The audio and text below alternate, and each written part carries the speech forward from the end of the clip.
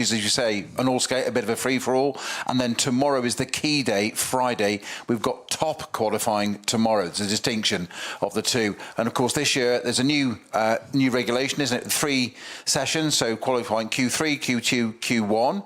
Very similar to the way it runs in Formula One, so it just makes everybody understand it. Sorry, my apologies. Yeah, 1, 2 and 3. Correct, sorry. TQ 1, 2 and 3. We'll probably talk about that a little bit more tomorrow, but we'll give you some insight into that this afternoon. The temperature reads at 8 Celsius. It feels a lot colder than that in the wind, which is actually coming up from the southwest. Normally is where the weather comes from, and normally makes it a little bit warmer than that. The first thing that we've got to say is that this is a huge crowd. It's a bank holiday here. It's Ascension Day for those of you who are following the religious festivals this year, and that is one of 2 weekend dates that the ADAC RAVENOL 24h of the Nürburgring falls on. It's either this one or Corpus Christi. This is the earlier one of the 2, and the campsites were busy on Tuesday actually they were busy on Monday when I rolled up. It got busier on Tuesday, more yesterday, and last night as we were leaving after our special midweek motorsport. It was absolutely bonkers, the amount of people coming in. Today, as I say, there'll be a lot of people coming in as it's a holiday. It's called a bridge weekend here in Germany because you only have to take 1 extra day to have Thursday, Friday, Saturday, Sunday off, and that's why it's always around about this time of the year. Literally a movable feast in terms of the religious calendar. The entry is a impressive 161. There's been a self-imposed limit here for a little while. It went down to 170. First time we were here in 2007, I think it was 229 cars started. It went down to 170, then because they cut some of the smaller engine cars out. Just giving you a little bit of a history lesson as we go in. Then it went down to 140. It went back up. I think it was going to be 150 this year, but there were more entries than that, and the organisers here decided that they would take all the entries that they had, which was 161, hence the weird number, spread across over 20 classes. I'm not even going to start explaining the 20 classes. I'm going to give you some homework, dear friends around the world. And if you search race car engineering and an explainer to the classes, there is an excellent article that you can access free from Race Car Engineering. Well done to Andrew Cotton and the rest of the team for putting that together. We have a green flag spot on time for this session, which is just on 2 hours, and we'll see pretty much everybody going out here. There are an awful lot of drivers here who are getting their first go at the Nürburgring 24 hours. Spoke to Michelle Gatting, for example, last night when we were doing that midweek motorsport special. 5 days ago, she put her deal together. She did her permit to allow her to race here in the big class last year with Porsche, and she's in a Porsche this year. She's in one of the Mühlner blue, black, and white cars, but it is in a Cup car that she's in, and she's never driven it before around here. We've got Jake Hill. He is with Lion Speed with Kyle Tilley and Patrick Kolb amongst his driving partners, and he hasn't driven here in the wet yet, but he's looking forward to, again, first time. Now that is a GT3 car, so it's his first time in the GT3 car, and so on it goes, because there is an absolutely huge amount of drivers here, as you might imagine, with 161 cars. Pretty much all of the garages have 5 or 6 cars in. There are a couple with 4 in, including the Verstappen Racing, the Winward Racing cars, the Ravenol and the Verstappen racing car run by Winward, and they've got the family to pray in with them in the lovely bright red Audi S3 saloon. We've followed those guys down through the years. They've got a bit more sponsorship on that car now. It used to look just like a road car. Couldn't get into that garage last night, and we're not going to get access to that garage either this weekend, unfortunately. So we won't be able to talk to them this year. There's a Cayman Club Sport in that garage as well.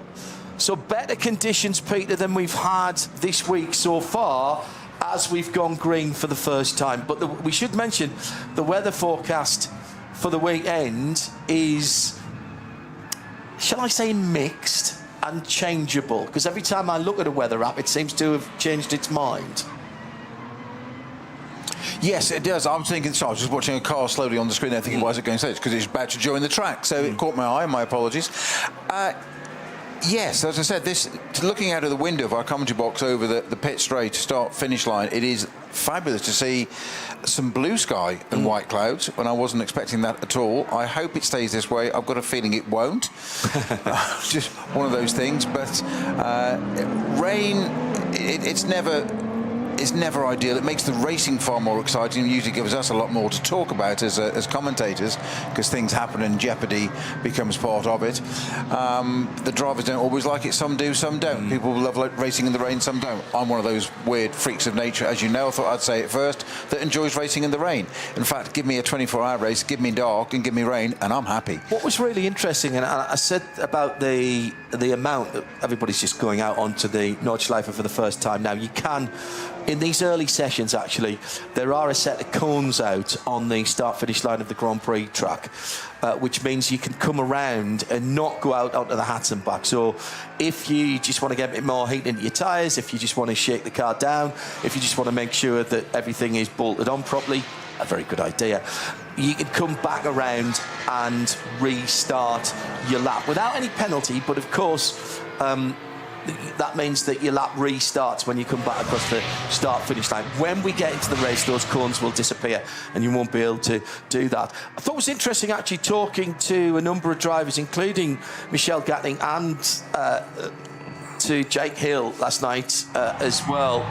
They were saying they actually hoped, because they haven't got so much experience in the cars that they are driving, they rather hoped that it was wet, because they felt that they could feel how the car was moving closer to the edge of its performance envelope, whilst not having to be quite as committed through the myriad of fast corners that there are here, Peter. And that's an interesting point, isn't it? But if you are closer to the ragged edge of adhesion, but going a bit slower, things happen.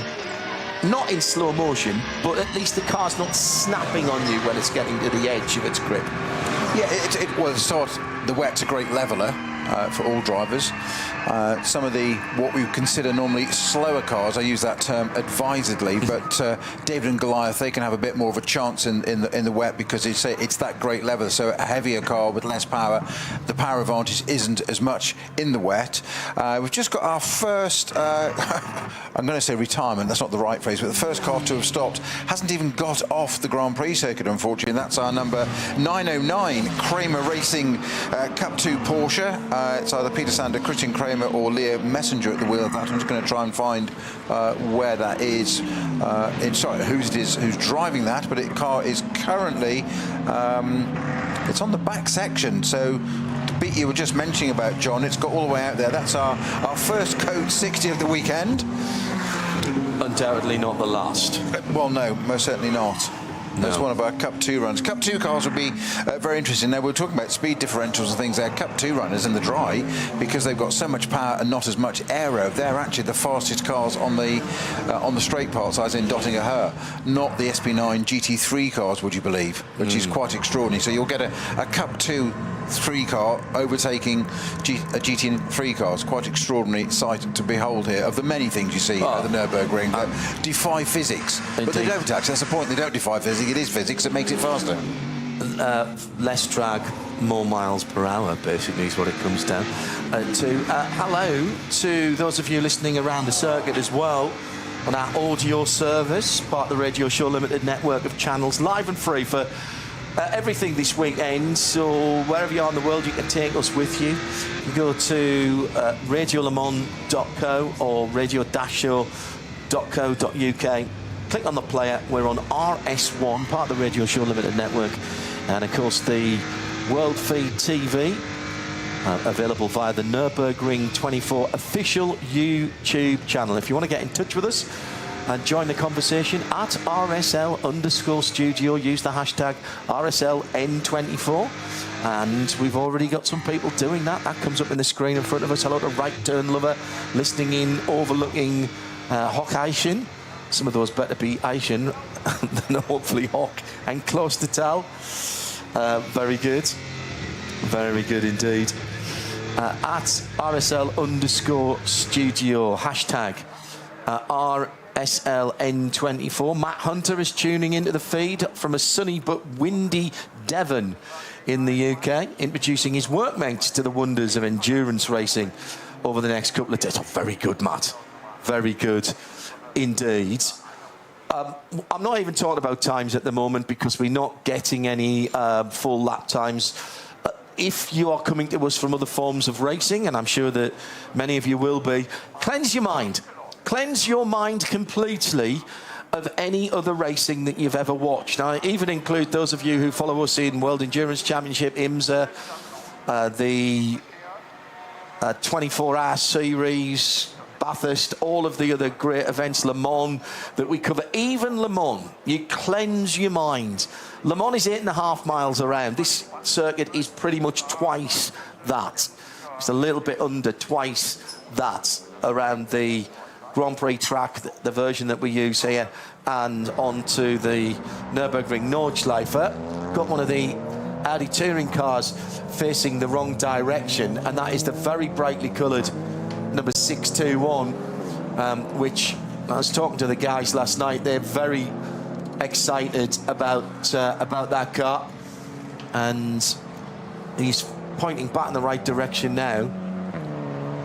Is it 621 or is that 921? Well, it wasn't upside down, was it? 821. See, I remember the colour but not the name. From Sharky Racing. Yeah, just two drivers listed on my list. That's Max Heidler, and Sasha Seigert. A couple of Germans there in the DSG, number 821. As I was saying, cleanse your mind of other motor racing. Lap times here, I'll get back to that in a moment. One of the GR Toyotas is stationary on the Grand Prix circuit, and that, I'm afraid, is not good news for one of the Toyo tyres with Ring Racing cars. This is one of the VT2 rear-wheel drive cars. 520. Yeah, the Supra of Ring Racing. Takuma Miyazono, Masato Kawabata, Okato Matsuyama, and Jin Horino, all four Japanese drivers, and Itsukoto Matsuyama behind the wheel. He's put his hazard flashes on. Lap times here are long, very, very long. Being 45 seconds off the pace is nothing here. Being 3 minutes, 4 minutes, 5 minutes ahead is nothing here. That's half a lap. So when you see these big gaps during the race at the weekend and you think, oh, my guy's doing rather well, or my guy's doing rather badly, or my team's not performing, it's a 9 to 10 to 11 minute lap, depending on the classes of the cars. And therefore, those time differences that you're used to, oh my, somebody just lost 0.2 of a second. Nah, forget that. Forget that. There will be sectors where people are losing 5 seconds if they catch it wrong or catch a code 60. The other thing that you're going to have to think about, Peter, is we don't do safety cars here. There will be no safety cars, because this is in some ways a throwback, but in some ways, and you've raced here, it is responsibility being put back to the drivers to have respect for their competitors and for the safety workers. Yeah, it's the age-old comments from your engineers in the car. They'll ask you what's doing, and you'll come back and say, well, what do you advise? And they'll say, well, you're in the car, mate. It's down to you. Yeah. Just very, very quickly, John, I know you said it's not about times there, but the first 2 times have come with complete laps. Grello, Manti Porsche 911, has gone second fastest. The fastest car on the circuit at the moment, though, is the BMW M3 Touring. Just had to say that. Sorry, that's a sentence I had to say. Yeah, this is the underpinnings of an M4 GT3 that has been given a BMW M3 estate car, wagon, touring body. Started off as an April Fool's joke last year, and Andreas Rus and the guys at M and Motorsport sort of said, you know, we could do that. We should do that. They have done it. It's running in SPX. BMW on a crest of a wave at the moment because that organisation, with Andreas Rus at the helm of it, has just won its first WEC race overall with their prototype, the Le Mans prototype, effectively. And they were first and second at Spa last weekend. Quite a lot of the people have come straight down from there. That's BMW M3 Touring just on the hats and back now. It was in a testing livery before. It's now in the most incredible black front with the bright coloured stripes on the back. It's going to be a modeller's dream. We're all wanting the slot car already. And I'll tell you now, I'm going to have a little side bet with you. I think that'll get through into top qualifying 3. And I think they want pole position. I think they want to win pole position. The car runs in SPX. We've got a fire in the pit lane. Is it steam? Oh, it's steam, I think. Is it steam? Yeah. I'm hoping it's steam. Jens Klingman at the wheel of the Touring, by the way. Yeah. I totally agree with those 2 statements that I think it'll get through, and no reason why it shouldn't. I don't think it'll grab pole. Right. I would love it to, and I know they want it to. I just don't think it will. But the most respectable time therefore was a 9:06 straight off out of the box. Now, the car that's in strife, and it is steam, you're Number right, 7 Lamborghini. That is the Conrad Lamborghini. We've also lost, John, by the way, the first of our SP9 runners has stopped. SP Pro cars as well. The 24 Lion Speed Porsche has stopped out on the circuit well. Now, that is very bad news for somebody I was talking to last night, because I'm pretty certain that's a Patrick Cole and Jake Hill car, along with Kyle Tilley. No, the 24 car is Heinrich Van Toren. Oh, it's the other one. Yeah. Okay, sorry. That's the other one, okay. So Lawrence Heinrich, who... Lauren Heinrich, relatively newly minted LMP driver in the States, prototype driver in the States, coming back to his GT roots. Lawrence Vanto, who, as we know, is heading to McLaren for their Le Mans programme, and will be developing that car whilst he's still racing for Porsche in the USA. The Dacia is out. That's the 300 car. That is the blue and bright green machine. I'm going to try and finish my thought about the BMW. The BMW M3 Touring. I had a chat with Andreas Rus about that car prior to the first WEC race, and there has been an SPX on pole position here before, and the trophy that will be handed out tomorrow is named after it. It is the Glickenhaus Trophy, and the Glickenhaus took pole position here from the SPX class. SP9 is for the homologated GT3 cars. SPX are the cars that have a similar performance to that, but aren't an homologated global GT3 car. And right now, the Touring isn't. So there's a interesting battle going on. The HWA Evos are in SPX as well, I think, if I remember rightly. We've already got now somebody's gone into the barriers there, because that is a barrier recovery. And that's the Lion Speed car. That's the number 24 Lion Speed car. Metzgersfeld. That's why we've got a code 60 there. Right. So that's the other thing. I said to you that we wouldn't get safety cars. What you will see is track vehicles, and you might be saying, if you've come from other areas of motorsport, and making other strange noises. Again, as we were talking about earlier, it is down to the drivers to be responsible. Now, if they aren't responsible, they can be taken out of the race. You can have your ring permit, which you have to work very hard to get nowadays. You can have that revoked within the race weekend, indeed within the race. We saw it at I think it was the qualifying weekend. At least one person had that happen. We've seen it in the race in the past as well. And this is putting the responsibility back on the drivers. It's not a disregard for safety, not at all. Quite the reverse. And there are all kinds of panels and onboard features of the cars and safety features. The whole track now has got fibre all the way around, fibre optics all the way around it, so that we can have cameras around there and that the marshals posts are all linked together. That's not to say it's not still dangerous. Of course it is. Motorsport always is, and you can't mitigate for every eventuality. So we are, 20 minutes in? Well, I'm no PR man, John, as this next statement will probably validate, but it would be great at the moment if you could just put this little soundbite out. At the moment, the fastest car on the track is the BMW M3 Touring, and it is currently 5 seconds quicker than the second place car, a certain Max Verstappen in the Wimbledon Racing AMG. That's a great bit of PR for a minute for the BMW, isn't it? Everyone likes a fast wagon. Exactly. And as we say that, of course, it's usurped by one of the black Falcon I've got it just in time, cars. then. It is the number one car, appropriate enough, that's gone to the top for...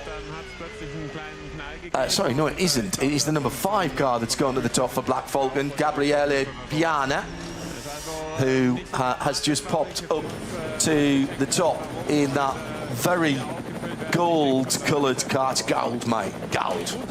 Lovely. Gold and orange and black, and there's some fantastic liveries here this year.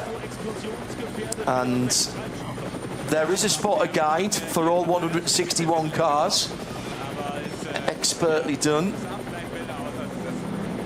So what a fabulous mix at the top already, John. I know it is only early days and it's just a little bit of an eye to where we might be going, but fastest car at the moment is a Porsche, followed by the BMW, the Touring we've just mentioned, the M3, Mercedes, AMG third, Schumacher in the Ford Mustang in 4th, Van der Linde in the Rover Racing BMW, and it takes until 6th place to have Iancan Guven in the Manthey Porsche 911 Grello in 6th place. Good mixture at the very top there. Different manufacturers, always good to see. Open tyre formula for this race. That's a good point. Everybody can use what tyres you want. It's absolutely brilliant. I love that about this series. I counted 9 different tyre manufacturers when I walked down the pit lane.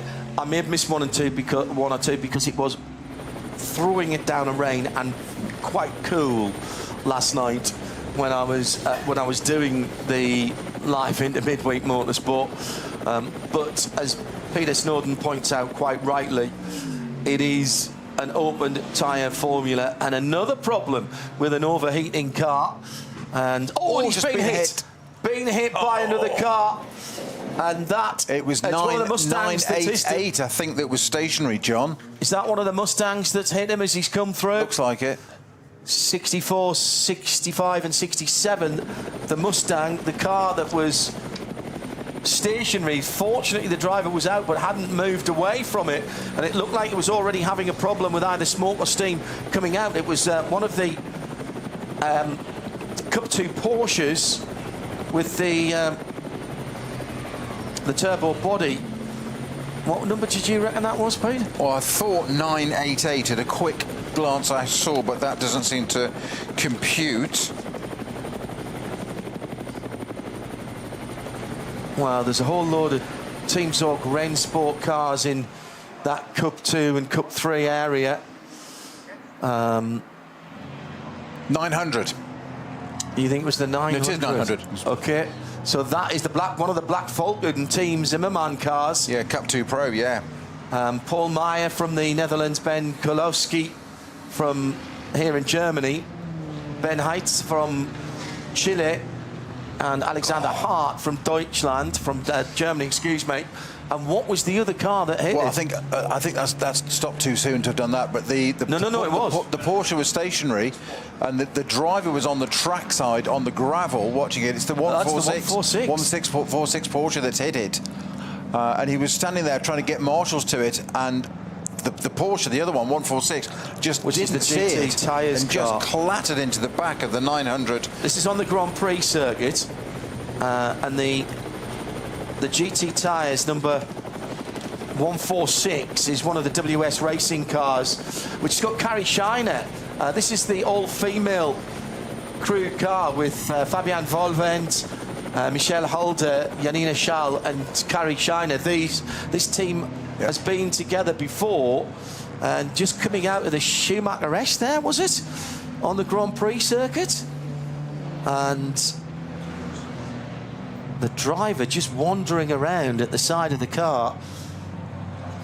It already had a problem, and there was steam or smoke coming from the original car. So two Porsches. Apologies to Ford, who I probably scared the life out of. I just saw a Ford Racing Blue car going through. Actually, one of... No, you're absolutely right, John. Out of the Schumacher-esque, exactly where it was. Yeah. Well, that bit at least I got right. But that's what's alarming there is that the driver was standing at the side of the track trying to get marshals to the car, quite rightly, as you would do in that situation, but then gets the other car, the 146, went between the pair of them and hit the back of that car. He wasn't even aware of it. Oh, she wasn't even aware of it. She was standing there, and it's taken the left rear. I think that car was off the stationary car and the front right off the 146, so the 900's left rear. They're going to have severe damage there. I would be surprised if the 900 is repairable. Well, I think that car was already having a fire, if I'm honest. Yes, I think that's why the driver was trying to get the marshals to it ASAP. Yes. I agree, exactly what they were trying to do, yeah. Now, the problem is, of course, that so early on in the session, we haven't had some of these guys around to even tell you who was in those cars. I'm just trying to get a driver for both of those for you. We'll try and do that. They are both out of the cars, we should say that. And there will be a slow zone now in that part of the circuit. And actually, the circuit is very nearly blocked at that point there, and everybody's slowing down. We've got the BMW Z4s back. This is a bit of a back to the future, isn't it? There are several fan favourites. The Dacia number 300 will undoubtedly be one. The BMW Touring we've talked about. We've got the SAG Motor and Motorsport 3M BMW Z4 E89 Evo. This is a 2013 car. The number 36 has Julian Reer, Ralf Schall, Henry Valkenhorst, you recognise that name, Christian Scherer in that car. And they didn't have the easiest of runnings when they were trying to shake the cars down. But it's great to have that car back. We've also got the HWA engineering speed cars. They are the 61, 62 and 63. Look like an old Mercedes 190E touring car, DTM car. Look like it. They're saying 525, 40 horsepower. It's a V6 twin turbo now, rather than the old DTM V8 engine. And whilst the centre section owes something to a 190, the rest of the car has been specifically built for this race. And glorious they look too as well. Top of the shop now is the Audi R8 LMS of Max Kreuzer Racing. Ben Löchter behind the wheel of that car. And time for that one is an 8 minutes 54. So this is getting a bit more interesting. The HRT Ford Mustang GT3 Evo, the number 67 car, and that is in second but leading its class. So that's an alternative fuel car we've got at the top. Nürburgring and the ADAC 24 hours has a rich history of bringing new technology in. We've had hydrogen cars here in the past, diesels. The alternative fuel cars, for the most part, I think this year are all running on renewable fuels. As the Black Falcon, Giorgio Piana, goes back to the top in the number 5, Gabriele Piana, sorry, in the gold Porsche. Yeah, only just though. It was 854.2 for the Audi and 854 dead now. It was the Mustang, you say, in HRT Mustang, Dennis Olsen in third place. Harry King in the high-class racing Porsche in fourth at the moment. That's the number 86, which is the dark red and white striped car. Really nice. High class by name and high class livery as well.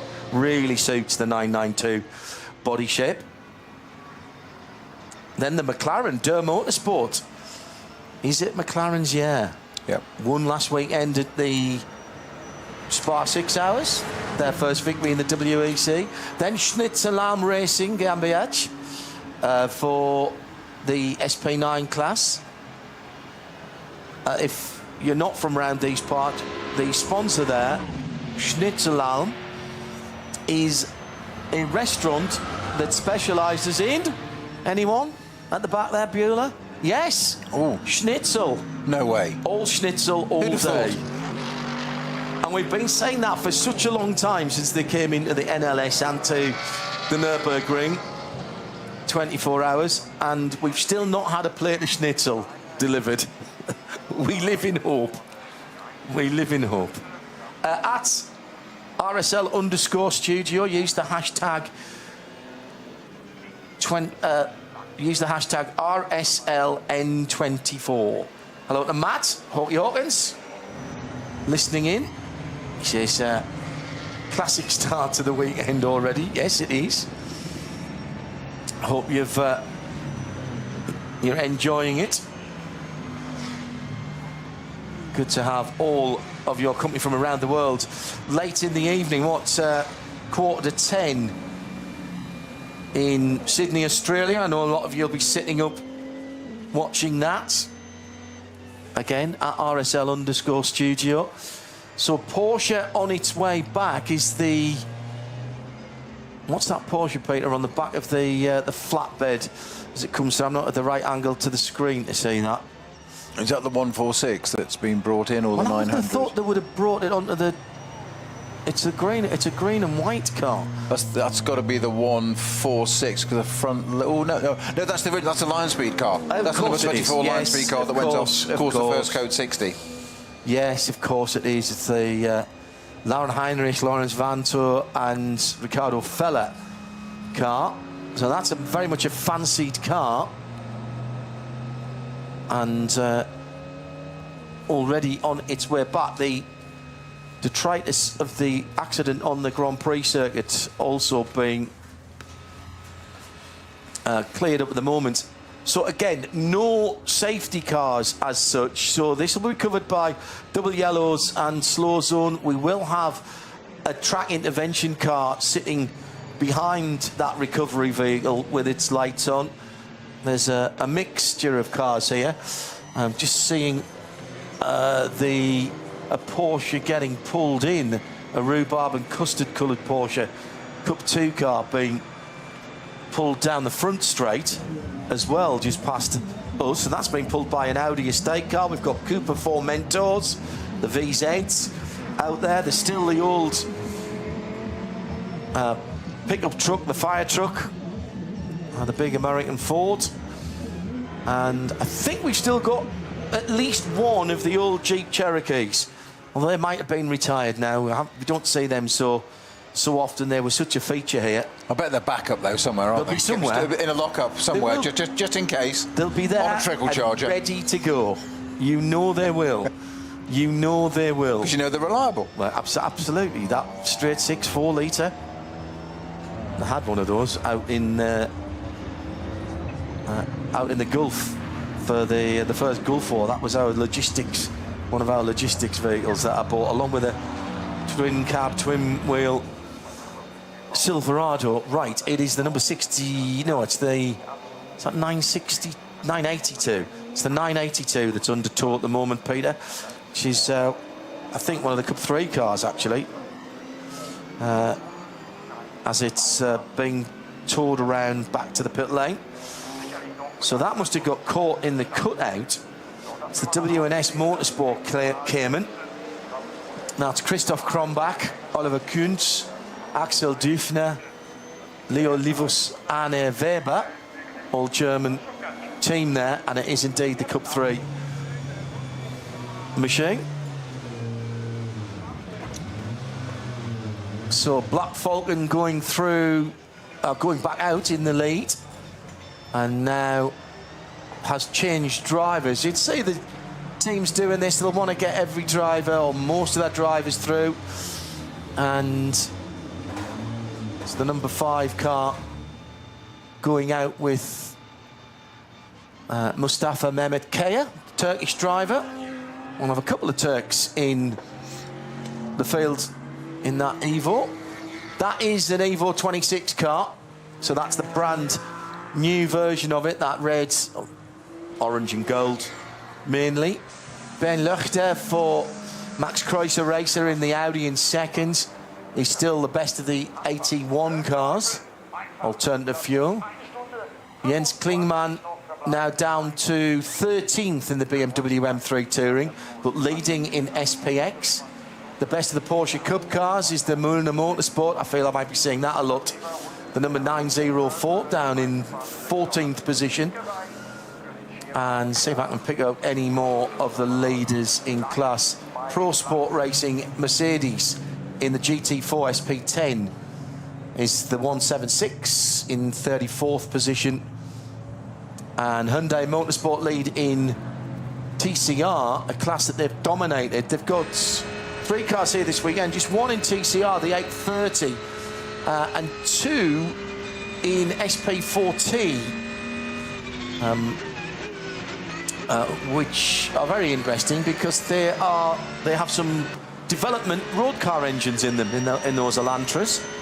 I'll try and pick them out for you, those 2 cars out for you.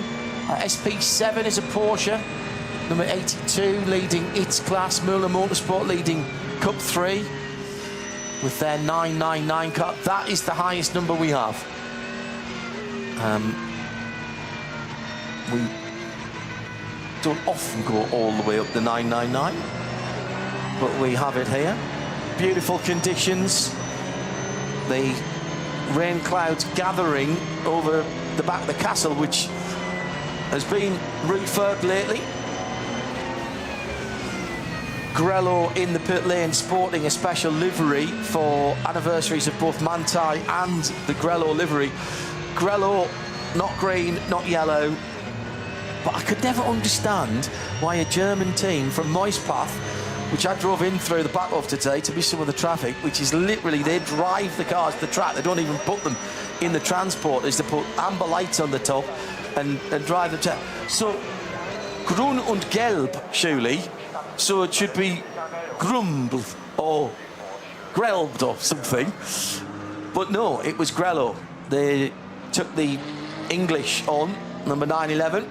Well, I don't think they actually named it, did it? I think the fans, I think it came from the other way round. No, I'm not sure, you know. But it got known as that, as a sort of nickname, and I think they just took it on board. I don't know. It was before. Answers on a postcard to the studio, please. I think it was before Porsche took Manthey over and sort of subsumed them. Olaf Manthey, he of the fabulous handlebar moustache, and surely the only team manager to have a Haribo sweet in his image. The special Haribo chewy, sweet special editions for this race, around this race. Not only had the Golden Bear, there was a 911 and there was an Olaf Manthey. I think you've done everything, haven't you, Peter, when you get a small gummy sweet made in your image, including the handlebar moustache. There's no future, is there? What else can you do? Well, he's retired after that, mate. You're done, aren't you? He passed the team on to his son and retired. There's nothing more to achieve, is there? And very little more to achieve for Manthey, in all seriousness, from what they've done round here down through the years. They fundamentally understand this circuit. So we are 40 minutes into this 2-hour session. Hello. Good day to Phil Anson. Fabulous Phil Anson. Phil, thanks for lending us your ears and your eyes on this one. A rainy Noosa heads in not so sunny odds at the moment. He loves the touring. He says the last estate racing car I can remember was the 850 Volvo in British touring cars. Has there been any more? T5. I've just got to the bottom of Grello. Which is? It's actually Grell is German for glaring, and yellow. It's an amalgamation of the two. Glaring yellow. Grello. Okay. It's not green and yellow. Can you think of glaring yellow? Any other estate cars that have raced other than the 850? There's bound to have been something bizarre that's been around here. Bound to be something.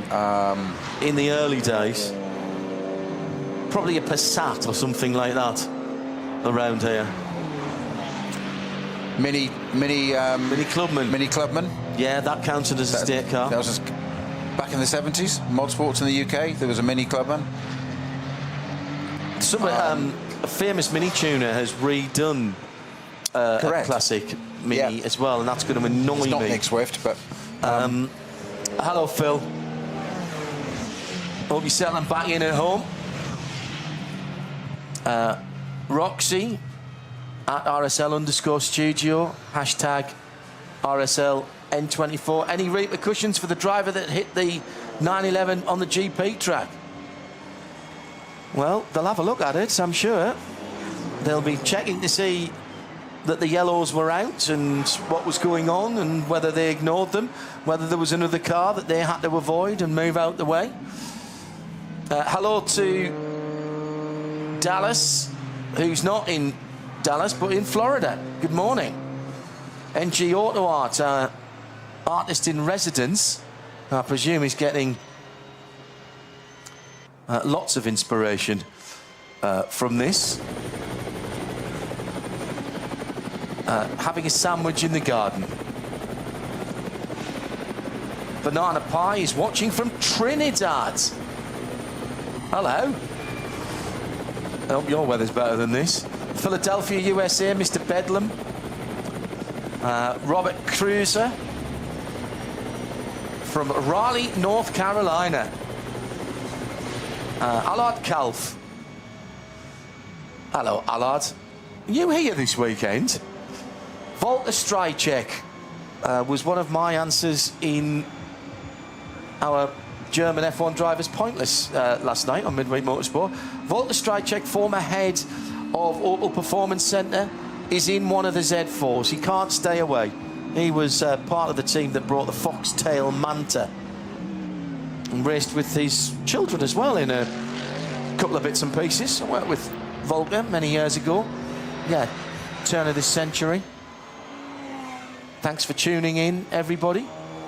Nothing will ever beat the Peugeot 806 that raced in Spa back in 1995. That would have been my choice for here. It was a 405 Super Tourer underneath a Peugeot 806 MPV body. I think. Might have been a 406, but it was brilliant.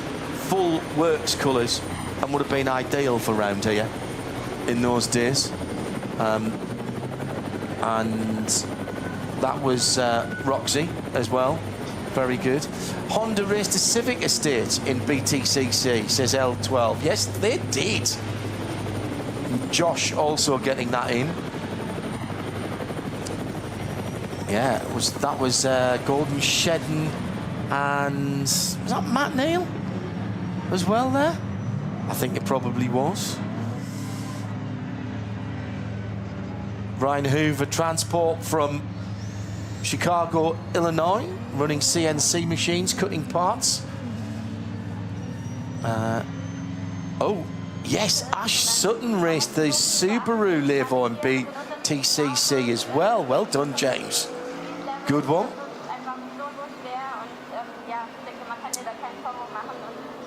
Hello to Sometimes, heading into work in Virginia. Commuting and listening to racing. And KC1881 preparing sleep schedules to watch as much this weekend as possible. We had an Opel Astra Caravan in N24 here before. Thank you very much, René de Boer. And an Audi RS4 Avant and a Citroën XM brake. I remember that Citroën. Excellent. The Dutch Caribbean are tuned in as well with Chris from Curacao. 30 degrees. Can you package some of that up, please, and send it as an attachment? Winward Racing to the top now with their SP9 number 80 car. And the time now down to an 8:45. This is getting a bit serious, Peter, here. People, I suspect, and that's the Mercedes AMG team Ravenol car. Maro Engel, Lucas Stoltz, Fabian Schiller and Maxime Martin. And it's Maxime who's done the time. Watch him if it gets wet here as well. And apparently, Daniel Reynolds telling me there was a Commodore wagon in the Bathurst 12 Hours about 15 years ago. Brilliant.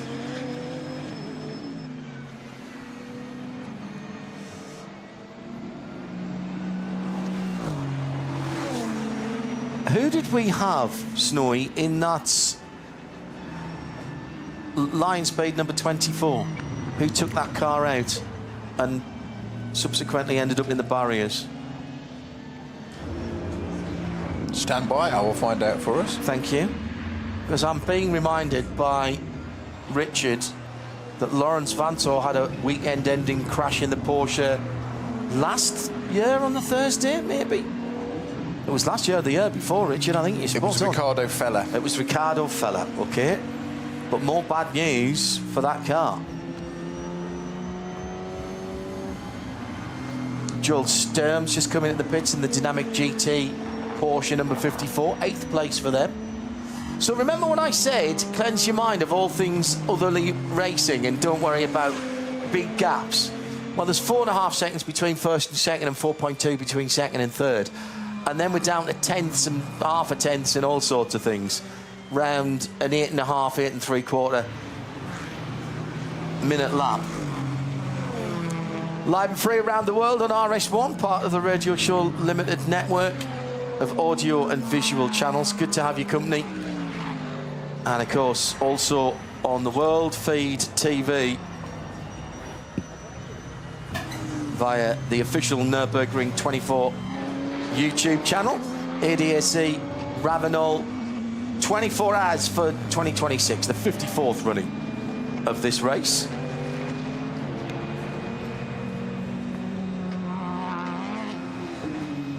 Now, first car the car's just gone to the top of the timesheet, John, with never mind an 8:45, we're down to an 8:42 now.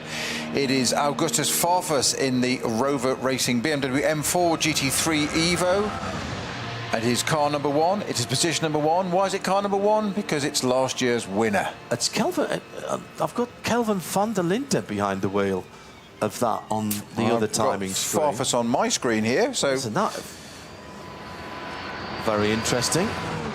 It does have Raffaele Marciello, Jordan Pepper, as well as Kelvin van der Linde and Augustus Farfus in that. My apologies, Farfus in that car. That has just been usurped, however, by our number 44 entry, which is indeed the Falcon Motorsports Porsche, and that has Maurice Schering at the wheel, who's just popped in a 8:41.4.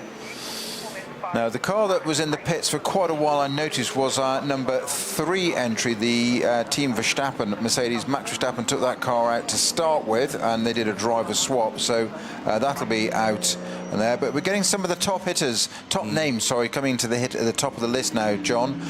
Schering, Farfus, Van Tool, Martin is in the number 80 Winward Racing Mercedes. That's Max Martin. Max Martin, my apologies, yes. And Kevin Estra in number 9, 11 Grello. Christopher Haase is in the Shearer Motorsport in 6th. And alternative fueled cars now is in 19th. That's got Tom Coronel at the wheel, who's just popped. He was 7th, he's 8th now, but it's still the first alternative fuel car leading them from the Max Cruiser Racing entry, R8, with its teammates just behind it with 8th and 9th. Yeah. Well, we've got another Trinidad listener and watcher, TK Wound, behind earlier on. I don't know if you two know each other, but, you know, welcome. Watching from work in New York, Lost Matrix. Don't worry, I'm doing nothing important other than qualifying, other than watching the qualifying. And James says, would the Ferrari bread van count as an estate or a tourer? Interesting. I think I'd put that in a commercial class. Yeah. Rob Fitzgerald reminds us that in the early 2010s, the UK VAG Cup had a VW Caddy racing against all the cars in full RAC recovery colours. I seem to remember that. Boise, Idaho tuned in, and this is Caden. Just woken up, I'm having a coffee. What's happened to the 24 line speed? I think it was the first lap out, as we've just had a spin for the 653 BMW, and he wants to go and put the lottery on, because that little BMW just had a spin at the Hudson back, end of the Hudson back, and not hit anything. And yeah, but he did the right thing, John. When the car spun, he did exactly what he should have done, which is, if you remember, the dear old Jerry Marshall, icon of national motor racing in the UK, always said with these young drivers when they spin, he said, get on the brakes, slow the car down. Was that the 7 Conrad? The 7 Conrad car going around on the Grand Prix circuit, the Dacia running long. Long? It's taken to the car park. Well, I tell you what, he might have to show his pass to get back in from there. The 653 was one of the Adrenaline Motorsport Team Manhattan Wales car. The Ben Pitch and Laurent Lapara and but they didn't hit anything. Just finished the question of the from Caden, what happened to the 24 line speed car? I think it was the first lap out onto the Nordschleife, contact with the wall at Metzgerfeld, and did enough to need some barrier repair there for Ricardo Feller, who we only saw one long shot from behind, which appeared it was just buried in the barrier, not massively heavily, but it looks like it had understeered off or something. Somebody's dropped a whole load of fluids on the way up to the top of the foxhole, that is, just coming out and up over the top of the brow. That's a very fast place there. That's one of the older track vehicles that's there, one of the American pickup trucks.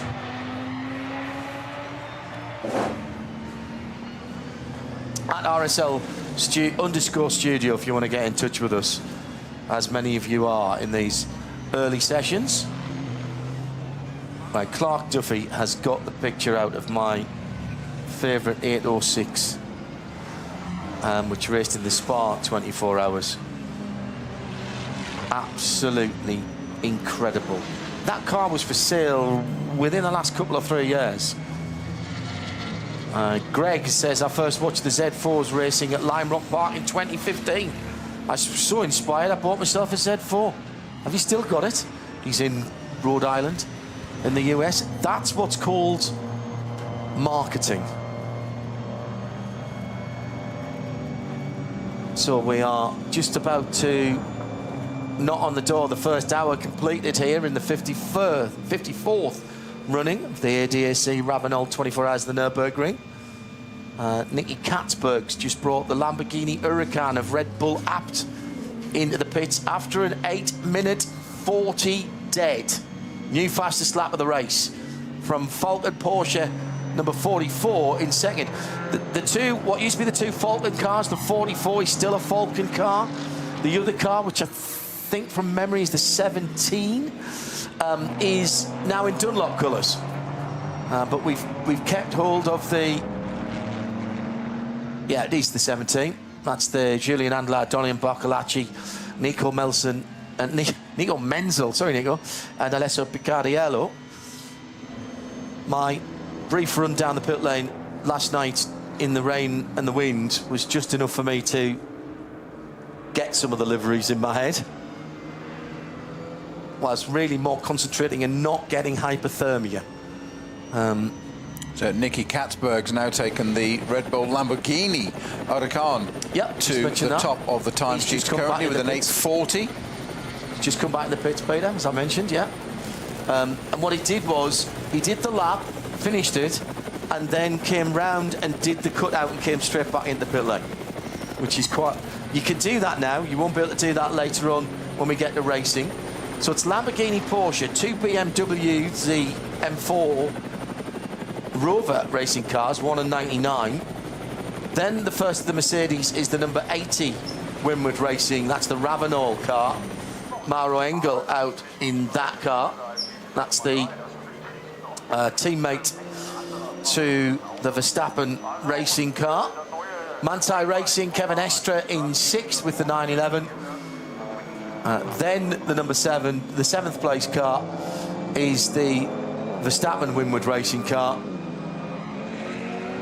Top 10 made up of HRT Ford with the 65 in 8th. 9th is Chris Haase for Scherer Sport PHX in the Audi number 16, and the Lamborghini Huracan is... Now that's the Red Bull Abt, that's the other Red Bull Abt team, sorry. Mirko Bortolotti in the 84 car. Was just slightly confused for a moment there, having just seen the team car go at the top. And Nick Yellerly has gone back out in the car that is now quickest, having just been vacated by Nicky Katzberg. Early days though, as I said. Chill, recalibrate, pick out your favourite liveries. Lots of Red Bull liveries here this year, which is interesting because the race, of course, is sponsored by Monster, and there's a bit of a, I don't know if there's a bit of a grudge match going on between those two energy drinks. Got a lot of Monster Energy promotional staff staying at the same spot as ours. They were driving very lovely sounding American pickup trucks around last night when I got in. I suspect they'll be in bed much earlier than we will be this evening. Now, Maurice Schering has just set a new fastest lap to top in the Falcon Porsche, going from an 8-minute 40 down to an 8-minute 30. Yeah. Well, that's again, reset. Es ist natürlich schade die Trainingszeit, die verloren geht. Also von dem her fühle ich mich einfach schlecht fürs Team. Aber es ist erst Donnerstag und kämpfen weiter. We're going to introduce you to some more members of the team in just a moment or three's time. And in fact, I'll bring one of them in straight away and say good afternoon to Bruce Jones, one of our usual NLS commentary team. Cold, still a bit slippery and wet out on the Nürburgring Nordschleife, but nobody's told the drivers that we're down to 8 minutes and 30 seconds with a track that finally has no yellow flags or slow zones on it. A little bit of sunshine, I think, is just picking people's spirits up, Bruce. 100%, but I mean what we're realising here is that every 10 minutes you get a different form of weather. You look down, you look at your computer screen, look up, oh, we've got hail. Oh no, hold on, it's dry, it's sunny, but you know, out on track, caution, absolute element. But some of the attacking drives we're seeing at the moment, and I think your point just then, no yellow flags at this moment around the circuit. There may be in a few seconds, but people will just keep pressing on. And again, if it's the first time you've ever witness the Nürburgring Nordschleife. It's a treat that keeps on giving, but looking at some of the faster cars going through, this is the craft you do not learn by just rocking up here, John, and having a bit of a go. You've got to learn how the other people, where the other people in the junior classes may move to, and how you get past. You were in the drivers' meeting earlier on today with our clerk of the course. Multilingual, many drivers. There's normally 2 or sometimes 3 driver meetings, 1 English, 1 German, and 1 as a catch-up for pretty much anyone else, because there are so many. But I don't think there's actually a room here where they can get all the drivers in at once. No chance. Not. What do you think about it? Let's do the numbers. Let's call it 3 drivers per car. As you say, some have more, but that's still 540 drivers if you've got 3 per car. But we know fully well it's over 600. Yeah. Just say that again, 600. Incredible. Absolutely incredible. I was talking to Snowy earlier on, and Joe Bradley's going to step into that far right-hand seat in a moment, about the responsibility firmly being put on the drivers in terms of whose responsibility it is to be safe on this circuit. The word unique is overused and incorrectly used in a lot of scenarios in the modern world, but there is nothing like the Nürburgring Nordschleife. You can argue that every racetrack is unique unless it's been built as a copy of another one, but this one has a character of its own, it has a rhythm of its own, and because of its length and the speed differential and the 20-odd classes, it has requirements from the drivers all of its own. Yeah, and basically the word that springs to my mind, John, is the fact it's relentless, one corner after another, and many points around the circuit. There is very, very small amount of, let's say, line of sight. And bearing in mind, you then factor in all the drivers from the various other classes, and the possibility of contact is very much present at all moments, and it could be an innocuous little half spin. In fact, we just had one coming back up the slope from the Dunlop Carer, and one of the junior class cars rotating around. In fact, it was an Audi TCR car. Very few of those these years. Obviously, things have changed a little bit. Second time that car's had a spin. Is it? That's right. Number 821, and that had a spin is that the first corner again? I think it was actually, yes. It was a bit further up the slope.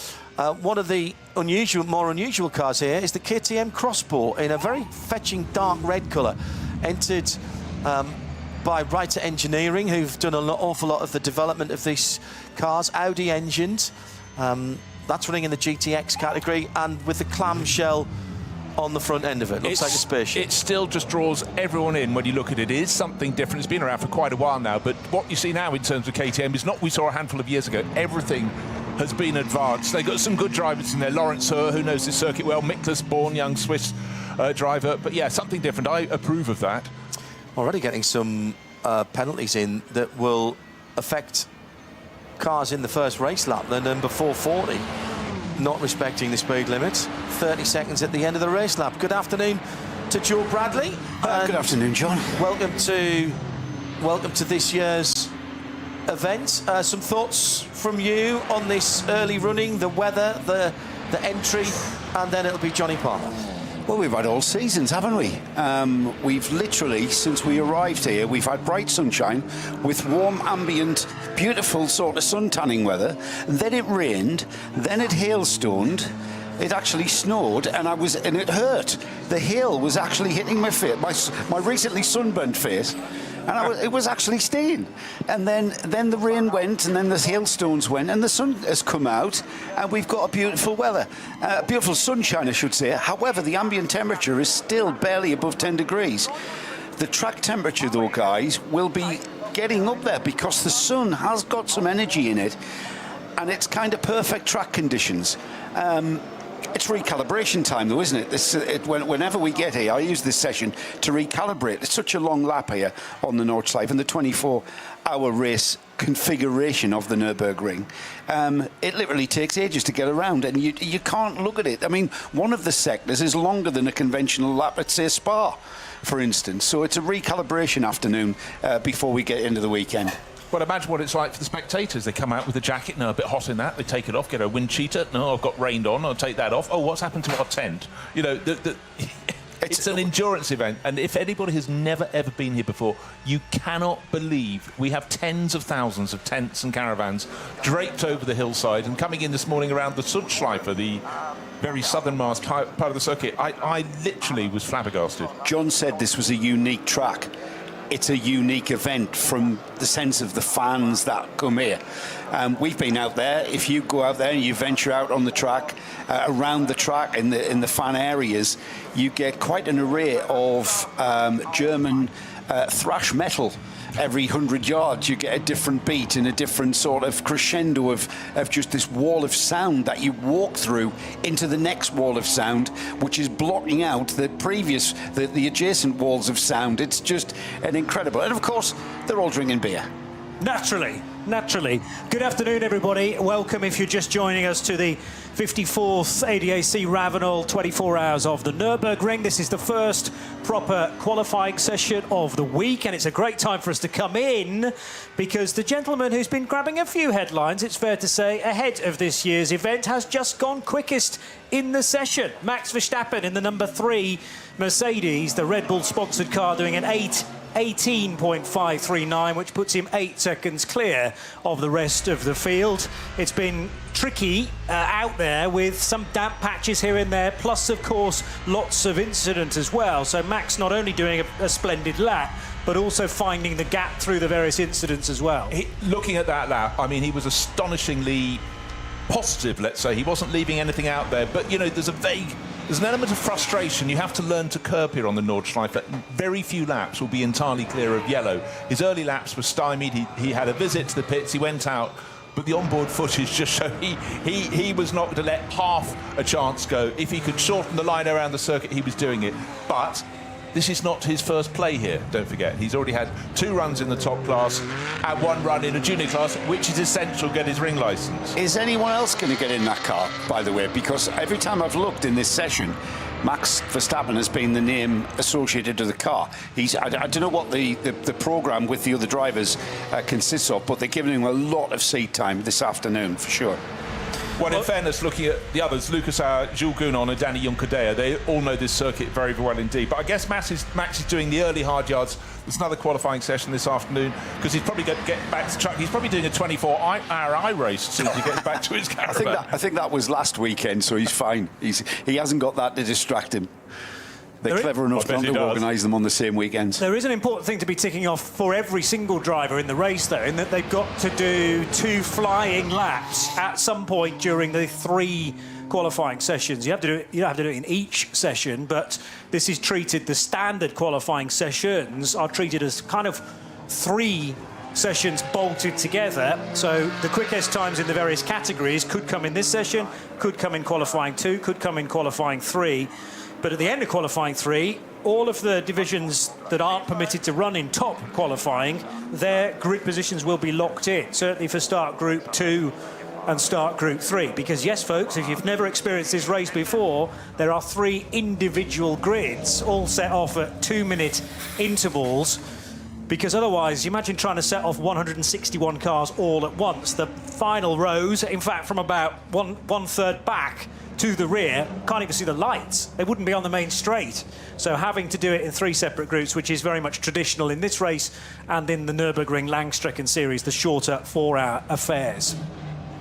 Yeah, qualifying is quite something. They've stirred the pot to simplify it. But I must confess, having read the rules, I'm going to have to read them again and again because it's quite something. But one element of the crux is that in the pro class of SP9, the very top class, the class that Verstappen has entered into, each of the drivers, or 3 of the drivers at the minimum, have to have their times aggregated. So it really is about the strength of the lineup. Yes, I know it's a 24-hour race, Joe, but still qualifying is quite something in a field as big as this, because if you're down in 20th position, you might only be 3 seconds off on your average lap time. But at the start of the race, with the sort of opposite of a concertina effect, you've already lost a fair bit of time. Yeah, I mean, it is still vitally important because it is an endurance race. It is over 24 hours. There are so many elements, quite literally, the weather element being the main one. I think that's going to be talked about this year. There are so many things that can be thrown at you. However, this is a 24-hour sprint race. And you might think we talk about this track not being a conventional track, but these drivers, certainly the top class drivers in the SP9 class, They attack this track and optimise every braking, every overtake opportunity throughout the 24-hour race, or indeed their stint time. It is an absolute sprint race for those guys. But even if you stripped out all the other classes, for an SP9 class, which is for the GT3s, to thrash around this circuit lap after lap, it is something you cannot ever take your eye off the ball. It is just astonishing. However, you do have, they're not mobile chicanes, they're other drivers in other classes, but they are still running at a very, very different pace. It makes it so difficult. That's why, Bruce, I mean, you guys cover the NLS and the qualifying rounds to this race. You can't just rock up with an international driving license and do the Nürburgring 24 hours. You have to go through a specific qualification process, examination process, before they'll even allow you to race here. And part of that examination, part of that qualification process is reteaching a different driver etiquette, a different track etiquette that has to be carried out, and you have to comply with out there in those situations. Because we're doing live recoveries, and by live recoveries, we've dealt with this before, you get ADAC HGVs on the track doing laps with the race traffic and speed limits kind of moving with them like conveyor belts. Speaking of which, by the way, Mirko Bortolotti's just done a couple of absolute best sectors at the start of the lap, so they will have been on the Grand Prix circuit. Now he's hit the Nordschleife properly, and I was hearing from some of the guys in the number 16 Audi this weekend who are already pre-qualified for the third top qualifying session. Alexander Sims and Ben Green were telling me that quite a lot of the Hatzenbach has actually been resurfaced quite recently. I said, oh, does that mean it's extra grippy? They went, well, it's smoother, but there's not really much grip out there because we haven't had a chance to experience it because of all the damp and the rain. So it's not really that much quicker, and it's still just as twisty as it was. If they changed any of that, then it would be sacrilege here. But it's interesting, you know, year to year, possibly even month to month, little sections of this track are redone, and you've got to be totally on top of where the grip level is, or more importantly, where the grip isn't. You mentioned recovery trucks, Johnny. I remember a conversation I was having with Rob Huff, having on the way back home after this event. We were on the Channel Tunnel train, so we're all standing outside the cars, and Rob's regaling us with tales, quite literally of daring do, of his race that he just encountered. He sticks his thumb under his chin and he puffs out, you know, came over a brow, pitch black, headlights looking at the sky. All of a sudden the headlights are looking at the track. Recovery truck, hazard warning lights going. He said, I do not know how close I was to smacking into the back of that truck. He said, and that was only one of many, many tales of daring do that he regaled us with. But it's a factor, but they normally won't just put out one flatbed. Obviously they'll have vehicles around moving slowly. The marshals, they've got, in fact this year they've got a new system of panels, illuminated panels, but you are still going at warp speed on a twisting a rising bit of track. But I mean, the officialdom here, the thought of it is astonishing, the organisation required. But just the thing about resurfacing little bits of track, it's hard enough when you get levels of track in the dry that have got slightly different surfaces, but when you've got what we're going to get this weekend, a little bit damp, very damp, full wet snow, heat wave, and then the nature of all those transitions could just be the thing that will tip a car offline. We talk about the racetrack being rubbered in, and we then talk about when it rains, there's a wet line through corners. If we then got and resurfaced it, and we've got brand new tarmac out there, how quickly does that rubber in? How quickly is there a wet line that will develop? When the weather comes, and it is forecast to be very, very changeable over the course of the weekend, over the course of the race distance, it is going to be a matter of, in a lot of circumstances, pure luck of being in the right situation, in the right car. I don't think at any point of this race that we're going to get any of these drivers saying, my car setup was optimised. I had the right tyres, I had the right tyre pressure, because it's key. These guys will send these cars out on slicks knowing it's going to be wet across the other side of the track with a tyre pressure that will help them, but only help them to a point. And then they're on their own out there. No, 100%. Also, just bear in mind, you want to learn the track on a regular-sized circuit. You might go and do 10 laps in qualify. In practice, here you might get 3. and there might be a car on the bit you wanted to try. You know, just so you've got to let them stay where they are. But anyhow, it's an outstanding race. The quality at the top is rising and rising and rising. You can see precisely why Max Verstappen wants to come and take on this challenge. And likewise, as it was in Formula One a long time ago, back in the 70s, we were just nippers. You'd have, like, guest drivers. McLaren might put a third driver in. It's always good to get that benchmark. So the drivers want to go, OK, 4-time world champion, let's see how we can go against him. Where do we stand? The McLaren story, the 1973 German Grand Prix, Jackie Ickx had walked away from Ferrari, calling it the car a S-box, S-H-I-T box, and McLaren scooped him up. They were Yardley coloured McLarens. Their drivers were Denny Hulme and Peter Revson. In comes Jackie Ickx. They go out for the first practice session, and Denny Hulme and Peter Revson went to Teddy Mayer and said, you are going to have to give him the crappiest tyres you've got and the most rubbish engine you've got, because he's not coming here to embarrass us. So they gave him the longest life engine, and they gave him the hardest set of what would have been Goodyears in those days, Bruce. And he went out, and he still went quicker than him in qualifying, and he still outpaced him in the race. And I actually had the privilege of discussing this with Jackie Ickx at the Amelia Island Concours a few years ago. And I asked him about this. His eyes lit up. And he was, yes, they tried to give me the rubbish car, and no, but, you know, I just... It's that local knowledge, it's that track knowledge, it's like knowing what's coming next to the point where you can absolutely just, you know, throw caution to the wind. And these drivers are going to be encountering that very thing throughout this race. And some of the early shots in the German Grand Prix, when he entered it the first time in a Formula 2 car around here, because they didn't have enough Formula 1 cars. The track, obviously 25 kilometres, they could fit more in. Just those jumping shots. And he's high in the air in his Matra, just sensational. Anyhow, we're here, different days, same circuit, but plenty of black cloud coming in to maybe spice things up a little bit. And even before the rain properly arrives back on the Grand Prix track, the Pro Sport Racing Aston Martin in the SP9 division, that's entered as an AM car, having a rotation. I think the 37 car is fairly new out on track, so I'm still trying to identify who's at the wheel of that. We have had action already from 159 cars. Oh, I've just scrolled past it. It's Mr. Lonroth. So Lonroth spinning. That will be Marcus Lonroth, who shares with Guido Dumoulin, along with Christian Connert in the number 37 entry. The other thing I wanted to mention was the number 19 car of Jan-Jaap van Roon, which is the Max Cruiser Racing entry. An Audi R8 was the one in the barrier and being recovered in the AT1 class. There was a Ford Mustang in the list that was obviously being investigated for something. Might have been track limits, may have been something within a code 60, but that is a no further action now for one of the Fords that are here in great force again from the HRT camp.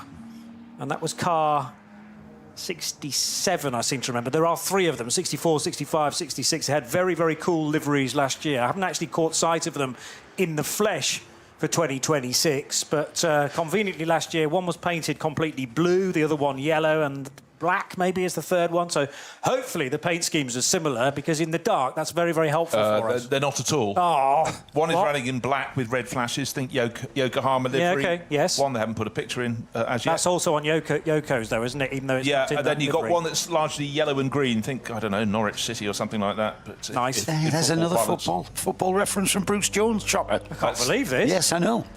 I do my homework when I know who I'm commentating with. OK, let's just talk about what's at the front. Number 3, Winwood Racing, Mercedes. And it's got Junker Zeller at the wheel. Junker's just taken it over. Yes. Yeah, so he's been given his go. Then we've got a couple of the Rover Racing BMWs. Did rather well last year. One of them won the race. And in fact, car number 1, Jordan Pepper at the wheel, well, in the pits at the moment. And Sheldon van der Linde in the sister car, also in the pits there, second and third fastest. Fourth fastest, the other Winwood Racing Mercedes, Fabian Schiller at the wheel of that. But we've still got that gap of 8 and a bit seconds between Verstappen's time that put it top. But again, even as I speak, suddenly you've got a yellow flag at Style-Strecker, and then it's clearing very quickly, so maybe a little rotation. But it is about making your way through the gaps in the traffic. Drivers changing. In fact, Raffaele Marciello's taken over last year's winning car. He's come out of the pits. 45 minutes remain. Just a point about that winning car last year. They've kept 3 of the 4 drivers in that car going into it. So Jesse Kroon's not with them. But Farfus is back to defend his title with Raffaele Marciello, who you've just mentioned, Kelvin van der Linde, and they welcome Jordan Pepper into that car as well. But, you know, never kind of break a winning formula. That's got to be a big strength for them in 2026 as well. And perhaps a lovely segue there to remind everybody what this qualifying session's all about, because we've got 5 cars that really this is irrelevance because they've already qualified through to the all-important top qualifying 3, which is where they get an opportunity to actually go for the overall pole to start on pole on Saturday afternoon. So those 5 cars, currently the number 1, the car we've just been talking about, the Rover Racing BMW, with Marciello now just taking over that car from Jordan Pepper. That car has qualified. It's currently second in this session. Another car. The really helpful thing, Joe, is if you look at the scoring tower, it actually says next to the car TQ3, which is top qualifying 3, and therefore we know that the number 1 BMW has made it already.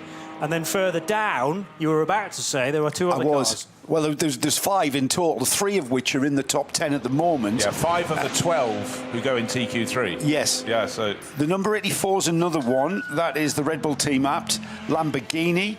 The 47, the KCMG Mercedes. Shira Sports Audi, you've got a great story about that one, Johnny, the number 16. And the Realize Condor Racing with Rinaldi, that's the Ferrari 296, number 45. So the 84 at the moment, that's already through. That's the Red Bull Team Apt Audi. And the other one that's on your live stream pictures as well is the number 45, which is the Realize Condor Racing with Rinaldi Ferrari. So 5 cars that are really treating this as a practice session and honing driver positions, driver setups, getting a setup in the car that everybody's happy with. And I would think at this stage, looking at the weather forecast, which everyone is aware of, at the Nürburgring, the weather is always going to play a part, isn't she? They'll be looking for a compromise setup on these cars, a car that will be good in the wet on slicks, no doubt. Because you can't just dive into the pits here, because by the time you come out and get back around, it might have dried up, certainly with the sort of weather we're seeing.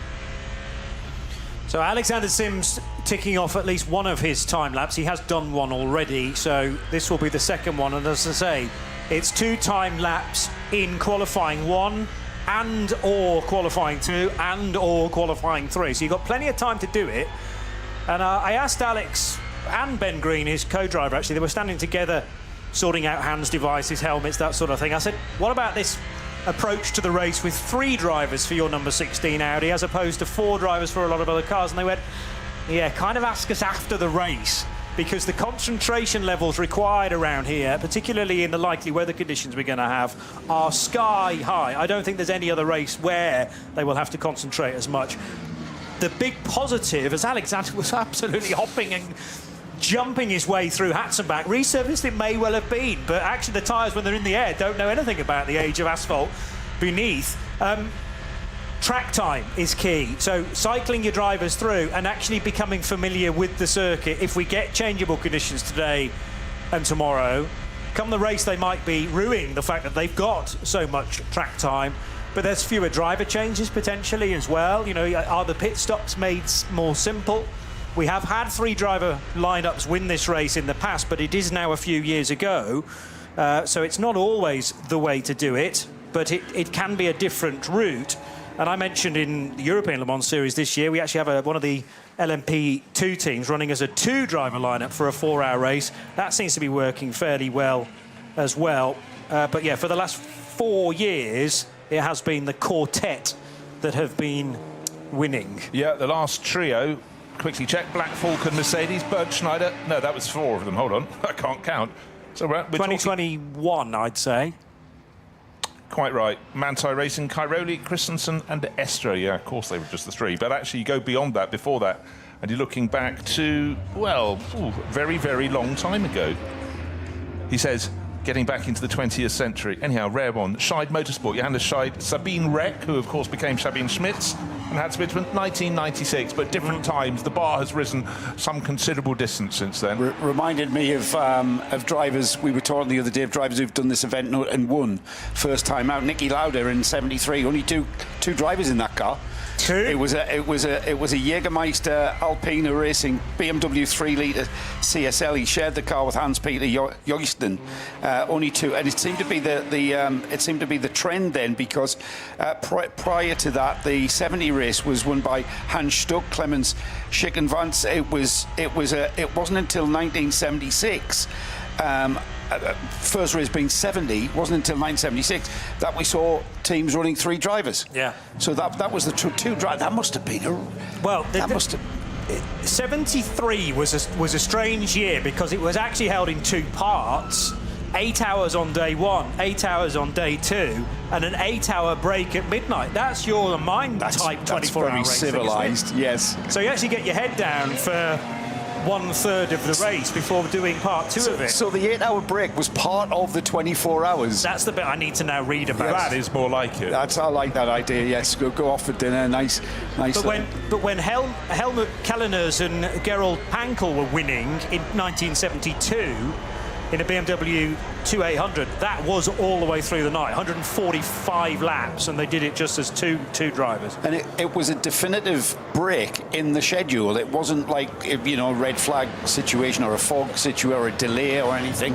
The race was held in 2 heats of 8 hours each. Wow, is how it's expressed. But I'd need to do a bit more reading about the 1973 holding of it, in truth. It was still an experiment. The first one was only 3 years earlier, 1970. So the fields would have been smaller. They would have grown very quickly. But cars are more fragile back then as well, just to make things more complex. But anyhow, we've got to where we are, and there's some very quick times coming. But every time one sees a quick time on the screen, you think, oh, unlucky, just made your record in Sector 2 and Sector 3, but there's a yellow flag coming to greet you. Is anyone else struggling not to think of Rover BMWs and Alexander Sims? He's in an Audi here, which is a little bit strange, isn't it? He won this race in a BMW, didn't he, back in 2020? Yeah, just gone 4th fastest. So he's managed to get his way through the past yellow flags at the salient moments. 8 minutes 27, so that puts him 8.5 seconds down. We've got 3 cars very close together, 2nd, 3rd and 4th. So 2 Rover Racing BMWs and now the Scherer Sport PHX Audi, but still the Verstappen time, Max Verstappen time now. Danny Juncadella has taken over that number 3 Winward Racing Mercedes still top of the pile. But you're quite right, that was a good lap from Alexander Sims, but certainly yellow flag areas were popping up around him, but I think he snaked his way through them and got that time in. Clock continues to count down, just over half an hour to go, 36 minutes remain, but again, some good little sector times popping up, but still that time from Max Verstappen. Clearly it was like parting the Red Sea. He got the gap between the yellow flags and everyone else has been slightly compromised. But I tell you what, if you look at a tracker map of this circuit, you need to sort of zoom in, because the entire lap is covered with 100 and probably about 120 cars out on the track at the moment. Yeah, I did say over 100 cars. It is just simply something else. And a lot of that talent then is down to the engineer sending the car out at the right point, particularly if you are in some of the middle order categories, to know when it's calming down as far as incident is concerned. Speaking of which, the Ferrari comes through now towards Tiergarten, and there was an ADAC wagon in behind that it needed to outbrake and go around just underneath Antonius Bucher, the little left-hand kink with the bridge. Now back onto the start, finish straight, and the 45 numbered Ferrari with Thomas Neubauer at the wheel. That's another qualifying car. He's the 5th of the cars we were planning to mention who've got through to top qualifying 3. Code 60 out around the circuit, but also just wanting to point out that 3 cars in the top class. The number 786 Renazza Motorsport Lamborghini, the number 40 WSIS Racing Team BMW, that's the Z4, the lovely car from 2013, and the number 35 Walkenhorst Motorsport Aston Martin. All they've done is out from the pits, back up, and then in the back entrance to the pits. They have knocked off a flying lap as yet. So we were talking about how what you really need is track time. You need to experience all these changing conditions, and for those 3 teams, they've not got anything on the board as yet. Fabian Schiller does an 8:35.9. This is a very cool liveried car as well, the Ravenol car that sits alongside the Verstappen Mercedes, should we call it, car number 3. But obviously there's a great deal of talent elsewhere within that car as well, including Danny Juncadella.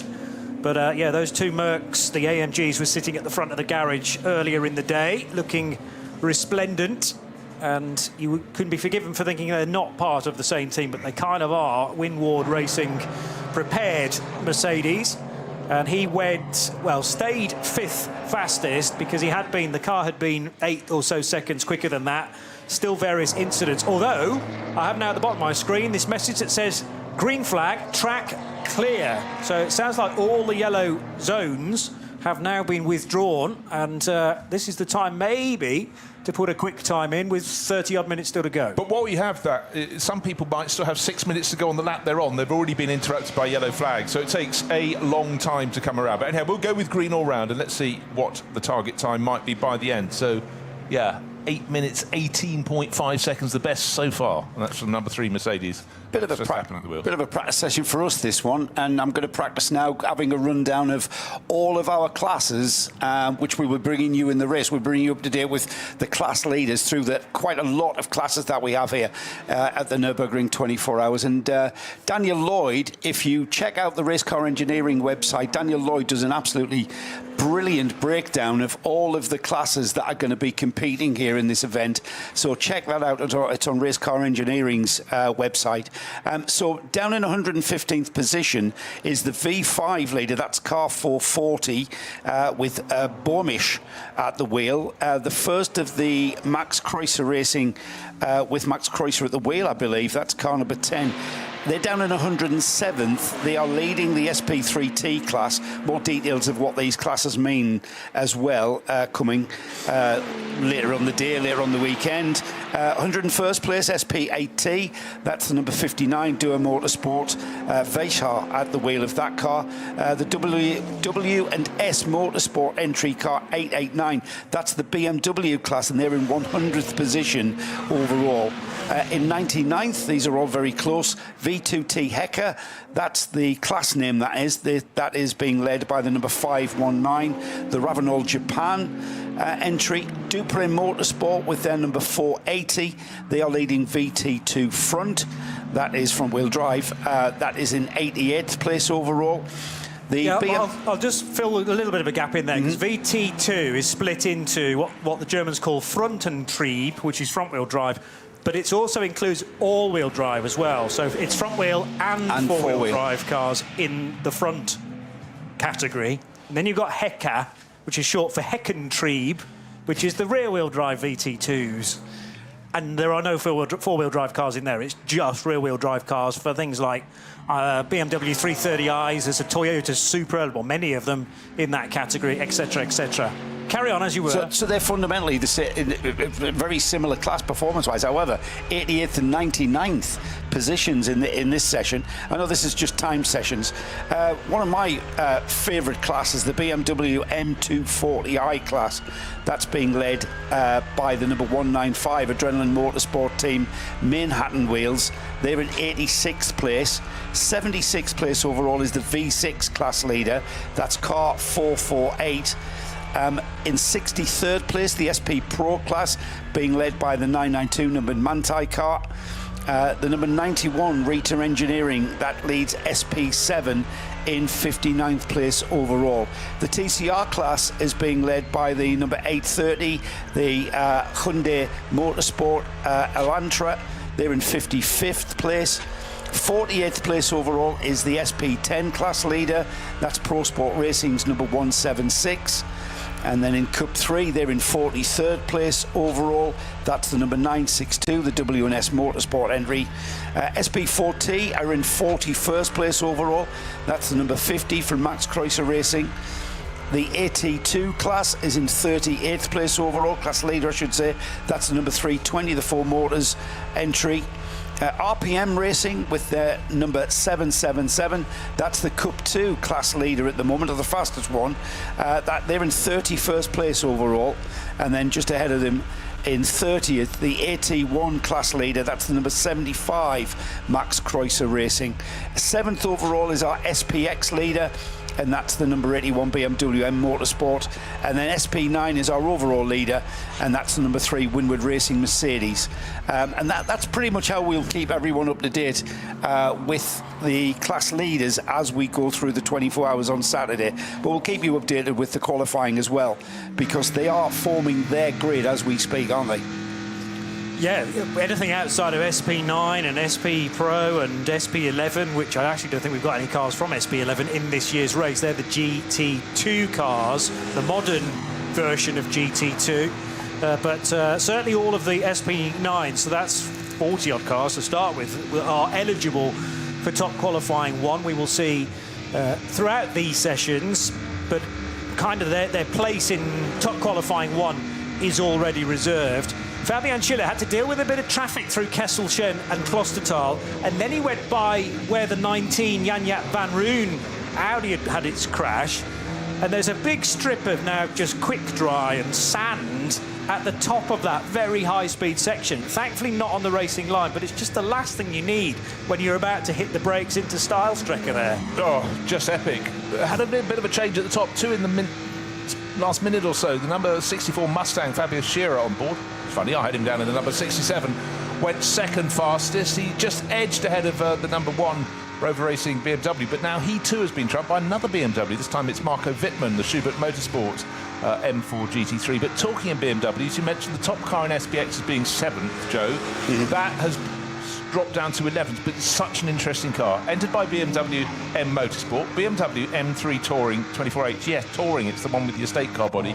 It's effectively built on top of a regular BMW M4 GT3 car, but with that body, and it's had so much attention. It was something that was done not as a joke, it was almost as a dream, and people, the response was so great, they went, I think we're going to have to do this, aren't we, guys? And it's these little anomalies that just keep things really, really interesting. And it's best time thus far with Hugo de Wilde on board now. May not have set time. It's very much in the ballpark. Just remember, we've got the number 3 Mercedes clear by 8.2 seconds, 8.1 seconds now after Schubert and Wittmann have gone faster. But that touring body one, it's only 2 seconds further back. So right in the meat of the battle. It's got a very good lineup as well. That's Jens Klingmann, Hugo de Wilde, Conor de Filippi, who seems to have been a BMW Works driver for at least 20 years, and Neil Verhagen, who knows this circuit better than any of them, because he did 3 seasons at least with the BMW junior team, along with Dan Harper and Max Hesse, and so he has a lot of track time here. Not that De Filippi's not got a lot, but not in terms of the last year, doing about 6 races a year here on the Nordschleife, including the 24 hours, means Verhagen, who just seems to get better, is very much one you should watch out for. This race has always attracted anomalies and novelties, hasn't it? The Opel Manta, most recently, with the foxtail on the aerial on the roof, that car hasn't been around for about 3 years now, if I remember rightly. Car's going very slowly now past the pits into what I suspect is a slow zone, onto the Grand Prix track or into the chicane that starts the lap overall. However, I haven't got any signs. So the number 65 is showing on driver's right, just as you go into the chicane.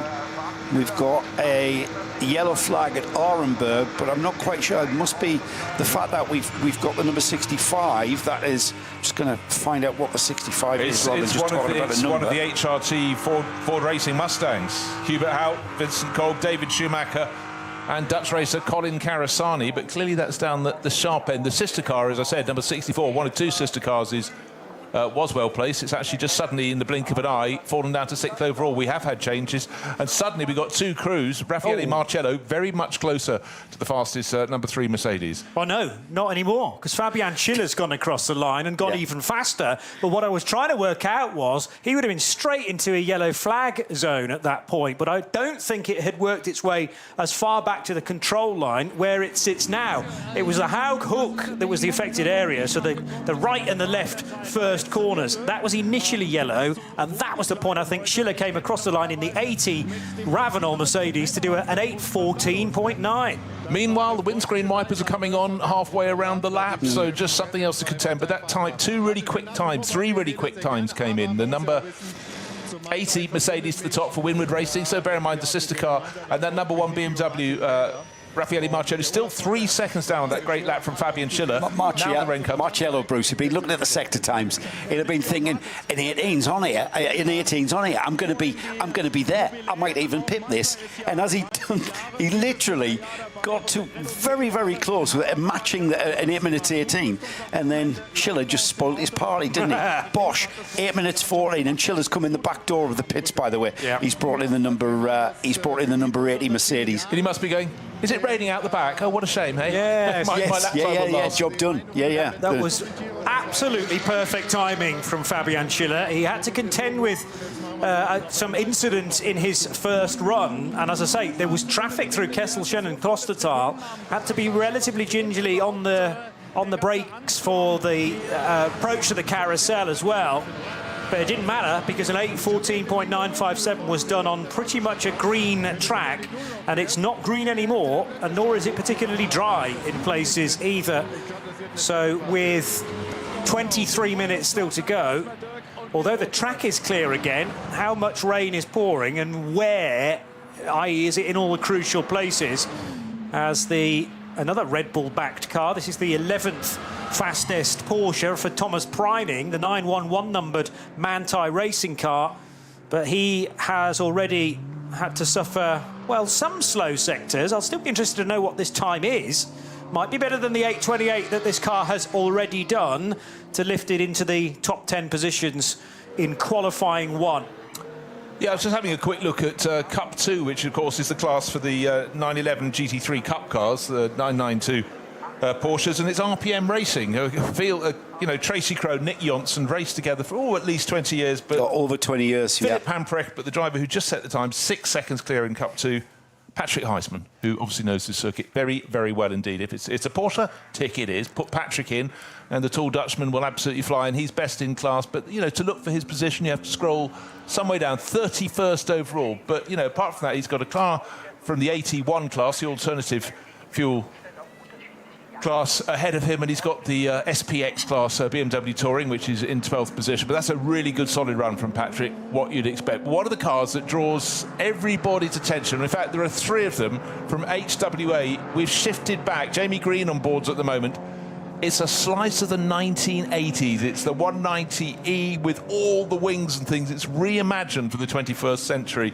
And the throngs around it in the paddock this morning, people are just drawn to it. It's wings and things and flared wheel arches and brilliant retro liveries as well. 1980s imagery, but 21st century engineering. Yeah. I think is how I would put that. It's great. Let's have more of them. In fact, let's do the whole 1980s DTM field as a silhouette formula for this race. As its own class in the 24-hour race. It's a good, I'm sold. We'd call it DTM class, couldn't we? Oh, Yes. if you could bring the DTM catering, I'd be very happy. Those were rich days for people getting chubby. What used to do when into the 90s, when Alfa Romeo were competing, you go there for morning coffee because that was all came Italian, of course. It was, and it was from Sandro Nini's brother's company, did all the coffee. Then you fancied lunch and you take your pick. Would it be Ford or would it be Opel? Afternoon tea, best cakes at Mercedes. It was a tubster's paradise. So this brand new HWA Evo R, effectively built specially for this race, has a 3-litre twin turbocharged V6 engine, but all the aggressive aerodynamics that you would associate with DTM in the 1980s and 90s, and fabulous to have 3 of them. Actually, this is the one I wasn't able to catch sight of in the garage and in the paddock, the Karcher sponsored car, which is now going to come into pit lane, and that has Adam Adelson driving it at the moment, but also crucially 2 sons of DTM stars in Sebastian Asch and Luca Ludwig in that car as well, number 62. And I don't think any of the drivers are sharing cars. We have Peter Ludwig in the 61. I think Adam Adelson is in 2 of them. Oh, you're right, yes. The 62 and the 63, yeah. So he's going to be sharing duties. And it might be the case of whichever is best placed coming into Sunday morning and, more importantly, Sunday afternoon, where he may focus his efforts. But, I mean, the priority has got to be to get those cars to the end of the race, and we'll see how they do. They are eligible for top qualifying 3 because they run in SPX, and SPX is one of those divisions where those places are up for grabs. So in principle, only vehicles from classes SP9, SPX, SP Pro, and then the other two are AT1 and the absent at the moment, SP11. But they're all eligible to start top qualifying. And how well would those 3 HWAs do? I'm not anticipating any of them getting into top qualifying 3 because there are only 7 places up for grabs, but you never know. Yeah, indeed so. But if conditions keep on changing, I'm just trying to see where the best place of those cars are. But they're certainly just providing something different, which I very much like. Yeah, yep. 35th at the moment for Adam Adelson in number 62. Something different, of course, the Dacia is still going. The Dacia Logan that's been with us for a very long time. I only discovered recently that, I'll have to have a very quick think, but a driver who I thought I knew a lot about his career, but didn't realise the first year was in a Dacia series. I'll have a little look. I think it might have been Christopher Haase. That's quite a little race car, that, when you get up close to it. Explain to describe it to people. Well, it looks like the road car version, and you'd think it's just like, you know, you've just slapped a roll cage in it and you've put some race tyres on it. It's not.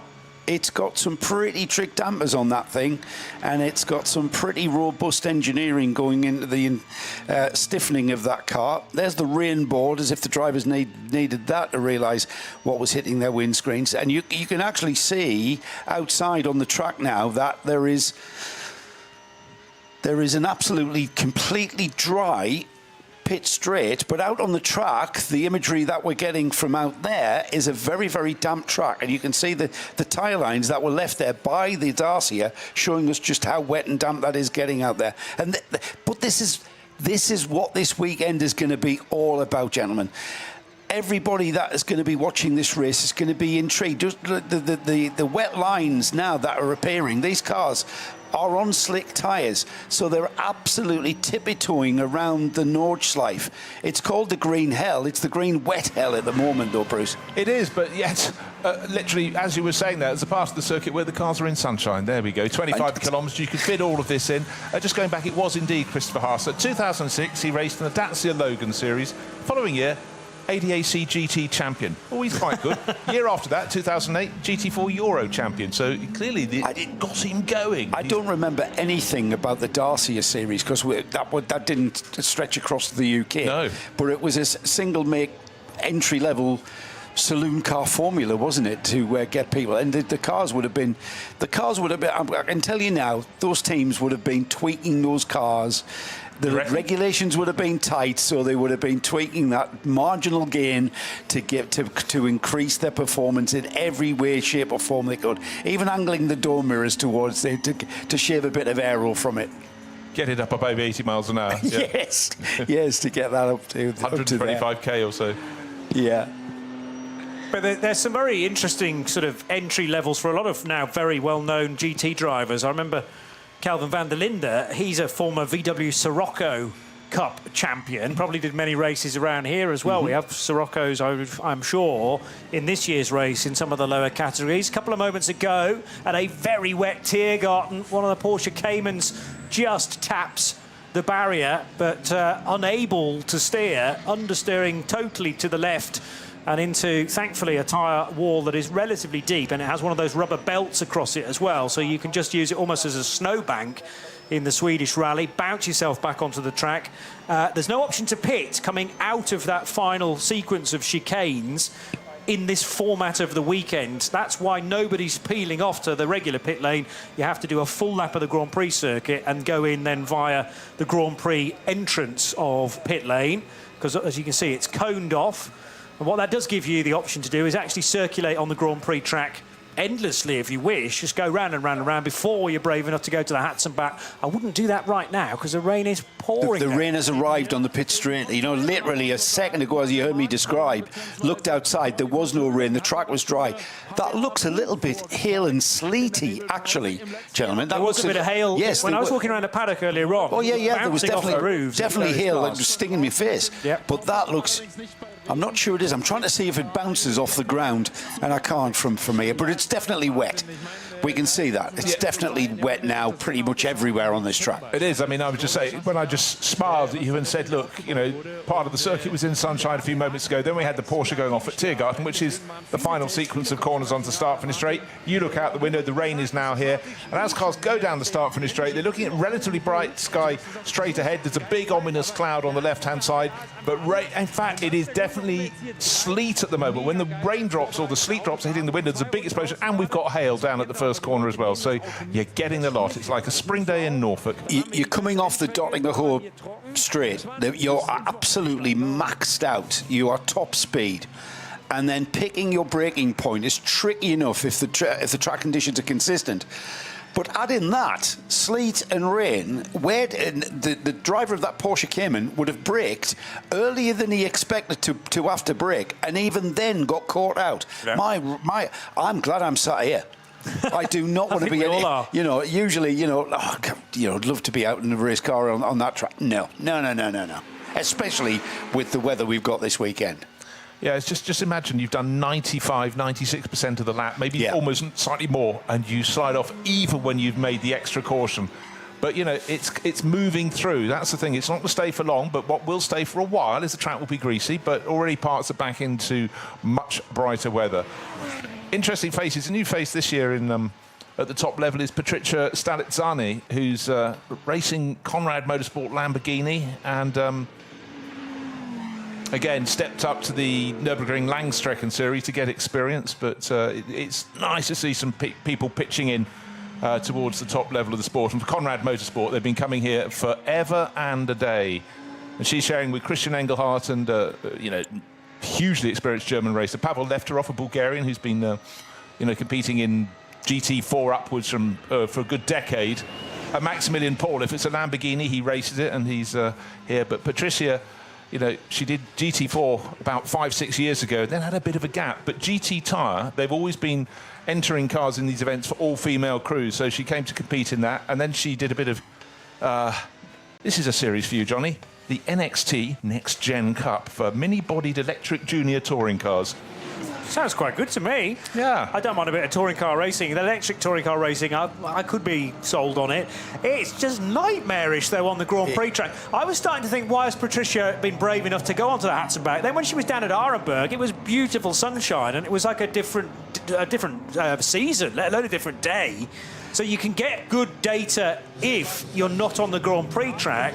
But this is why the pit lane is just as busy as it is, because I look down the left-hand column of the top, let's say 20 cars in the session, and most of them read the word pit, because clearly the guys that have been setting the pace in the early part of qualifying one see no value in circulating on the Grand Prix track and potentially crashing the car in the very first session of the week. You're going to take advantage of getting some wet tyres scrubbed in as well during these sessions.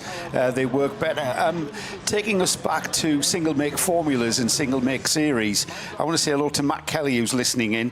Matt, you might be familiar with Matt Kelly in the Tuscan series, as well as he's going to now remind me which other single-make series Matt did, but Matt was one of those lunatics in that Tuscan series.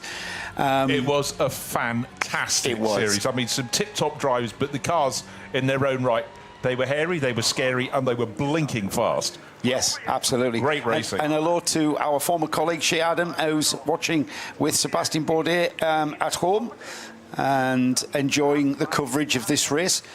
Sebastian hasn't done this race. Has he any fancy to? Shea, tell me. Is he nodding, or is he going, no chance? He's probably just seen the weather over the last 5 minutes. Exactly. That is the clincher. Yeah. I'm busy. He's acclimatised to Florida weather these days. Yeah, well, he was in action only last weekend in the 6 hours of Spa, so could have stayed in this part of the world. It's only 90 minutes down the road. Yeah, that's true. Organise a last-minute drive. Seb, come on. Yeah, we'll have you next year. Yeah, we'll get you a seat. So the 47 Mercedes is chucking up a load of spray now on the Grand Prix track. This is Jesse Krohn, so was in the winning lineup last year for Rover Racing BMW, but moves across to KCMG in their AMG GT3 car, just on an 8:31.958. Actually, that might have been a little while ago, depending on how good the conditions are on the Nordschleife. And cars such as that, driven by Patricia Stalizzani, finding that out right now. and she's in the Conrad car, so I can tell you that she's just on the rather short Sector 6. The track in this configuration is split into 9 different sectors, but some of them are very short, i.e. Sector 4, that in dry conditions might be as short as 10 or 11 seconds. And then we have the mighty Sector 7, which is sometimes 2.5 minutes. Right now it's north of 3 minutes. So I've never quite got to grips with how it's been decided to split it up in the way that it is, because they're nothing at all, they're not even sectors, but nevertheless useful for the different types of sector, I suppose, because the long one is known for its gradient change and its twisty nature as well. And if a car can be quick through there, then sometimes that you might be looking at a podium finisher if it can be very, very strong through the mighty Sector 7. On the other hand, don't forget about the Dottinger Hohe, where straight line speed is so important. What is extraordinary, we've had 160 cars go out and at least do the in and out loop. 156 have set a time, but at the moment we've only got about 15 of them out on the track, and those are coming in to put on wet weather tyres. We've only got 8 minutes remaining, so I guess a lot of them would be coming in and go, that's this session. But there we were saying track time is everything. But when you get this in, and you just haven't got a chance to really go out and do one lap on wet tyres. Well, you're looking at the sky as well, Bruce, and those black, literally dark black clouds looking very ominous out there on the track. The ponchos are out, the plastic raincoats are coming out. There's people sheltering and having the odd beer or two, no doubt. That's a constant, really, isn't it? It's still flowing, yeah. Night or day, rain or shine, the beer will flow at this place. But one of the things I remember my first visit here, I did a walk around through Hats and back, and I thought those are impressive. If you think you're good at camping, these people beat you.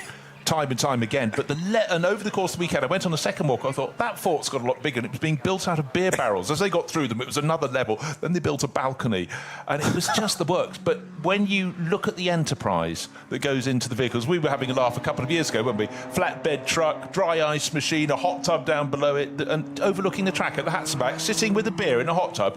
You can have other drinks, but it's not a bad place to be. The cameras on the live stream will show the structures that the fans will build out there. And when the weather's as inclement as it is for this weekend, it's genius. It's genius architecture as well. I remember, Johnny, can you remember the year we were out at the carousel? We were for the historics, and we were out there in the middle of the carousel hairpin, and it absolutely lashed down. And there was me, you, Trustwell, Jim Roller, and we were beckoned into one of these awnings.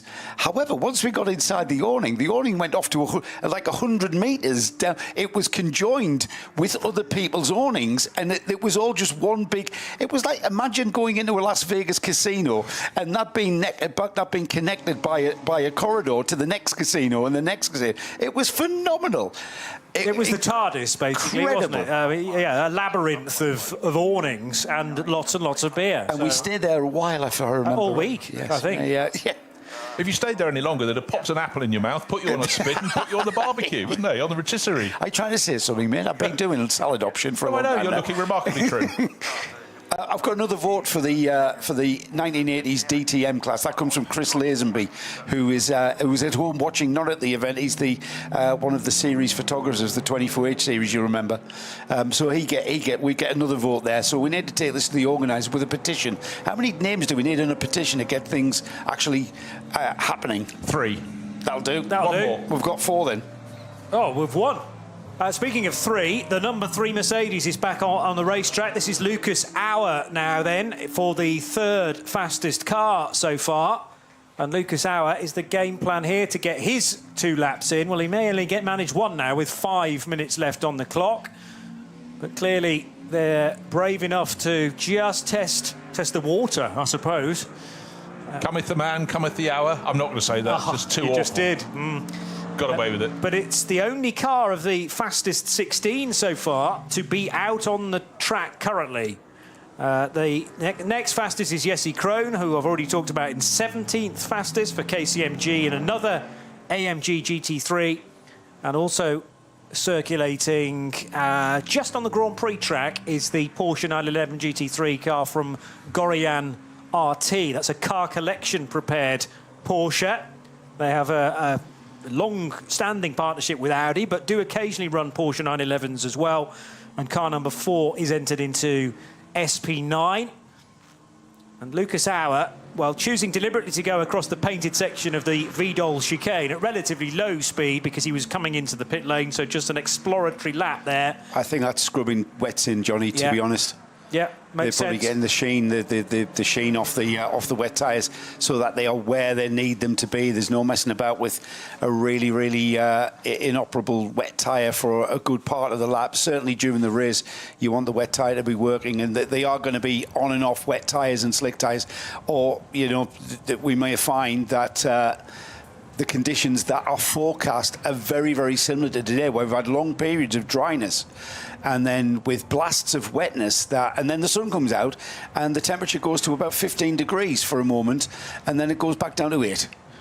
It's great. You don't I love know this where place. to look. Whilst we're talking about tyres, it's worth mentioning there is no control tyre for this particular race. It's still very much a standout in that you effectively use whatever tyres you want to according to your programme, and the number 3 Mercedes is running on Michelin tyres this year, as is the sister car at Winward, the number 80.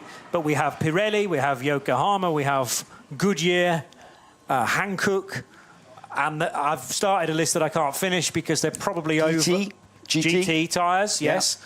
Nexon. Nexon have we've been here got a in the car on past. Nexon. Did you say Yokohama? I think Yokohama I mentioned, yes. Engelbert? Oh, no, that was 1950. Hoosier would be good, but I don't think there are any Hoosier tyres here this weekend. I've got a list of tyre manufacturers that are here, so I'll dig that out for tonight's session. Superb. I wouldn't be surprised if it's in double figures again. It tends to be. So yeah, we don't know which tyre manufacturer will win this race, and that's always a massive question mark. I think particularly in the fact that we're going to be using their wet weather tyres a lot as well. Who has built the best wet weather tyre? Intermediates, I'm not sure whether you can actually use those in this race. You can use, or you can hand cut or get a hand cut slick. The tyre manufacturers have sort of prepared one of those in the past for teams, so that is an option as well. But it really depends on how much of the track is wet at any one point. Yes, you can say, well, it's horrible on the Grand Prix track, which it has been over the last 10 minutes or so. But if the majority of the Nordschleife is dry, that's just the Grand Prix track is just a section that you're going to have to live with on a slick tyre, because the slick would be so much faster out in the countryside. And that's where the skill comes in, isn't it? That's where the really superb drivers, the real sort of alien drivers out there, really come to the fore. With black clouds continuing to descend upon various parts of this track, and only just over a minute of this session remaining, we do have cars that are coming out. We've got the Krohn, Tracy Krohn in the KCMG. Is that Tracy Krohn? Jesse Krohn. It's Jesse Krohn in the KCMG Mercedes, currently down in 70. They've ventured out. I'm not sure how far they're going to go around the track, as has the number 4. The Goroyan RT Porsche. They've ventured out of the pits. Again, it might just be that they are scrubbing in tyres, with information coming in that the sun has come out. As the black cloud's gone, the sun will come out. However, Bruce, for this session, it's going to remain wet all the way to the checkered flag, which is only in about half a minute's time. Yeah, just remember, though, these sessions today, 2 hours in this first session, I believe it's 3 later on. It's just I've looked at it and forgotten it in the space of 2 nanoseconds. But for the drivers not in those top classes, these are their qualifying sessions that will confirm their position on the grid. So plenty to fight for, but obviously at the moment they're not going to be able to improve for the remaining, what have we got there? Oh, well, 12 seconds. Of course, some cars might be taking another 10 minutes beyond that to complete a lap, but most people not. The second qualifying session, 3.5 hours. So don't worry, if you've got 4 drivers to get through, you have time to get out. But of course, by then, 8 o'clock this evening, it will be going towards darkness. Not got there yet, but most of the running is going to be in the night time. And so all the classes under the top 4 classes are doing their qualifying, but for the others, for the SP9 class cars, SPX, SP10, which is effectively GT4, this is their sighter. They've got another 3.5 hours starting at 8 o'clock this evening to go and get more track experience. But there's a little stop-start there, but it was a taster, I think, Joe, of what is surely going to come and repeat itself and go in different formations. We're talking weather. And I've just checked, Bruce, it's just after 9 o'clock for sundown. However, if the cloud cover is thick, that's going to be dark pretty much sooner than that. Maybe 8:30 we're going to see darkness, and certainly headlights will be fully on. Lighting checks, of course, to take place whenever we've got any dark running. That's quite a vital part of running in these nighttime practice sessions. You need the lights to work in different ways here at the Nordschleife. Because of the undulations, you need... we've got light bars that the teams attach to the cars. Certainly in the lower classes, that will be angled at different angles. Looking down the track for when you come over those brows, you can see. And we talked about the concentration level needed to do this race. The concentration level is even heightened to an even further extent when darkness descends and you are just dealing with lights, and it's red lights coming at you at a different rate, denoting the car being slower than you, and lights from behind, well, they just look the same. They're just glaring in your mirrors. You can't differentiate who's who, and it just becomes an upset. And that's why I like sitting here. Yeah. That is why I like sitting here for this race. The level of concentration in dry conditions is one thing. Yeah. But in mixed conditions, I honestly, you have to take your hat off them. I mean, my night vision isn't what it was, that's for sure. But that's why the best want to come and prove their mettle here. By the way, Fabian Schiller then, quickest in qualifying one with the 8:14.957. We just caught sight of the other cars that finished in the top 10. But the useful thing, if you are eligible for top qualifying, is that you get a flashing light. All the top qualifying 2 cars are eligible to be started with a blue flashing positional light. This is the Lumirank number that is situated in the windscreen. As you look at the car, look at the nose of the car, in the top left-hand corner is the Lumirank number, and that is allowed to flash blue if you are one of the quickest cars. That's a great warning for those cars that are a little slower in the midfield, that a quick car's about to come through. So Fabian Schiller, quickest, as I mentioned, from the Rover Racing BMW, car number 1. Then Lucas Auer, that was a Max Verstappen time, the 8:18.539 to finish 3rd in the session, ahead of the sister BMW from Rover Racing, number 99. Then Mantai's Grello car for Thomas Preining, who got it up to 5th position with an 8:21.7. Ahead of Marco Mappelli's Red Bull Team Apt Lamborghini Huracan. Schubert Motorsports BMW for latterly Marco Wittmann, number 77, was 7th fastest. Ahead of David Schumacher's HRT Ford Racing Ford Mustang, number 64. Then we had the Shearer Sport PHX Audi R8 LMS for Ben Green. Most recently, number 16, was 9th fastest, ahead of Nico Menzel's Dunlop Motorsport Porsche 911 car number 17. And in the graphics, we are whipping through, well, already down to 60 cars, but some of the class leaders within the qualifying 1 section. SPX was headed by BMW M Motorsport and Conor De Filippi's number 81 car. Cup 2, quickest there was the RPM Racing car for Patrick Houseman in the treble 7. SP Pro was headed by Mantai's 992 car. That's the sort of inverted Grello car that is more green than yellow. Cup 3 headed by a WNS Motorsport car. Well, you wouldn't have necessarily got prizes for guessing that because there are a lot in that category, but 962 was quickest. SP10, which is for the SRO GT4 category, that was Hoffer Racing by Bonk Motorsport with their treble 8 car. TCR, the quickest there was the Hyundai Motorsport N car for Manuel Lauch, the 830.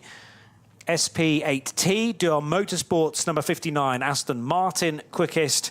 And in BMW T40i, the exclusively 240i class, that runs on a control tyre, the Adrenaline Motorsport team, Manhattan Wheels, number 195, was quickest there. There'll be bound to be categories and classes that I've missed out on, but of course we will keep you filled in through the course of qualifying 2, which is the next session to happen today, and that is deliberately an evening session to prepare everybody for the the rather hazardous conditions at night. So yes, we're going to have the weather, but we also run quite a lot of this race in the hours of darkness, and it's important to have at least one of the qualifying sessions. Ordinarily, we would have free practice during the nighttime session, but there is the option to go even faster than a time you might have set in qualifying 1 in qualifying 2. And that's just about the only evening session that is run. So it's going to be very, very precious for those that are wanting to set their car up, as you say, for headlight focusing and other crucial bits of setup that they want to try and get to grips with in the nighttime hours. It's usually a big jobs list for a nighttime session, Johnny. Back just before 8 o'clock, 5 to 8. Okay. You and I will we'll open things up. We'll see you then.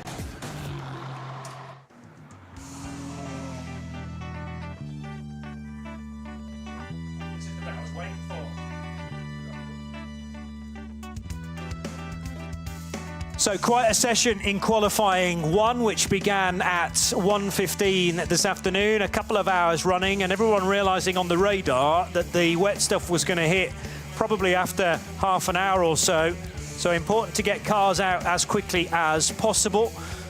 And amongst those, the Ravenol number 80 Mercedes, but it wasn't long before this car encountered some incident as it tried to make a move on the Red Bull Lamborghini down at Style Strecker, and Fabian Schiller would get on board that car later on. Conrad Motorsport early on in the session caught up with what looked like an oil fire. The car would put in some laps though later on, so clearly that was extinguished, and the very, very hot components that were causing that cooled enough as Max Verstappen took charge of the number 3 Mercedes AMG GT3 to go at the time fastest with an 8:18.539. And he again having to choose his time wisely to get ahead of some other very quick cars out there. Discussion sadly being done well away from the pit lane for various runners that were involved in, well, another fire for the 900 Porsche.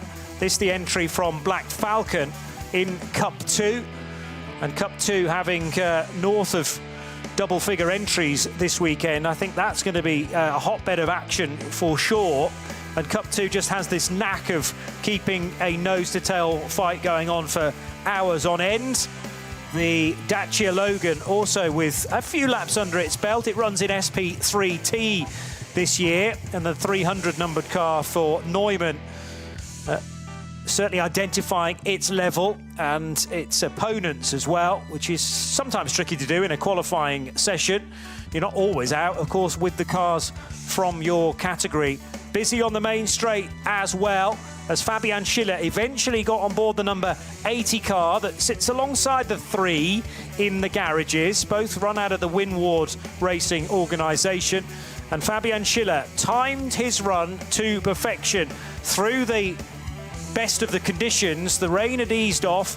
There was certainly a dry line developing, and he managed to pluck out from nowhere, it seemed, an 8:14.957, just as Raffaele Marciello did an 8:18.0 to go quicker than Max Verstappen, but a further 3 seconds clear was Fabian Schiller's Winward number 80 Mercedes. Thomas Preining tried his level best in Grello as well, celebrating a significant anniversary. But then the rain arrived track, and therefore you can start to use your wet weather tyres.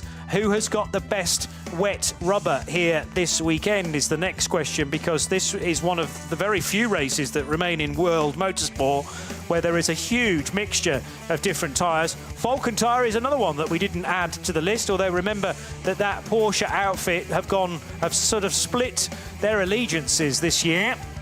The 44 car crossing the line, and where did that finish? Eventually in qualifying 1, Tim Heinemann taking it to 14th place with an 8:29.3.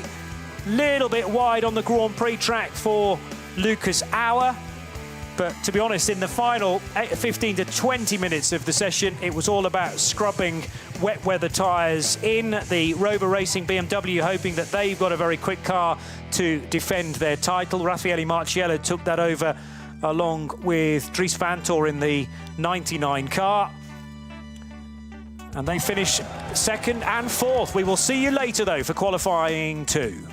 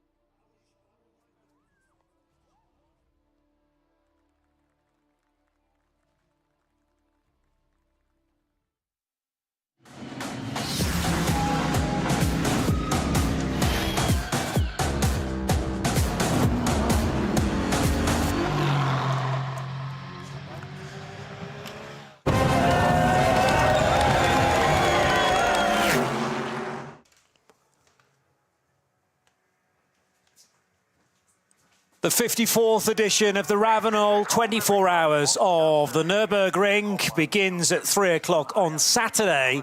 But a couple of days out from that, we are busy in standard qualifying for not only the SP9 cars and those other cars eligible for top qualifying tomorrow morning. But the crucial thing is that during qualifying 2, this is the night practice and qualifying, if you like, and qualifying 3 tomorrow. All of the other categories and classes will have their grid order decided for the 54th edition, the 2026 running of the 24 hours of the Nürburgring. So incredibly important to try and get some good times in, but also data related to a wet track, which is certainly what we have on the Grand Prix Strecke and for certain segments of the Nordschleife as well. So it's risk versus reward for sure. But it's also a good way to test out what visibility is going to be like in the darkness hours, particularly with a lot of spray if you're caught up in traffic. Thank you for tuning in. My name's Johnny Palmer, and I'm joined for this segment of our broadcast of Qualifying 2 by Joe Bradley. We're live and free around the world on RS1, part of the Radio Show Limited network of channels. And, well, in the period between these cars last being out on track and now, I'd rather hope for a bit of improvement from the Sky. But it's much the same. It's become a bit more consistent as well. And again, we've talked about in previous years, the fog affecting the Grand Prix Strecke. Well, there's a lot of rain at the moment in this. The one opportunity you get on the lap to actually overtake a few cars. Well, good evening, Johnny. Good evening, everybody. We're actually just recovering from a hailstorm. Those white little blocks of ice were showering about our heads and causing some pain. It's a very, very wet track. I think tonight's session is going to be, the teams are going to have a bit of a jobs list, refinements on headlight adjustment and lighting adjustments on the front of the car to enable the drivers to see where they're going. We're not going to be necessarily going for lap time, but we are going to see just how these cars can cope with the wet track conditions. The conditions are going to change all through this session, Johnny. At the moment, the sky is breaking. The black clouds are going off. I say the sky's breaking. There's further black clouds on the horizon. The way that the weather builds up here, we're in the Eiffel Mountains, remember. We're quite high up, and it's a very large forest, and it's flipping freezing. This is not why we come to Germany. We can see our breath when we talk, and that's just in the studio here. Yeah. Outside, it's even colder. And then when the sun goes down, guess what? It doesn't just get dark, it gets even colder. So put your big coat on. It looks like the wind direction's changed quite dramatically as well. I seem to remember those flags waving in completely the other direction yesterday. That was a headwind start-finish straight, and then it's almost now a tailwind for the cars completing a lap, and therefore down the Dottinger Hohe as well, which will help them, of course. If you get in the toe of another car, then a bit of wind behind. Actually, no, that works in reverse. You want the headwind, don't you, so that the toe is then magnified, so it doesn't really help you a great deal.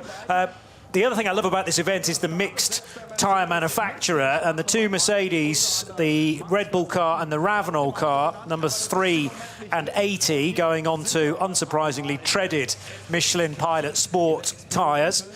But with other cars in that top class on different rubber, admittedly the Red Bull-backed Lamborghini is not one of them, but we have certainly some SP9s on Pirellis, others on Yokohamas, others on Goodyear.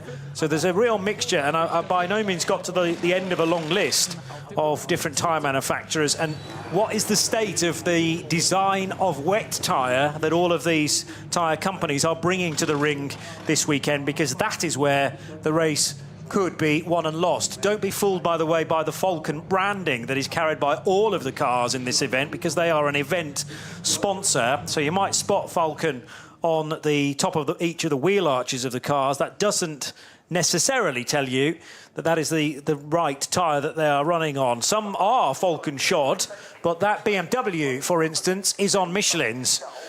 The 500 Manhattan wheels entry.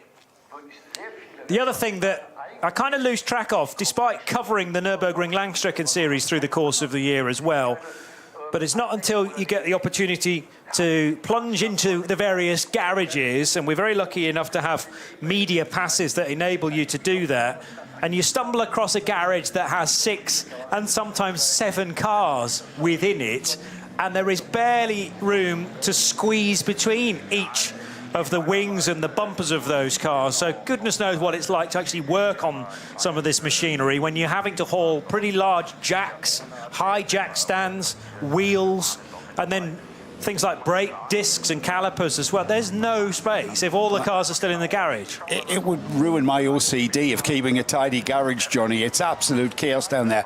We talk about recalibrating our minds to cope with the kind of racing we're going to see on such a, it's a 25-kilometre track, and we've got to recalibrate. It's not what you would call a conventional racetrack. This is quite unique, the Nürburgring Nordschleife. There isn't any track like this in the world.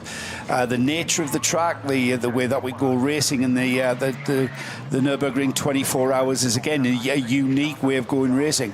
You also have to recalibrate your mind and how the teams are going about their work. Like you say, sharing a garage. Normally, conventional race series, the team will get a garage to themselves, and you can work to your heart's delight with some nice presentation boards and a nice flooring down. Cleanse your mind of all things that, because you walk into any garage, you can barely walk around the cars, let alone take their wheels off. Everything is crammed. You're sharing if you're a 4-car team, fine, you might get a garage to yourselves, but you've still got to pile 4 cars into there, and it's really, really cramped conditions. And if we get more so in the race, when we see cars that are going to be meeting the kind of adversity that we are used to in endurance racing, well, that chore of putting your car back together is exacerbated by a crowded garage. If the team sharing the garage is doing the same and meeting that like adversity in dealing with getting their car back on track. We've got cars that are coming straight around on the Grand Prix Strecke. You've got a choice. When you complete a lap of the Grand Prix Strecke, you can turn left out onto the Nordschleife and on towards the Hatzenbach, or you can turn right and come around what would be the final corner on the Grand Prix Strecke and come around and complete another lap of the Grand Prix Strecke, or indeed another one, or go into the pits, or get out there onto the Nordschleife for some cycling laps.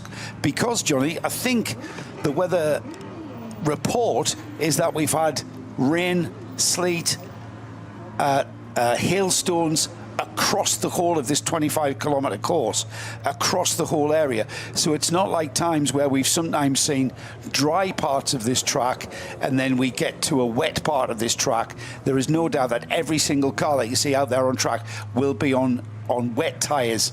Treaded wet tyres are the order of the afternoon, or indeed the evening. We do now have an updated entry list, and I want to say this is a final entry list as well. It was issued at 18:30 this evening, but crucially the date on it is the 14th of May, so we're much, much closer now to a full list of participants, 161 cars. But the more crucial thing is that a lot of the gaps as far as the driver lineups are concerned have now been filled in. If you've not discovered the page known as the virtual notice board for the 54th edition of the ADAC RAVENOL 24 hours of the Nürburgring, it's quite a long URL, so I won't give you that, but I'll just encourage you to do a quick search using your favourite searcher or browser for the 54th edition of the RAVENOL 24 hours of the Nürburgring, and you're looking for virtual notice board, or what the Germans call a virtuelle Aushang. And on there is a great old list of various bulletins, including Bulletin 37, which is the latest edition of the list of participants in number order. They do a version in the class order as well, but if you prefer it in number order, Bulletin number 37, open that up, get it printed off, and that should have all of the latest driver changes. I've got a digital version of it in front of me, so I should hopefully be able to keep you updated in terms of actual drivers in actual cars rather than just ideas to this point. And we're concentrating in the early phases of qualifying 2 on the Grello car 911, which has Kevin Estre, Ayanchan Guven, Preining and Campbell in the cars. So that is, of course, Thomas Preining and Matt Campbell of Australia in the 911. And then the next job I need to tell you is who is at the wheel of that car right now, setting purple times, but that will just be for this individual session. And the 911 is being driven by Kevin Estre, the man famous for that line, pass on the grass, Kevin Estre. So, yes. Which is good news, Johnny, if Kevin Estre is out there on track, because there was a rumour circulating that he'd had a little bit of an off on his mountain bike whilst out training. OK. That turns out to be complete and utter nonsense. Well, so great to see him out there. I was talking only just a short while ago that the fact that there is now a junior Estre racing, and I think in Porsche One Make racing as well, following in his father's footsteps. So it might be junior Estre out there who signed a quick deal, but no, it's categorically not. It's Kevin Estre driving this fabulous car, and the Grello machine has already potentially been in some wars, because at the end of the Grand Prix Strecker, it was dicing for road position with the 24 Porsche, and they were heading through Sabine Schmidt's curve and then Hatson back, and eventually able to clear the 24 Porsche.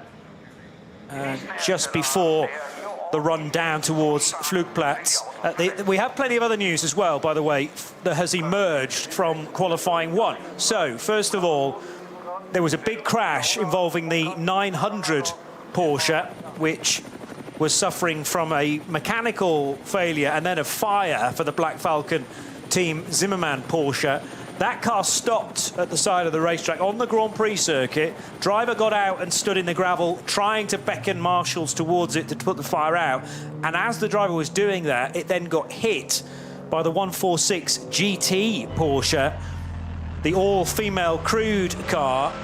And as a result, the 146 Porsche has had to withdraw from this year's race. So that is a big fan's favourite, due to run in the AT2 class. But there's just too much damage to the 146 car, whereas the 900 is, we hear, getting special dispensation from the officials, from the organisers, to run basically a new chassis in this year's race. So the 900 is going to be replaced, whereas the 146 is not going to run in this year's race. Other news, the Haupt Racing Team workshop located at Moispat, and that's just down the road along the Dottinger Hohe.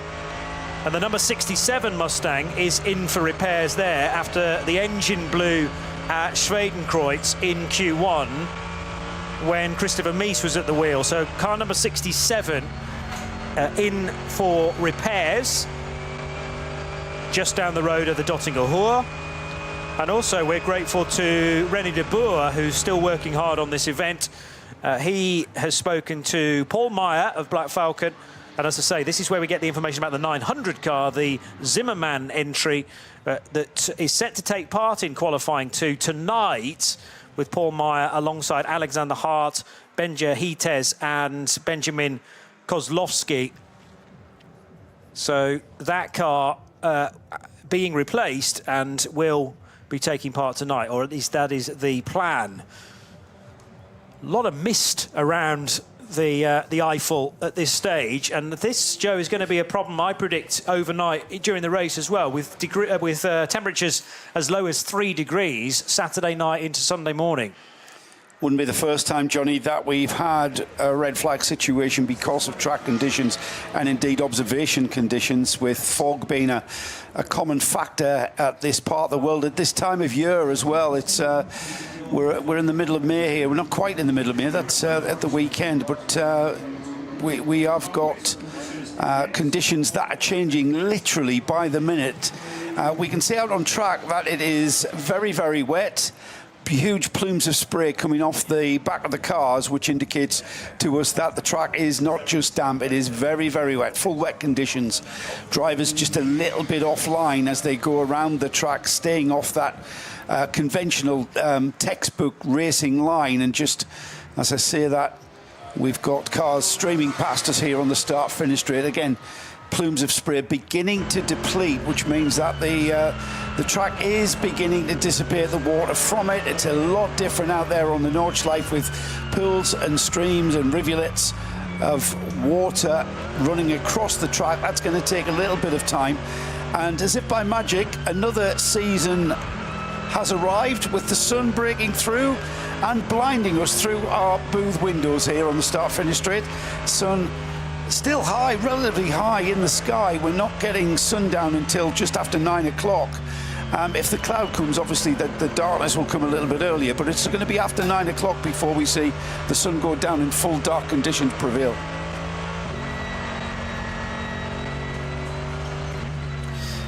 Just getting some words about various cars in the Lion Speed awning, if you like, in the garage, because we caught a glimpse of Kevin Estre having to do battle with the 24 car, which is one of the Lion Speed entries for Lauren Heinrich and Lawrence Vantor and Ricardo Feller. And that had an incident when Feller was at the wheel in Q1, which did some damage to the front of that car, but that's been repaired and it's good to see it back out again. It is Lawrence Vantor at the wheel. That's one heck of a strong lineup again. Lauren Heinrich, who has done an awful lot of running around here, but has also experienced the IMSA WeatherTech Sports Car Championship of late. So Lauren Heinrich joining forces with Vantor and Feller. And that is not the only Lion Speed car in the entry either, with the number 18 car now with Jake Hill at the wheel, and that car has already done a time at 8:46.440 within this session. As I say, what will happen is that when this session is completed and qualifying 3 tomorrow morning, there will be a collective document issued treating all 3 qualifying sessions as one. But in the moment, right now, they're being timed as separate sessions. And then we get, as I say, a kind of aggregated qualifying, which will mean that cars looking to try and take pole in BMW 240i, in AT2 front-wheel drive and all-wheel drive, in the Porsche Carrera Cup 1 Make category known as Cup 2 here, all of those cars are qualifying for their grid position right now. Not necessarily in this session because it's so wet everywhere, but they were doing earlier today in Q1, and they will be potentially tomorrow in Q3 as well. For those cars, these sessions are way more important than the SP9s. First lap times coming through, and the first car to post a lap time to give us an idea of just how bad the conditions out there. It's Kevin Estre in the number 911, the Manthey Porsche. Now, considering the best time from this afternoon session was an 8 minutes 21, and 9 minutes 54 was Kevin's time. The next car through was the number 80. Now, that was the fastest car with an 8 minutes 14.9 from earlier on. Martin at the wheel of that Windward Mercedes, his time at 10 minutes 9.3. Marciello has posted a time of 10 minutes 12. He's in the number 1 BMW, last year's winner, of course. And then the number 3, Lucas Hart at the wheel of the other Windward Mercedes, and that was at 10 minutes 8. So still 2 minutes, would you believe, off this afternoon's lap times. That was their first cycling lap, however. So, but I would say, Johnny, that the conditions are so wet out there, we're not going to see massive improvements until this track starts to evolve back to dampness and through dampness. I'm not even sure, because of the drop of temperature, whether we're going to see a fully dry line even appearing around the full track. We're going to maybe have a dry line appearing on certain parts of the track, but certainly we're not going to have perfect conditions for the nighttime session. Yeah, and very rarely do you get perfect conditions around this place anyway. We're concentrating at the moment on this BMW Z4, which great to have some of the older shaped BMWs involved in the action as well.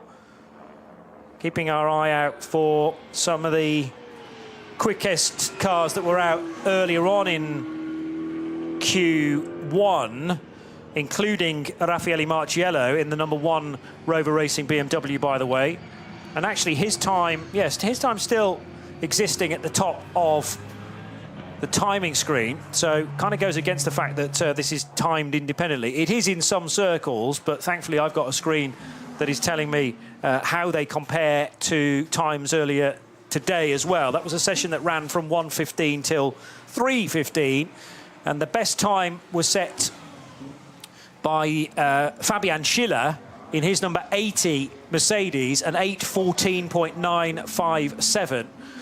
And as Joe has mentioned, we're down in the 10-minute lap times currently. Raffaele Marciello finished earlier on in second position in the Rover Racing BMW with an 8:18.069. And then we had a Max Verstappen time in the number 3 Mercedes of 8:18.539, the car that Lucas Auer is currently driving. But Kevin Estre going purple through sector 2 and 3 and 4. But as I say, those purple times showing at the moment will be exclusive to this session rather than to Q1, because an awful lot of the track was dry in Q1, enabling that opportunity for Fabian Schiller to set his 8:14.9, which, when you consider the Grand Prix track was very, very damp when he did that, mightily impressive. The other thing to point out to you is that there are a couple of cars now on the scoring tower, if you're enjoying our coverage in sound and vision, that display the 3 characters TQ3, they being the number 1 Rover Racing BMW and the number 16 Audi of Scherer Sport PHX. It says TQ3 because they are already qualified for the 3rd stage of top qualifying, which will take place tomorrow. And there'll actually be 3 sessions: top qualifying 1, top qualifying 2, and top qualifying 3. And in top qualifying 3, there are 12 spaces up for grabs, but 5 of them have already been taken. And that was all down to sector times and a kind of theoretical best lap time from events that we've already had here at the Nordschleife and on the Grand Prix track. So NLS 2, NLS 3, and then one of the qualification races that happened a handful of weeks ago. And theoretical lap times, theoretical sector times were taken from those, and therefore we have a list of 5 cars that are already pre-qualified for top qualifying 3. And I'll give you the list in numerical order. The number 1 Rover Racing BMW, the number 16 Scherer Sport PHX Audi, the number 45 Realize Condo Racing with Rinaldi Ferrari is already through.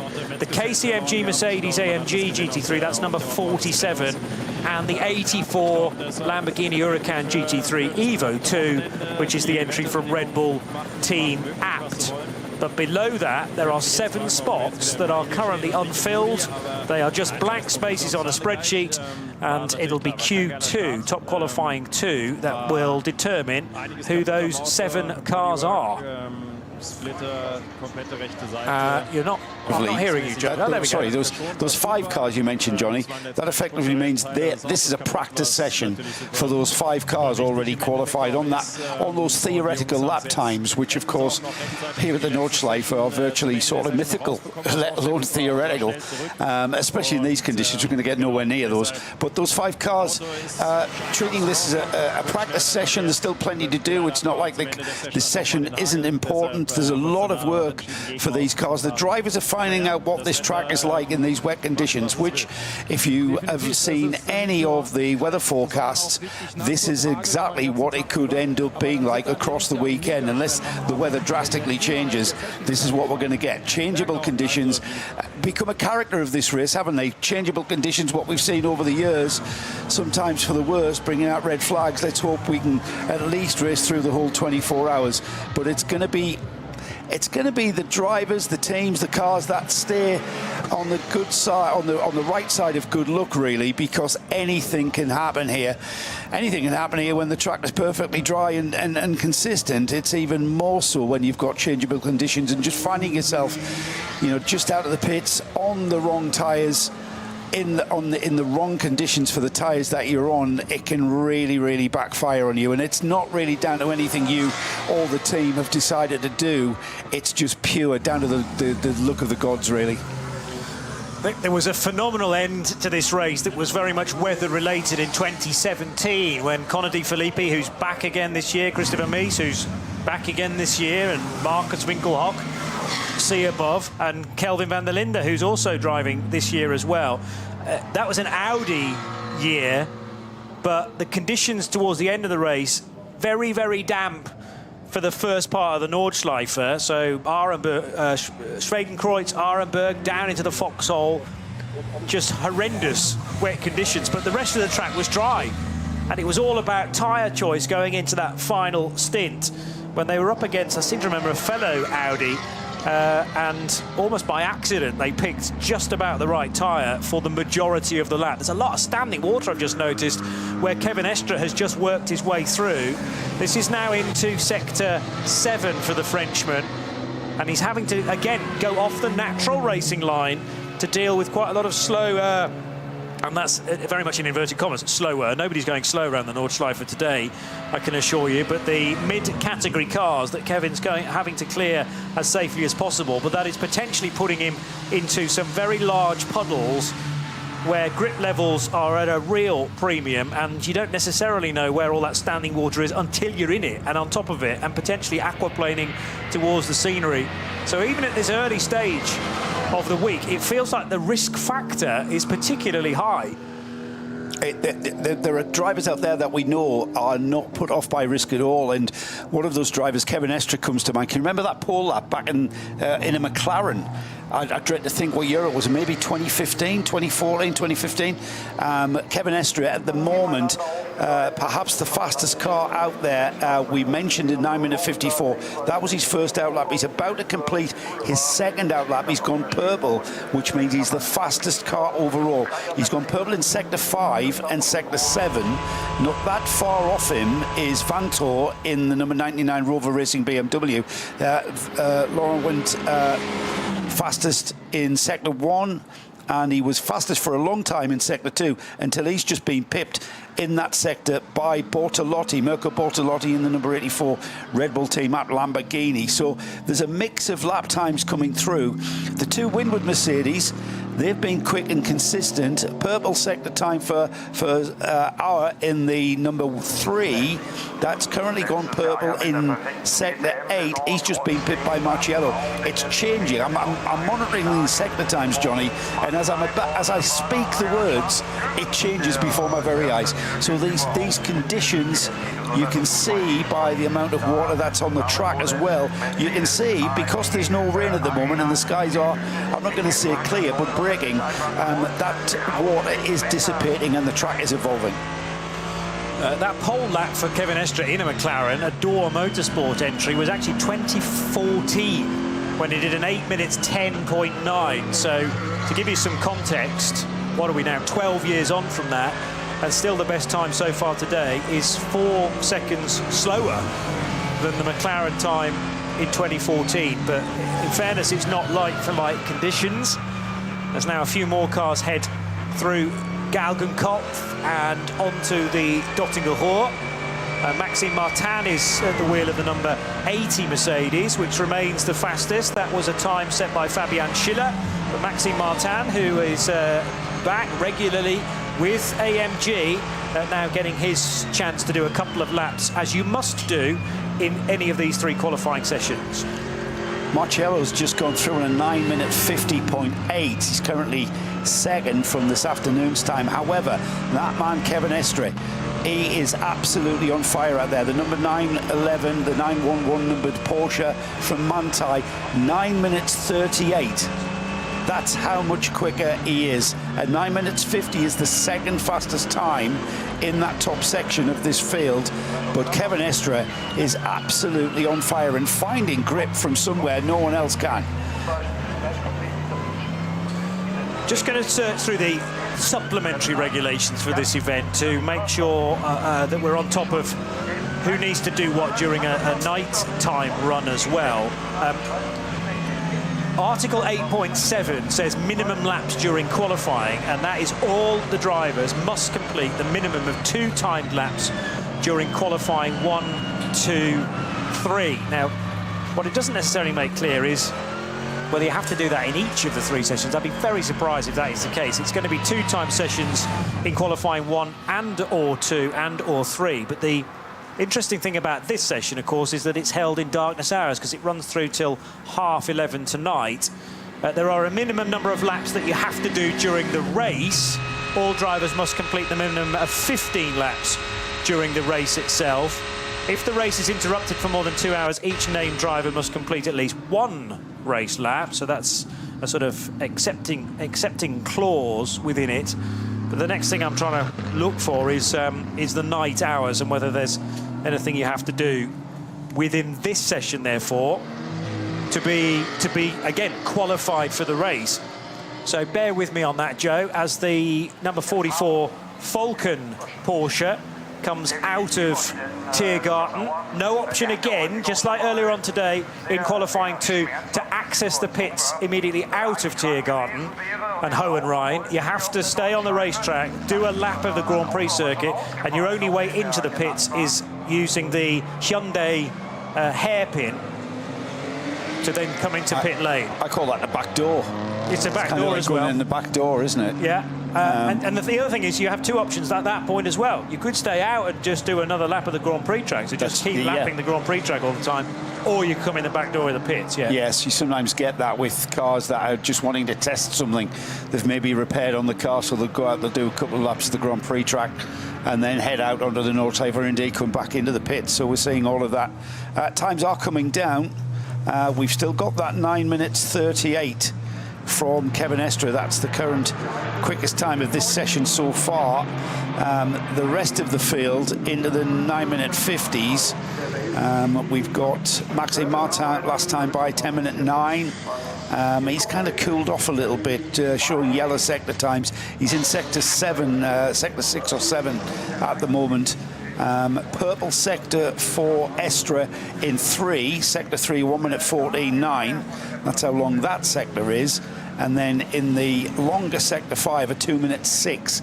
He's still massively quick. He's 2 seconds quicker than Martin, who's currently in the number 80. Remember, that's the number 80 with top of the timing screens from this afternoon's lap time of an 8 minutes 14, which I'm afraid we're going to get absolutely nowhere near.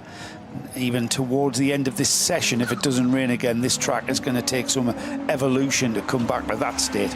So we are monitoring their lap times, and this, Johnny, is more of an indication of the sort of pace I think we're going to see from these cars and driver lineups, more so in the race. At this time of night on Saturday evening, the forecast is to be very similar to what we've seen the last few days, so we expect no real changes. So this is good data, this is good experience, finding out where the grip is out there on the track for the lesser experienced drivers. And of course, let's not forget as well, you mentioned earlier on this afternoon, the Hatzenbach section of this track that has been completely resurfaced. And it was who was it that mentioned it? Both Alexander Sims and Ben Green, his teammate, yeah. Yeah, they both said that it was smoother, not necessarily grippier. No, it's ironed out 1 or 2 of the bumps on Hatzenbach, but I said, nice grip levels as well, and they went, well, not really. But not that they've necessarily had much experience in the drier conditions. There would have been at least an NLS race that was dry through there, I would have hoped. But noticeable grip, it's not really there. But as I say, it's one of the newer bits of asphalt. As to whether it's brand new is a different story. I can shed a little bit more light on qualifying, and qualifying 1, 2 and 3 sessions. So only cars having successfully passed scrutineering and displaying the appropriate sticker can take part. Well, that'll make sense. All, and the word all is in capital letters, all the drivers must complete the minimum of 2 timed qualifying laps during qualifying 1, qualifying 2, or qualifying 3. So you don't necessarily have to be in Q2 tonight and therefore be doing night laps. All drivers which are entered for 2 cars must complete the minimum of 2 time qualifying laps on each of their 2 cars. So there are a number of drivers entered into 2 vehicles, and you've got to do 2 laps in each, therefore. And then qualifying 3, that's where there's a bit more of a caveat regarding tomorrow's top qualifying. But I'm still struggling to find anything that absolutely stipulates you must run in night quali to become used to the conditions, which is a surprise, I have to say. We've had nearly half an hour, by the way, of this 3.5-hour session. It's Johnny Palmer, Joe Bradley, and now getting into position, Bruce Jones for the next hour or so. Grip levels really at a premium now, as both this Ferrari and Lamborghini are proving through Hohenrhein, Bruce. I've thoroughly enjoyed watching the first half hour or so of this, with the light falling, and some of the scenes the cameras have been catching are absolutely encapsulate what the Nürburgring is about. Long shots, trees, rain, spray, difficulty at every particular corner. It was really picking up on what you were saying about the small areas like Hatzenbach being resurfaced, and you know, never is the track the same. Just getting images of Franz Conrad himself. How many times, how many race meetings has he been here across, what, 50 years? But every single time, because of a drop in temperature, change of wind direction, it's a different occasion. You found that, Joe. Yeah, a big fan of this race is our friend Darren Wood. He's been to this race many, many times. Hasn't come here this year. He reminds us that if it gets warm just a little bit, it gets foggy. However, it's not forecast to get a little bit warm at all. It's forecast to get colder. So that might be the saving grace here. It could just. They're forecasting 1 degree overnight between Saturday and Sunday. So think of the campers. That might keep the fog away. Yeah, think of the campers, but that might keep the fog away. Yeah. But the campers don't sleep, Bruce. They stay out around the campfires, don't they? Yeah, well, they talk a big game. Can they make it to Sunday morning? But it's also, when the temperature is much colder, it takes a lot more out of you for camping. So you're just, you know, burning that energy to keep warm. But still light in the sky. It's been a very grey day with flashes of sunshine, but it chops, it changes, and every single lap is getting a little bit drier for now. But what's it going to be? We've still got plenty of time till 11:30 tonight for things to change. So teams are rotating their drivers through, but every single lap they're finding different degrees of grip. You know, you said earlier, I'm very glad I'm in the commentary box. Yeah, I am. I absolutely am. And Will Murdoch, a lad I know who was racing in the NKC last weekend, he's out at Aden now, and don't think he got anywhere near as much rain as what I've just described here. Certainly not hailstones. So just at Aden now, they haven't had hailstones, and he's saying it's not as wet as what we've got here with, you know, plumes of spray coming off the backs of these cars. But great to have you along, Will. You're obviously... Let me know what your conditions are and where you're staying, etc. Because my heart will go out here if you're in a tent, mate, in one of the quagmires of a campfield here. All part of the atmosphere, though, isn't it? Yeah, and if your one really good piece of waterproof clothing is the last thing you put down at home before you left the front door, and it's still there. Dear. Yeah, you'd have been finding somewhere to buy some more. Just witnessing some of that Kevin Estre action over the curbs, down at the Haug hook as well, the first few corners of the lap. He's not shying away from mounting the car up some pretty high curbs, over the painted white lines as well. And the other thing you've got to think about is in the Caracciola Carousel, that concrete strip in the wet must be like ice. I mean, the Falcon Porsche's coming up to ice curver now, which sort of its name extends beyond its reputation. But yeah, trying to keep the car straight when you're at something like 45, well, not quite 45 degrees, 30 degrees, let's say, through the trough, the drainage ditch of old. Quite how Kevin Estre hung on to that car, and he might have to do it in the race several times like his co-drivers. Yeah, but the concrete strip is around the bottom. If you gradually slide up, then you've got a different surface under your right-hand tyres. Just saying, might make a difference. Of course it's going to make a difference, but this is where the experience comes. Remember when this track was built, that concrete element of the carousel was a drainage ditch. They weren't meant to drive around it. That was there to catch the water. But it was Caracciola who decided to use it and hook the drainage ditch and run around what is effectively a bank corner. Which the science of it sucks you in, but you need to be going at a certain speed for that to work. Klaus Bachler staying well off the racing line. That's the karting line that Joe Bradley's taught to me through the years, and it means that he pings out of Galgenkopf at a much higher speed, away from where all that standing water is. So hugging the outer white line, and now doesn't really have anyone in front of him that he can pick up the toe from, but the wind's kind of in the wrong direction for that anyway. The wind will be helping him down the Dottinger Hoor. Look, Look at the way the rain lights lighting up that plume Plume out at the back. It's fantastic. It's like It's like it's on fire. a red tongue. Looks like a Batmobile, doesn't it? With that red flame coming out of the back. It's not. Pushing It's the along. rain light. Brilliant. I tell you what, Backler's putting in some very impressive times. He just banged in the fastest, one of the longest sectors of the circuit, the one that takes nearly 3 minutes. So he's down in 13th, 14th position, 14th at the moment. But this run is good. He's got to complete it, though. And complete it he will, because he's just got through the final sequence of corners. Tiergarten onto the start-finish straight, still kicking up the spray, but not as much as he was about a quarter of a lap ago. Will we see an improvement from him? Okay. Backler in a Porsche 911. It sort of goes together very nicely. 9 minutes 39. No, he stays in that position, 14th overall.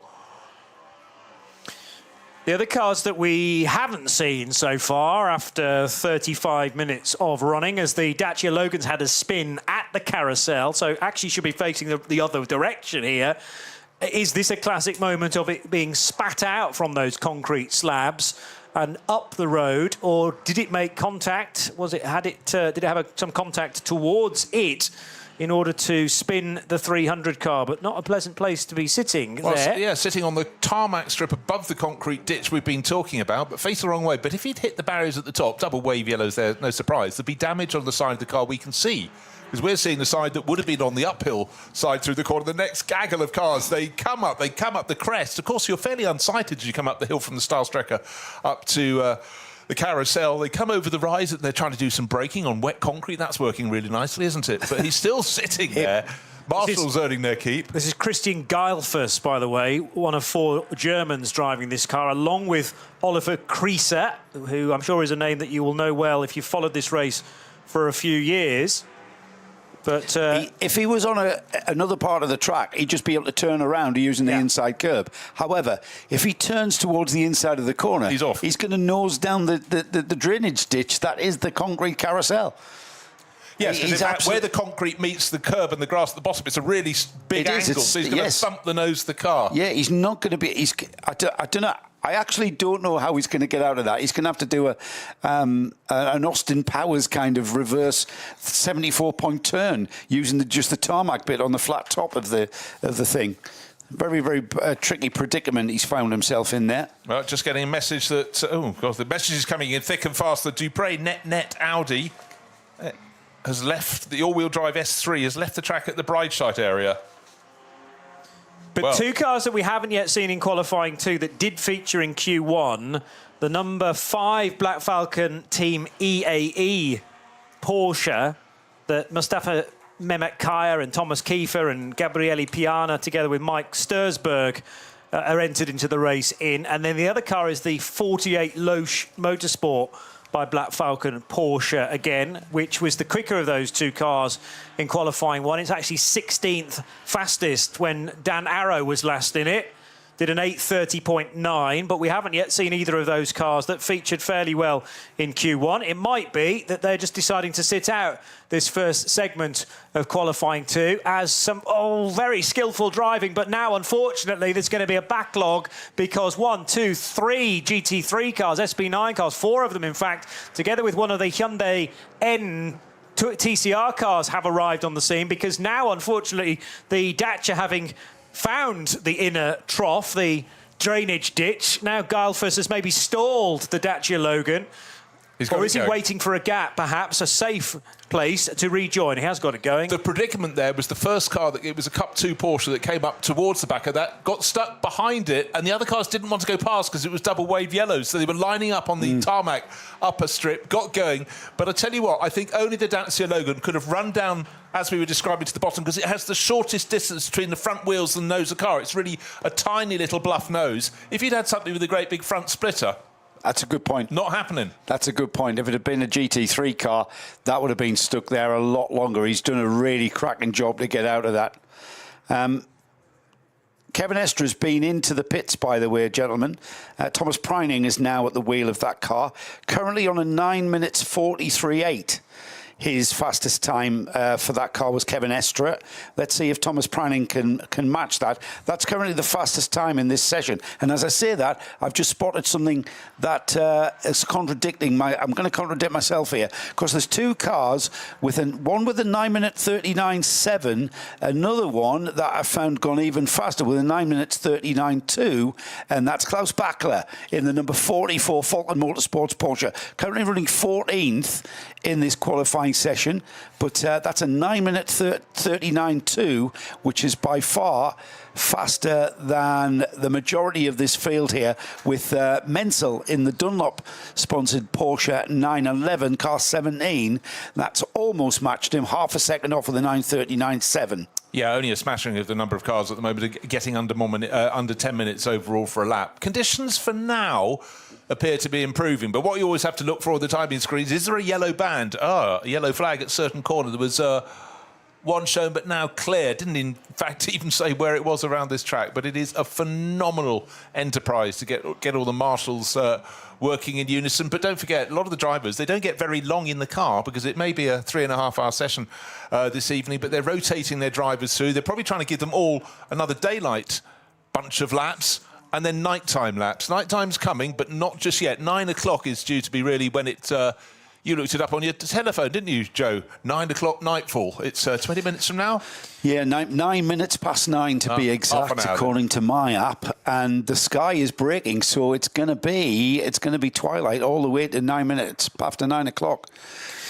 The other good lap time you mentioned in that list, Joe, was the 9:39.7 that Nico Menzel has done, and he's now entered the pits. He's in the number 17 Dunlop Motorsport Porsche, which, remember, is the sister car to the 44 Falcon Motorsport Porsche. They're both run by the team known as Schnabel, and Stephanie Alberts being the team manager of the Schnabel organisation. Another spin, this time for the 967 Porsche, which is in the 947s.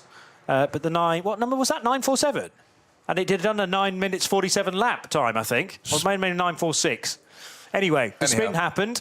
Just leaving the second of the Sabine Smith's curves. 967. 6-7, very kind that the driver rotated another time, just for us to see the number on the door. But again, that's a nasty position to be spun, because people are so busy trying to keep their car on the track as they come out of the second Sabine Smith's curve. And if you're diagonally across the track, covering half the width, not good. But right now, the Schnabel engineering crew clearly have got a handle on these current track positions. Of course, for years, it's been Falcon Motorsports. Now it's run by Schnabel Engineering, as it always was, but because they wanted to split their effort, the Dunlop Motorsport car, as you've explained, and the Falcon Motorsport car, riding, in fact, with Klaus Bachler in the Falcon Motorsport car. There's quite a lot of lifting there, Joe, isn't there? It's not well, it's full not, attack at all. It's not, but talk about commitment. It's a different kind of commitment. It's a very feathered, delicate kind of commitment. And a driver out there who's showing very delicate commitment is one Jake Hill, a familiar name with all of our British race fans. He's in the Lion Speed GP Porsche. He's just put in a 9:44 on his first lap in the wet. So his first lap out, a 9 minutes 44. He's down in, that car is currently, I've just lost him, there he is, down in 33rd because of this afternoon's time. He's within a minute of the car's ultimate fastest time from this afternoon. But keep an eye out for the number 18. That's the Lion Speed GP Porsche. Jake Hill at the wheel, and he's on fire. First lap ever in the wet, and he didn't get a lap in this morning. So Jake Hill is delicately feathering his way around this track to good effect. Yeah, no, very, very good effect. Obviously been promised some more Tamiya models when he gets home. Just to clarify that, they did actually lap in the session, the number 18 Porsche, but they had their times effectively disqualified or deleted because of the seals around the ballast compartment were ineligible or not present or whatnot. Anyway, so the car was checked, realised that something was wrong with it, and therefore you get your times wiped as a result. That sounds like a mid-session check, Johnny. Yes, like your call to the weighbridge, for instance. It's not like they haven't got a lap time from earlier on. They've got a lap time there, but it wasn't as competitive as what they would have been if they'd passed that scrutineering check. And Funnily enough, a certain Simon Hill is making the point to me that Jake, in his first ever wet lap around the Nordschleife, P2 in the session, and only Kevin Estes was quicker. So that's not bad for finding your feet very early on. And we're looking forward to seeing how that car will go, not only in the hands of Jake, but everybody else in car number 18 this weekend. Patrick Kolb is part of that lineup, together with Max Hoffer and Kyle Tilley as well, the Lion Speed GP number 18. Here's Klaus Bachler, purple through not the longest sector, because that is tricky to do at the moment in these current conditions, but he has gone quickest through one of the long sectors, sector 5, 2 minutes and 5 seconds. He'll have to complete the lap, as everybody does need to do in qualifying 2. And whips across the line with potentially an improvement. The question is, no. The problem is the other sectors are just a bit too wet. Yeah, now just before this session, when the official entry list was sort of the latest version of the entry list came out, I started making changes. Obviously, with 161 cars, there may be a few. There didn't seem to be too many until I got to the halfway point in the numbering system. But the higher the number, the fewer cars in the top class were there to be found. Eventually, I reckon it was about 65 changes. And Max Hoffer was one of them, who came as a late entry into the car that he's sharing with Jake Hill, Patrick Kolb, and of course Kyle Tilley, the man who sort of put that deal together. So there's a lot of horse trading, but particularly in the sort of cars of lower performance. A lot of them come here with just 2 names on the entry list, and suddenly in the blink of an eye they've got rid of those and got 4 completely new drivers. So quite a lot of ink on my page. We'll have to go through and sort all those tomorrow. But again, it's just typical. A lot of people come here just looking for a drive, haven't got one in advance, but they know some doors are going to be open at some point. There's certain parts of this track that we can see, and we've had information from Will Murdoch out at Adenauer. We've got Matt Riddles telling me it hasn't been hailstoning or raining much where he is. I forget where he said he was. All fans that have been part of this race. And we can see where the less wet parts of the track are now becoming damp. They're now becoming damp, and dare I say it, before we see get to the end of this session, if the rain stays off, and that's a big ask looking in that sky, we might see some parts of this track that are going to be seeing a dry line forming. So interesting the way this track's evolving, and it's all about being on the right part of the track at the right time to optimise a lap time. We're not going to get anywhere near this afternoon, though, are we? No. But what I was interested in is whether Klaus Bachler's lap that he'd just done was quicker than the lap time that he'd already done in this session. And as soon as the 16 seconds down. Yeah, okay. So the times are extending, unfortunately, rather than going the way we would prefer. Conor De Filippi was in 2 minds there, whether to overtake this Aston Martin or not, which had a big twitch at Hatzenbach. And I'm trying to work out, is it one of the Pro Sport cars? Yeah, I think it is. Again, I can only see the back end of the car in the shots. Another car out on the track really starting to pick up pace is the one that's had so much interest. It's the BMW M3 Touring, so effectively a BMW M4 GT3, but reimagined. And obviously the M3 Touring is a shape, and it was at one stage early this afternoon running in SPX rather than SP9. It was the quickest car of the lot. It's actually one of the Valkenhorst Aston Martins, which runs on the Pirelli tyre, and that was the BMW Touring then driven by Conor De Filippi, who has now got through in the number 81 SPX entered car. This is a quick BMW though, because it ended up finishing qualifying 1 in 12th position, and SPX is one of the categories that's eligible for top qualifying and potentially top qualifying 3 as well. Right, track conditions might be getting marginally worse, but Jake Hill, other people were losing about 10, 12 seconds, maybe traffic, maybe the weather getting worse. Jake Hill on his next flying lap was only a few seconds down on his first one, so that's actually probably even more impressive. I actually think that's very hard to judge. Visually, we can see the track getting drier. I think that's more traffic. Yeah, there's an awful lot of traffic. The reason why we're getting a difference in lap time and a slower lap time is getting through the traffic, and that's always going to be a factor. But there is certainly, if we look on the Grand Prix track, that there's a dry line beginning to be very apparent. Yes, there are still damp sections. Yes, it's still not brilliant, but it's certainly different to when we were first out there at the start of this session. Slightly off the road there was the Christopher Haase-driven 16 Scherer Sport PHX Audi, again on the Grand Prix Strecker, so thankfully there's quite a lot of runoff there, but also he whacked the curb on the exit, so got to be careful not to be doing that too often. Here are the defending champions then of the Ravenol 24 Hours of the Nürburgring. The win went to Rover Racing, and that's the reason why that car carries the number 1 into the 2026 edition of the race, with 3/4 of its driver lineup retained year on year. So they found a good mixture. It's actually Jordan Pepper, the one that wasn't in the winning quartet last year, that's just brought that car in to pit lane. It's such a programme they have to get through. 3.5 hours to play in the evening, but nightfall is coming. Conditions changing with every lap. The fact you have to rotate drivers through. The fans still running through their own programme. Just seen a bit of wife carrying out there. It's normally an event in Finland in the summer.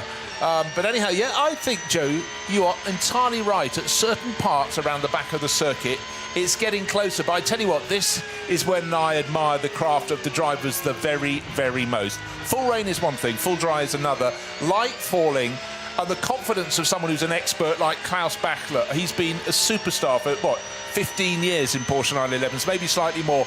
The way he's happy to go right to the edge. Anybody else will go, I could cut myself a bit of slack here.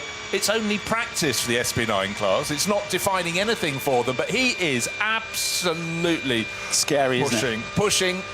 The other thing is, because of this multi-class racing that we've got, and we're getting towards the time, Johnny, when I'm going to give us an idea of who's leading in the other classes. You have to move offline.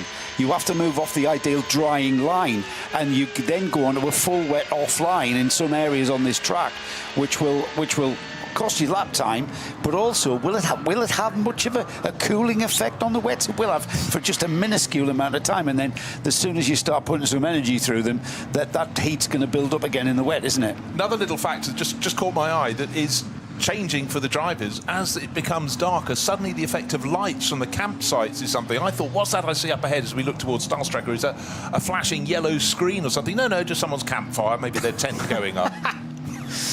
Yeah, indeed. And the thing is, you're going to have to get used to installations being built whilst you're in this session, and probably into tomorrow, and probably being torn down at some stage on Sunday morning as well. Well, it's always like, I'm trying to think which driver it was in the 60s or early 70s. His turning point to a corner was this bush in the field, and about the third lap round, he went past and the bush wasn't there. It turns out it was a sheep. And the sheep found some better grass down the slope. How many drivers have told us that they can smell the barbecues? They can smell it through Brightshire, whereas there's a lot of fan action going on around there. They can literally, and I can't remember, was it Christodoulou who said it was making me feel hungry because I could smell the steaks and the burgers that were being cooked. I think he's already got those sort of heightened senses because he's sort of fighting for every corner on the track. Yeah. Bachler's sector times, I can tell you, he's put in a purple in sector 3, not so much in sector 5, but he's gone massively quicker than anyone else. Apart from that is Stoltz. Lucas Stoltz, a 2:07. Bachler's put in a 2:06 through 7. I'll offer you another one, though. Third fastest at the moment, Jules Gounon is flying in that number 3 Mercedes. He's put in the fastest sector 1, fastest sector 2, very competitive in sector 3. So that's a car we know has looked good on the less wet track, but right now Jules is desperate. He's been racing for such a long time, and he really needs another big result. He's always there or thereabouts. He's always in the battle. But some drivers seem to have this ability, like Kelvin van der Linde, 3-time winner here, to come away with the trophy. But Jules would definitely want this. And I see on the late editions, his girlfriend Michelle Gatting's got a late entry for the event. And, really? Yeah, so they're here as a couple, but obviously in different pit garages, or possibly, because you put so many cars in one garage, possibly the same pit garage. But Michelle's driving one of the Milner Motorsport Cup 2 Porsches. I just want to share with you a quote from Nick Yellerly, which is quite fresh, actually. His clips, audio clips, although in written form, have appeared on the Nürburgring 24-hour ticker. And he says, we haven't driven the Lamborghini. He runs, by the way, in the number 130 Red Bull team at Lambo. And he says, we haven't run in the car too much in the wet. What happened to Dorian Boccolacci a few moments ago? He was in the barrier for the number 17 Dunlop Motorsport Porsche. and that was a big squirm. Just trying to work out where that was. He's only just taken it over, actually. Okay. It was out in the hands of one of his teammates. I'm trying to remember who was at the wheel at the time. So was that Flugplatz, maybe, coming out of that awkward right-hander and then the run down towards Schwedenkreuz? I'd need to be able to just witness precisely what happened and when again, to be fully sure. Just show, Johnny, how close to disaster these guys are. He's at the end of the lap now, so did it happen at Galgenkopf, therefore? Well, that's all I can presume, yeah. Well, limping back, and the sector times up until that point, I'm going to say, were reasonably healthy in the number 17 car. Let's just have a look. 1:16, 11, 2 minutes 10, 3:09 through the long sector 7. So, yeah, it's more likely to have happened towards the end of the lap, having just caught the back end of that incident. And he'll be pleased if he's done any damage to the car that he's not had to do that many more kilometres. And he'll have to do a full lap of the Grand Prix track, of course, as well, before the team can then assess it. Just to finish the Nick Yellerly point, because they haven't run a great deal in the wet in the number 130 Lamborghini, there's a lot to manage about the tyres and how to approach the braking zones, says Nick. I've only had 2 laps so far. The last time I drove here in the rain was either 2022 or 2023, and overall though, I have a good feeling and I know what's required in these conditions, but relatively inexperienced in a huracan that he is placed in this weekend for Red Bull Team Abt. Joe, you were talking about class leaders, not leaders, quickest times within classes and categories, considering we are in proper qualifying for those particular cars, or do we wait for a bit longer? I don't know. I don't know. It's really exciting out on track. All right, fine. We'll stick with it. Jules Gounon. Yeah, I mean, let's keep an eye on Gounon. Well, lights are flashing. He comes up on a Cup 2 Porsche, passes it. Sorry, it's a Cup 3 Porsche, passes it with ease, but he just wants to make it absolutely clear. Long shot show hanging cloud below the tree line. Of course, the track isn't stable. It's up and it's down, and the vertical is really quite enormous in places. To get to Herach, the highest point on the circuit, which actually seems to be the very wettest part of the circuit. Again, the flare from these super powerful headlights as a BMW in its way. It sort of gets out of the way, but not with a great alacrity. But again, as you pointed out, Joe, the car's trying to keep out of the way, don't want to go on the very, very wettest parts of the circuit. So there's a certain circumspection, but Jules Gounon looks as though he's trying to go on a qualifying lap, doesn't really need to press too hard. But again, you've got to run to the capabilities of the car. Anytime you run far beneath it, things you just tend to go a little bit wrong. The Boccolacci Porsche, the number 17 we saw there, he just got onto towards the edge of the track, and then bang, the car was gone, and he was a passenger until he spiked off the barrier. Luckily for him, the barrier was really close to the edge of the track. I think if that car had gone, if that was a 20-metre grass runoff, he would have gathered momentum on the grass, would you believe? It was the fact that he was able to bounce the car back onto the track that was beneficial to him. Just basically sliding. It was an oblique angle of attack. Yeah. The barrier was bending in its arc. That was fine, right? So Jules Gounon has got out of Galgenkopf. Now he can actually relax for the first time and just keep accelerating along the Dottinger towards the end of the lap. But his times were good early on. I'm waiting to see what the lap will be completed with. But the fastest times, we've had 2 drivers within the last sort of 20 minutes doing a 9-minute 39, haven't we? But since then, conditions do appear to have got a little bit worse. But certainly Jules Gounon getting very, very stuck in. Actually, again, with a long shot, you start to think the car's slowing down a bit. It's not at all, but certainly for once, he's got clear track, because around the twistier parts, as you travelled sort of through the Stefan Beloff S and towards the end of the lap, he was getting traffic, but clean run through Tiergarten for him. He's become one of the stars, hasn't he? The superstars of GT sports car racing, Jules Gounon. I mean, we're old enough to remember his dad, Mark, of course. But Jules Gounon is the real deal out there in a GT car. Yeah, but what Jean-Marc did was gave him minimal time in single-seaters. 1 season in Formula 4, came second in the French Championship. That's 2013. European Formula Renault. Bit of French Porsche, get a roof over your head. His father said, basically, I'll pay for 1 season of single-seater racing. Mm-hmm. Lucas Stoltz has had a spin on the Hatzenbach. That explains now why there were yellows at Hocheichen. I was peering across to Bruce's track map just to remember precisely where Hocheichen is, but it's between Hatzenbach, the end of Hatzenbach, and Kittelbacher Hoor as you go towards Flugplatz, all on his own. Yeah, basically, if you start getting things wrong at Hatzenbach, the corners come at you so quickly, you're on the wrong line for the subsequent corners, and Hocheichen is where you can, for the first time, you can start to straighten it out a little bit. And whenever you walk this circuit, we do go down as often as we can towards Hatzenbach when the cars are on circuit. If we're not in the box, the proximity of the barriers is what really gets me, and it is a real escalation. Slightly wrong, even more wrong, bang is effectively, that's a paraphrase, but that's how it goes.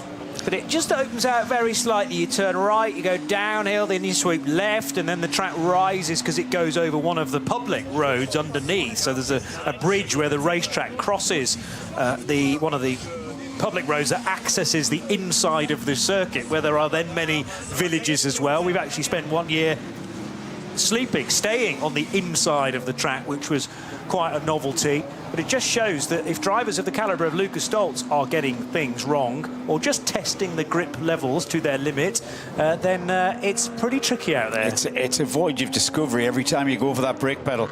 I assure you, these are very, very brave drivers. They've got very large amount of courage, is what I was going to say. It takes massive courage out there, if you know what I mean. And that's why I like being here in the comms box, as I'm going to say, all weekend. Yeah. Even more so in these conditions. Jordan Pepper, I want to mention, because I've been trying to get him in.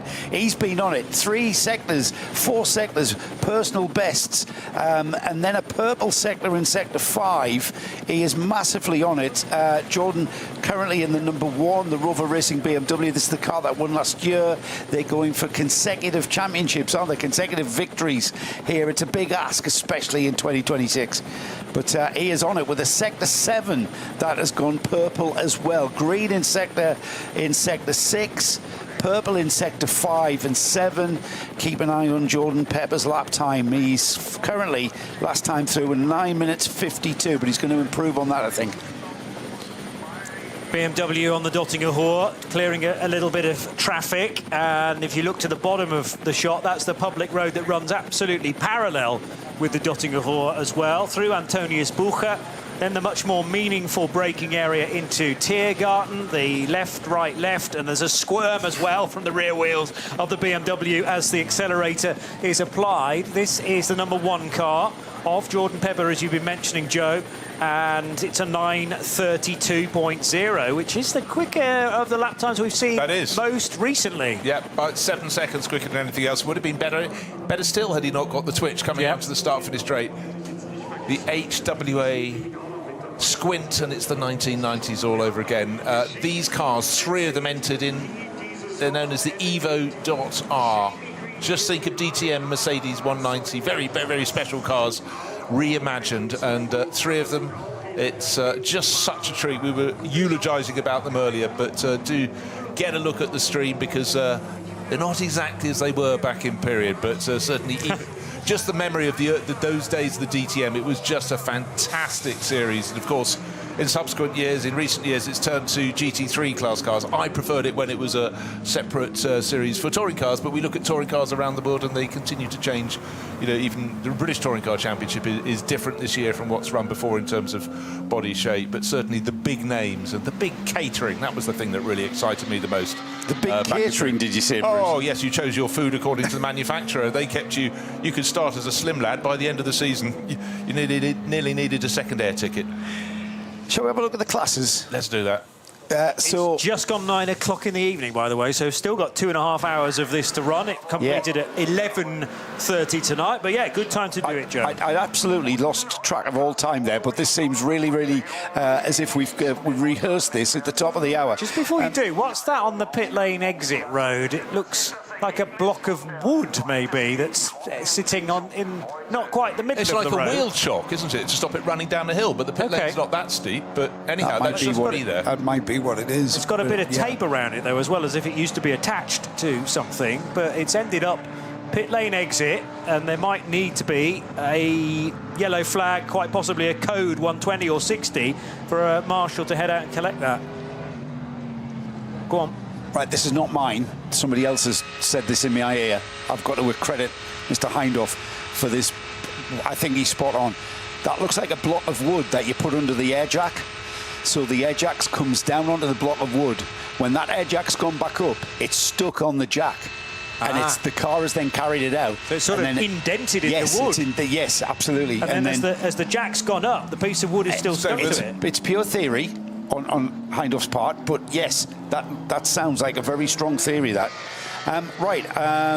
So the classes, we've got stacks of them, and what we'll do throughout the race at the weekend, we're going to run through our class leaders at various points in the proceedings. So starting at the back in 125th place is the BMW 325i class. That is currently being led by Car 100. Hasn't got a team name, just Car 100, just a load of mates bringing that BMW 325i. It's the driver at the wheel of the car is Hausmeyer. In the V5 class, which is 119th overall, that's car 440. Again, no team name. Ebner is the driver of that one. First team name to appear is in 115th spot, and that's the leader of SP3T. That's the number 10, Max Kreuzer Racing. In 105th place is the VT2 Hecker leader. That's the rear-wheel drive VT2 class. That's the number 519, the Ravenol Japan entry. In 103rd place is the BMW class. That's being led by the number 898 Volkenhorst Motorsport entry. VT2 front, that's front-wheel drive and four-wheel drive, but we don't need to mention that anymore because there aren't any four-wheel drive cars in the field. Yeah, fine. So VT2 front, they're in 99th place overall. That's the number 480, the Dupre Motorsport. In 94th place overall, the BMW M240i class. That's car number 195, the Adrenaline Motorsport team, Manhattan, Wales. Car 448, no team name, is leading V6. They are currently 87th overall. And then the SP8T class, that's being led by the number 59 Dürr Motorsport. They're in 68th place overall. 65th overall is the SP7 leader. That's the Reiter Engineering number 91. And then the TCR class is being led by the number 830 Hyundai Motorsport entry. They are 58th overall. 52nd overall is the SP10 leader. That's the 888 numbered Hofer Racing by Bonk Motorsport car. And then Cup 3 is being led by the number 962 W&S Motorsport. They're in 50th place overall. Just behind them in 49th place overall is our SP4T class leader. That's the number 50 Max Kreuzer Racing. And then not far behind them is the SP Pro class leader. That's the number 992 Manthey car. They're in 47th. 43rd overall is the AT2 class leader. That's the number 632 Black Falcon team Fanatec. And then in 31st place, the Cup 2, the Porsche team, the Porsche class, I should say, 777 numbered RPM Racing. They are leading that one. AT1 is being led by the number 75 Max Kreuzer Racing. They're in 27th overall. SPX class leader, the number 81 BMW M Motorsport. They're in 12th overall. And then, of course, the SP9 class, our overall leader, the number 80 Winwood Racing. They are the fastest, I should say, rather than leader. Right, what we're going to finally find is some times are really starting to come in. I was about to say, is there going to be a yellow? Is anyone going off? Because track is definitely drying out, and the fastest first sector of anyone has been banged in by Lucas Stoltz in the Winwood Racing Mercedes. We've seen people improving their times, but not relative to how they were at the start of the session. So it's still going to be not a lot of green out on the circuit. I'll just tell you, Joe, that, you know, that's only that Hatzenbach, by the way, that where this 677 Asbest Racing BMW has spun and is now trying to find a safe location to do a quick U-turn and maybe a three-point turn in order to get back into the race. But yes, to the all-wheel, the Dupre Motorsport Audi S3 Lim or Limousine is actually a Quattro. So that is an all-wheel drive car, the Dupre Motorsport car. Right. I remember that car. Nets. We've had a close look at that car last year. Yes, well-engineered piece of kit, that. And yeah. It's a kind of a privateer type of engineering-wise, isn't it? And they've kind of built that car around that. So that is how 677 ended up tagging the barrier, actually, with the nose of the BMW. 677, as I say, is an Asbest Racing entry. Asbest Racing are well known to fans of the 24-hour series as well. And 677 currently being driven by one of the Neuhausers. We have several of them in the race, and not necessarily from the same family either. Michael Neuhauser. Thank you. There you Sharing go. with Marco Grilli and Thomas Alpiger and Sebastian Tauber as well. 3 Swiss and a German. Really, really multinational race, this. Now, one thing I don't think that's been mentioned, certainly not what I've been talking, is Intercontinental GT Challenge. What do you need to know? Of course, this is the series that runs across 5 major events. Starts the year in the middle of February, Maguire's Bathurst, 12 hours in Australia. This is the second round, Nürburgring 24 hours. You then go to the CrowdStrike 24 hours at Spa in Belgium, end of June. Suzuka 1000 kilometres in Japan, and then Indianapolis 8 hours in October. But this is for manufacturers, okay?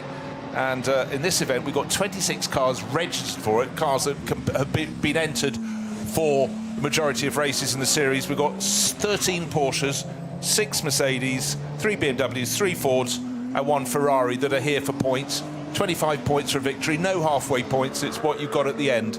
So they can put them in the bank, go about their lives, go to Spa for the 24 hours. Remember last year, that was on consecutive weekends with this. It was a real ask, and a lot of the drivers the weekend before were at Le Mans. So this year it's better space, trying to go for big manufacturer points in that.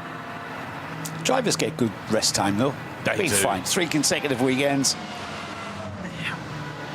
Yeah, I mean, Did you do those events, Bruce?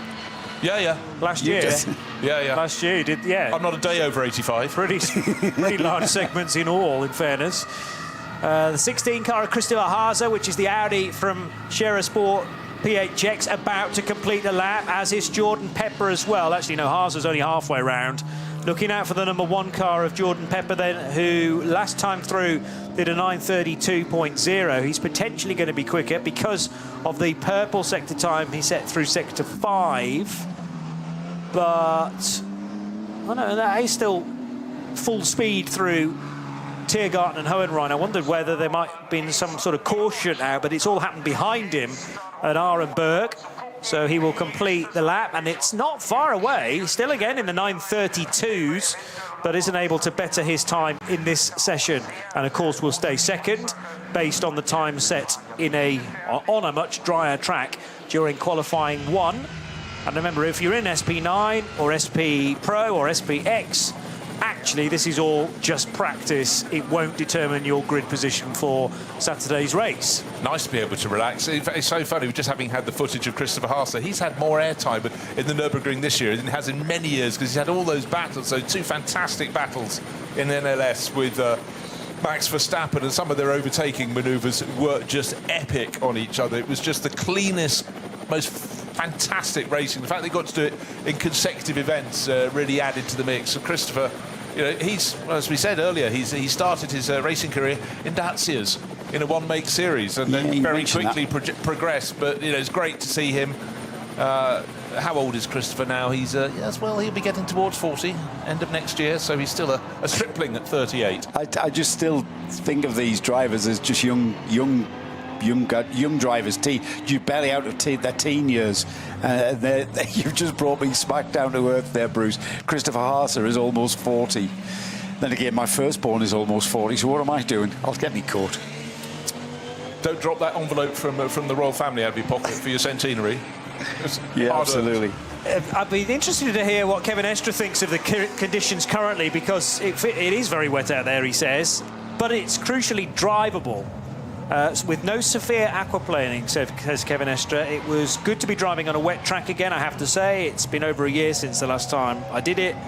So it's nice to know again where the track is wet, where it's wettest, and where there are big differences in grip from one corner to the next. I immediately felt confident in the team, done a good job fitting the right tyres with the right tyre pressures. That's the other thing, of course, that can be altered through the race, but you can't keep coming in when you want to, because a stint's going to be 8 laps around here. Once you've cleared the first stint and the formation laps, which, by the way, a formation lap around here takes 20 minutes, but then you're going to be doing 8 laps, 8 laps, 8 laps, and if something's not quite right, and you discover this on the first lap, you're going to be best part of an hour before the team can work on the car. And the thing is, Johnny, you're spot on. And in these conditions where you go out of the pits, you're on a set. You might be on dry tyres and it starts to rain. You might be on wet tyres and it gets drier. like a conventional track, which is like 3 to 5 miles around, you just come back into the pits and change your tyres again. You can't do that here. You've got 25 kilometres of track to get around. I mixed miles and kilometres there in the same sentence. You got away with it. You know what I mean? But yeah, it's a recalibration, and you are going to find drivers that are going to be tippy-toeing around on the wrong tyres with the wrong conditions for what they are optimised for, and it's going to be a race where the winners are going to be the team of drivers and the teams that can adjust and are flexible enough and agile enough to be able to go with the flow of what they're presented with.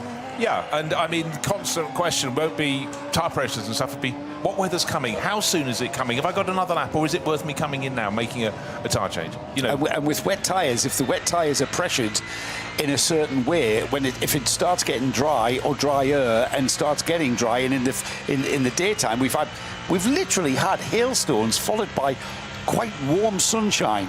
And if that happens, and the tyre pressures are pressured wrong, those wets can disappear in a matter of a few corners. Yeah, good point. Very good point. So I'd already drawn some attention to Christopher Haas's lap time. That was about 4 minutes into it, but we're now about to see whether he can whip a bit more time off the 9:55 the 16 car has already done. Headlights well ablaze, and that's the first thing you witness at the start of the Dottinger Hill, because we're at the point now where it's getting properly dark out there. This is again useful information for all of the teams who will be hopefully still in the race by this point on Saturday night, and how much you can and can't see. Again, there was a bit of a squirt because he had to deal with one of the Mercedes in possibly the SP10 class coming out of Hohenrhein. Across the line will go Christopher Haas then. And it's a 9:52.909 with a couple of absolute best sector times through there. 9:52.909 was an improvement, I think, by about 3 seconds in car 16. Yeah, not even sure it was that much. Okay. But I tell you what, that is 20 seconds slower than the lap that Jordan Pepper did. He did that one lap in the number one BMW, which clearly was astonishing. We saw him have a little twitch coming onto the start-finish straight. He then went round the back and then into the pit. So Jordan, the South African racer, who's done a lot of his racing over in Europe and in Germany, has handed over the car now to Sheldon van der Linde. That's the Rover Racing number one BMW. But that was a super, super impressive lap. But let's just reiterate, in this session for the top class cars in SP9, this is a practice session. But for the top handful of classes, it's still a practice session. Their top qualifying will come in 3 sessions on Friday. But for the majority of runners in the classes further down the pecking order, this is their qualifying. This is their chance to set the grid. So they'll be frustrated by the changing conditions. If you got a good lap in early on, you're laughing big time. But no one wants to know whether those dark clouds, how they manifest themselves. It has largely improved recently, but of course, you're operating effectively about 30, 35 seconds, maybe slightly more, maybe 40 seconds down on what you should be achieving on a dry track. So it's tricky. It's about survival. The light is falling all the time. The campfires are increasing. Tough luck for any hungry drivers, but the lights you're starting to get as the overall light drops, the darkness of the forest encroaches, and then you come through a point on the track, you've got the landscape on the outside with fires going, with great big, well, they're edifices, aren't they, Joe, that people build? They're multi-deck viewing facilities. Yeah, temporary multi-deck viewing facilities. Sometimes you've got flatbed trucks, they peel the canvas side off back on the sides. They've got a full stage, they've got hot tubs, blaze of light. If they weren't around the outside of the north side, they'd need planning permission. Yeah, some of the structures are feats of engineering. Talking about the darkness, and I'll probably reiterate this story during the race. During those dark COVID months, we had quite an iRacing league going on with quite some notable names part of our iRacing league, and we did the Nürburgring 24 hours on iRacing. We had Adam Christodoulou in our car, and during my stint, I could not see anything. My old eyes, adjusting to the light and the headlights. So I said to Adam, how realistic is this then? Real life must be a lot better than this. And he actually said, oh, it's much worse than this. Yeah. I was like, I can imagine. Are you boys crazy? muscle memory. It's like, and yes, and you know the way you drive a racetrack where you optimise every braking point into the corner, every apex, every exit speed, optimised, you know what's coming. That's how Adam drives the Nordschleife. That's how these drivers are driving the Nordschleife in this top class. They are absolutely optimised. Even in these conditions where it's a relative voyage of discovery, finding grip, going on the brakes at the last point and finding the grip, they are driving these cars as fast as they possibly can in whatever the prevailing conditions are. It's quite phenomenal to see. It is, and it's quite interesting. At the moment, we're riding on board with the VW Golf, so a very different performance potential to the SP9 class cars, but again, it is being driven to the maximum of what that car can do. The revs are totally different. The stage is still the same. Just want to go back to that period of iRacing.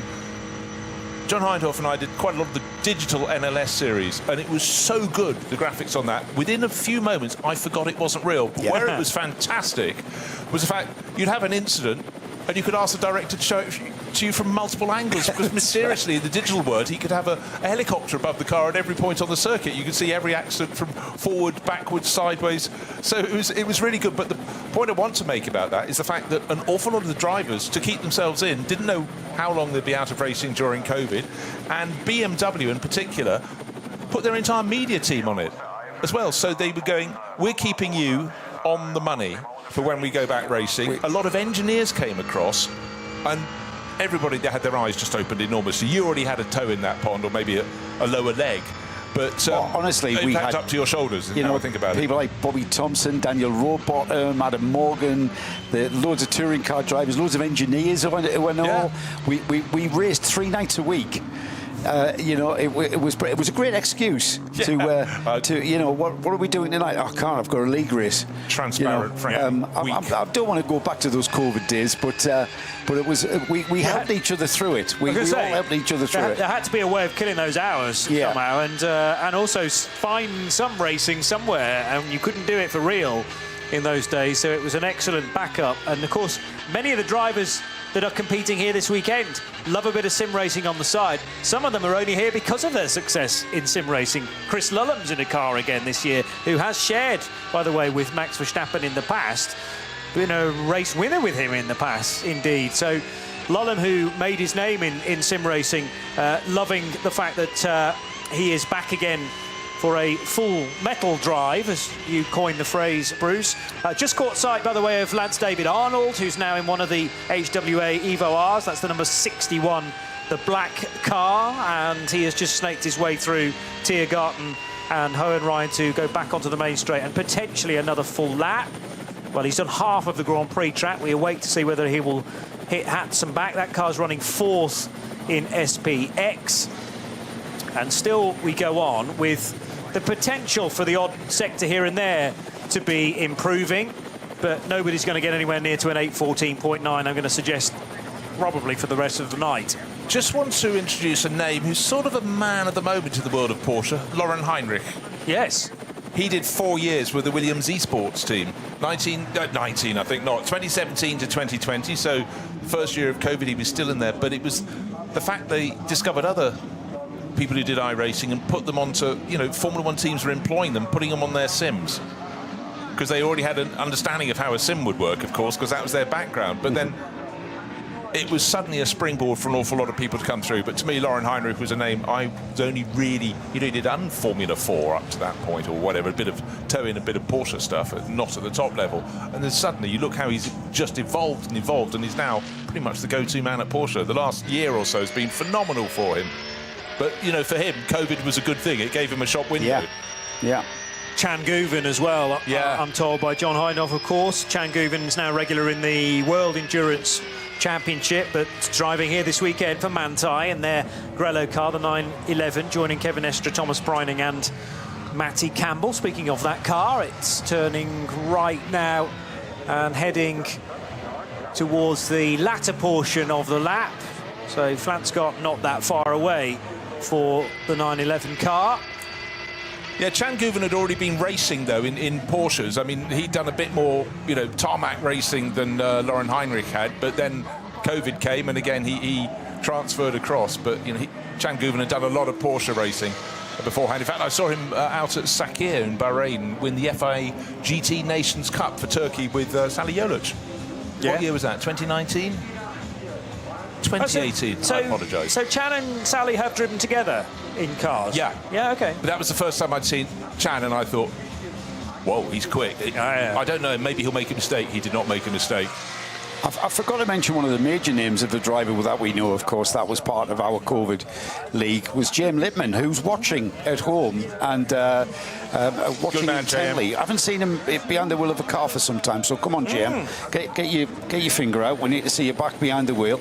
Barcelona 24 hours, maybe? Got a few months to sort something for that. I don't know if he's moved to Barcelona. I don't think he's moved. He actually was going to move to Barcelona. I'm not sure he has. GM, let us know. That wasn't my reason for saying the Barcelona 24 hours. I just thought end of September. Makes sense. He was always wanting to pick out a great deal and get himself into a car, wasn't he? As I was going through the 350 driver corrections on today's thing, I just expected to be writing JM Lippman in something. You know, there must be a Cayman out there with his name on it. Yeah, at the last minute. Yeah. There's still time yet.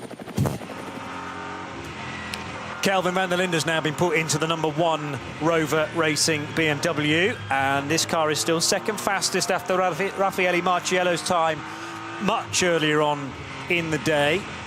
So it has done an 8:18.0. We're closer though to the 9 minutes 30 or so, but that was the time done by Jordan Pepper.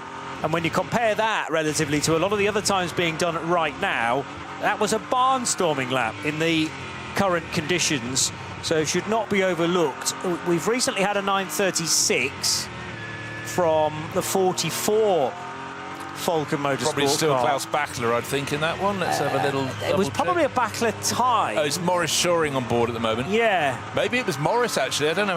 He must have only just been out, but Bachler has been consistently on it since the conditions began to improve a tiny, tiny bit. Yeah, I think that 9:36 has been there for a little while, actually, but you're right that Morris Shoring has now taken the car over. Morris, a winner of the 24 Hours of Le Mans in his category. So, again, looking for a very successful weekend, coming out of the camp where there are two Porsches but on very different tyres and some excellent liveries as well, particularly for the Dunlop car, the Dunlop Motorsport car that all the press pics of that came out at the start of the year, sadly for an NLS race that then couldn't take place because of weather conditions.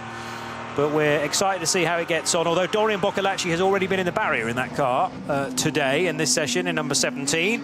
Alessio Picariello's been out in it since, so that rather suggests that there's nothing crucial that is broken on that car, but they may still be working on it. It sits in the pit lane.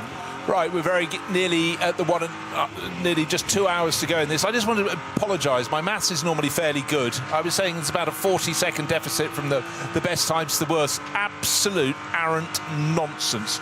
Best time in this session, 9 minutes 32. Best time in this morning's session was 8 minutes 14. So let's call that, between friends, an awful lot of time, or 1 minute 16 seconds. So we are nowhere near improving. The light has actually sort of freshened up a bit, but it's about to flop into darkness. Track conditions improving in part, but still super, super tricky.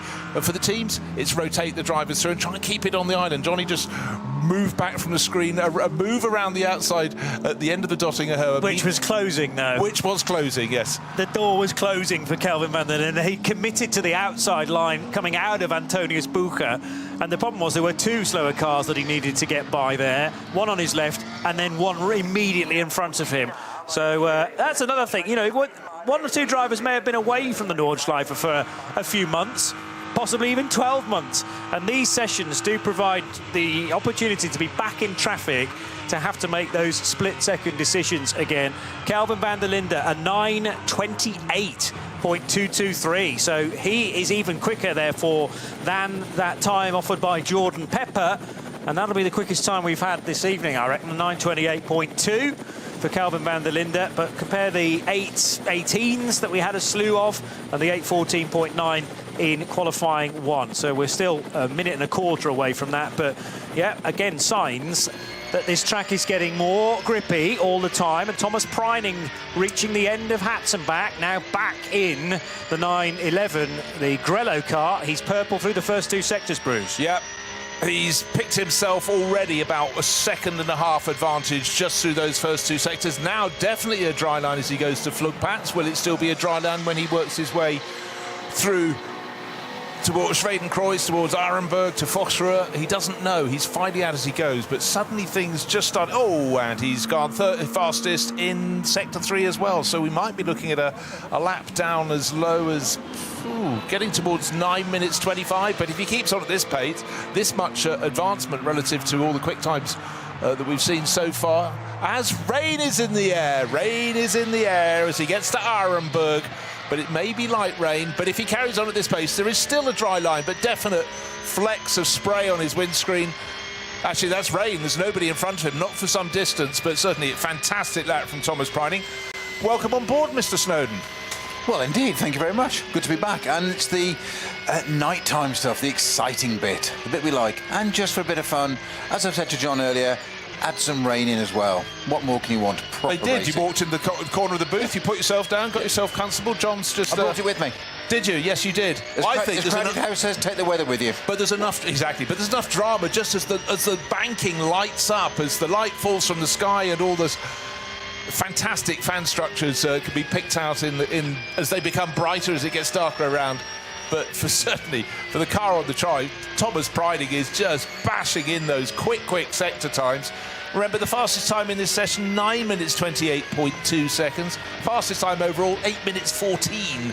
And that was in the first 2 hours of 5.5 hours of practice. But for the cars not in the top few classes, this is their second and final qualifying sector session. The bizarre thing, Bruce, is that it's actually getting warmer outside. And the reason it's looking a little bit lighter is because the cloud is actually lifting a little bit here on the front straight, here on the Grand Prix circuit, and the weather is blowing through. That wind that Johnny was talking about, he was spot on, by the way.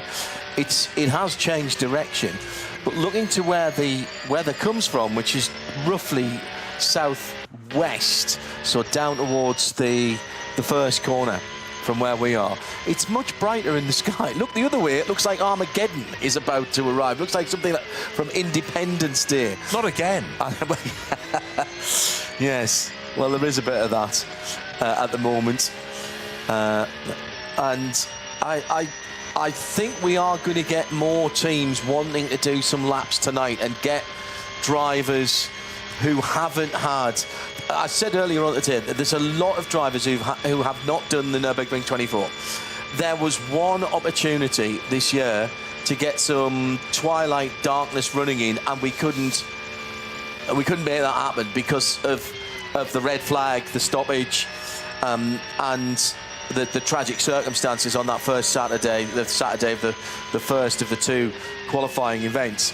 So there are people who need to get out and find their way in the darkness. This place is very dark. It really is, but it's going to become...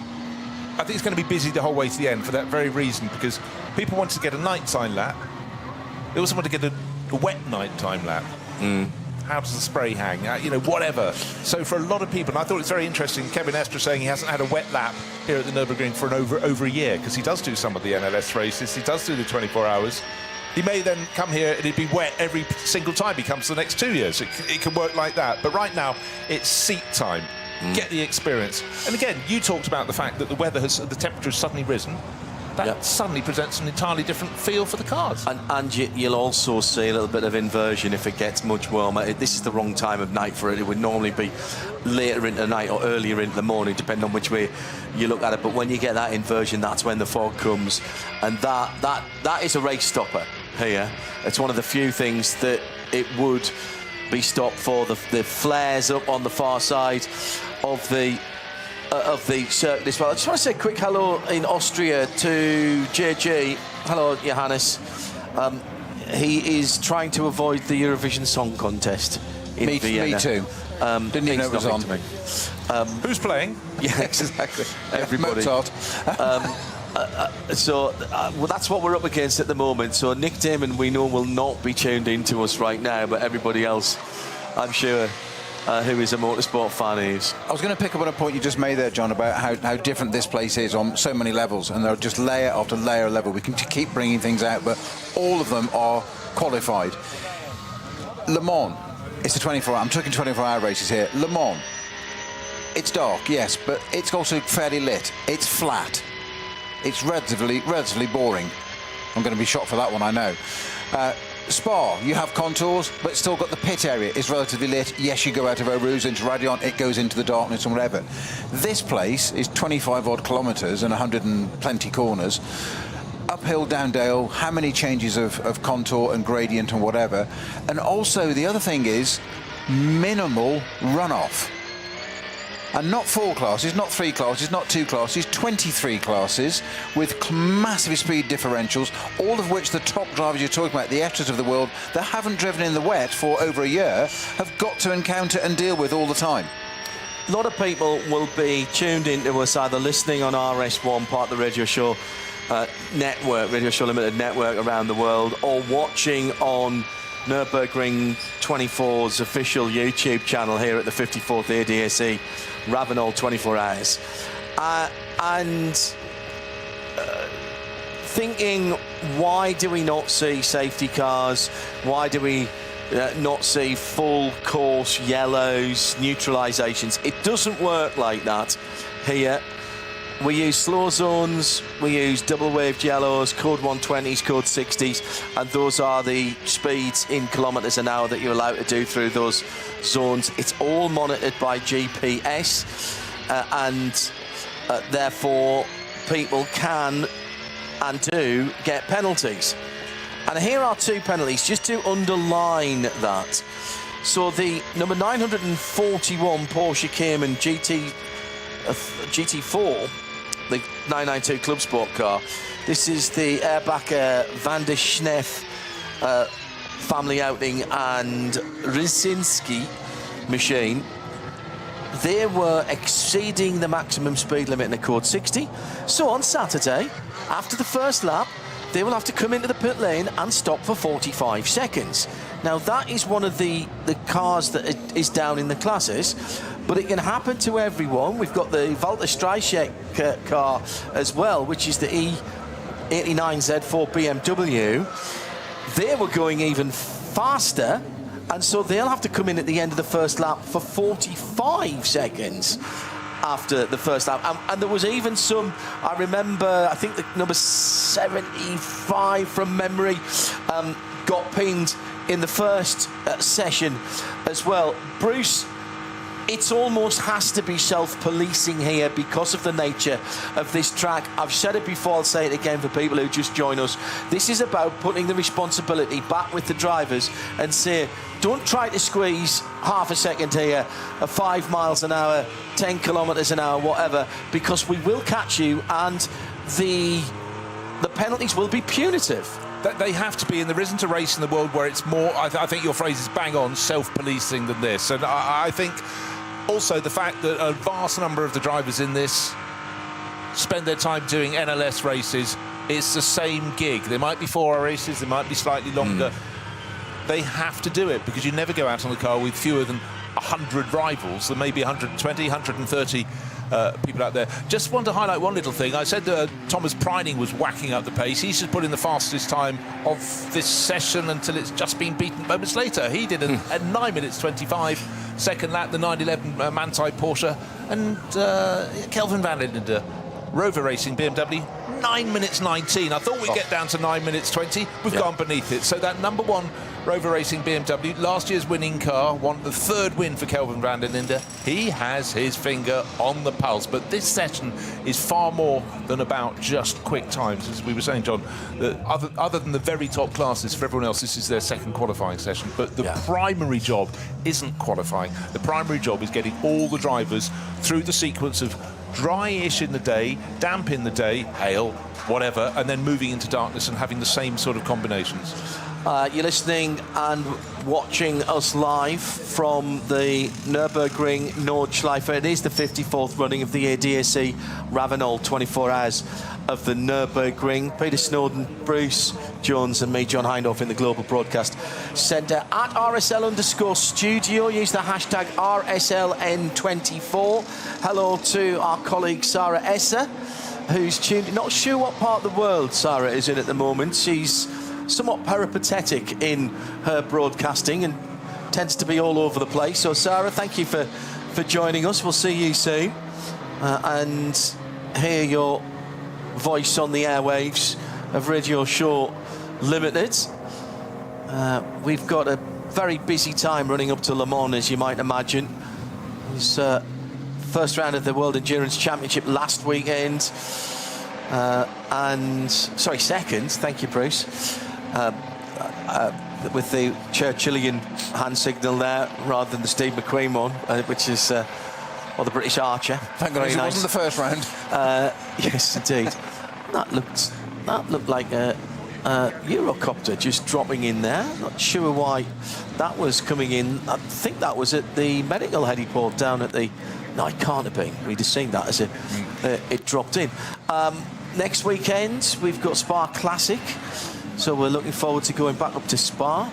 I just seem to be shuttling between Germany and Belgium at the moment. There are worse things to do. Wherever you are in the world, let us know where you're watching and listening. Is this your first Nürburgring 24 hours, as many of the drivers are, rather than ominous-looking sky, as a few people have mentioned. Hello to Florida calling. Sorry, I do feel like the Eurovision song. Let's have the vote from the Florida jury. Blur Fiend, you finished work for the day? Yes, you have. Out of the Porsche dealership. Maybe not quite, actually, from the look at that picture, but thank you for joining us, Blur. And Dan Vitali says, is it a natural reaction to crave German beer and food while watching the Nürburgring 20? Yes. Absolutely. Yes. Weiss beer. May I suggest Weiss beer, white beer of wheat beer, and a variety of Wurst, sausages, large and small. Bit of speck. And, you know, it's black bread. It's about educating yourself, and you've got the Spa 24 hours, and it's not as though there aren't good Belgian beers to get your teeth around. So, indeed. Yeah, get those fruit beers out, and yes, good idea. Live with us. Yeah, theme your food over the weekend. Ian Bowden says, do you think we'll get a full night running this year? Do you know what? That's about as easy a question to answer, Ian, as who's going to win the race.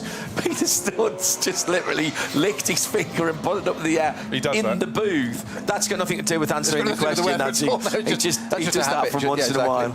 We've got used to it. I'm going to window licking shortly. I honestly have no clue, because every weather forecast that I've looked at, and even as we're getting close to the race, it seems to change every time.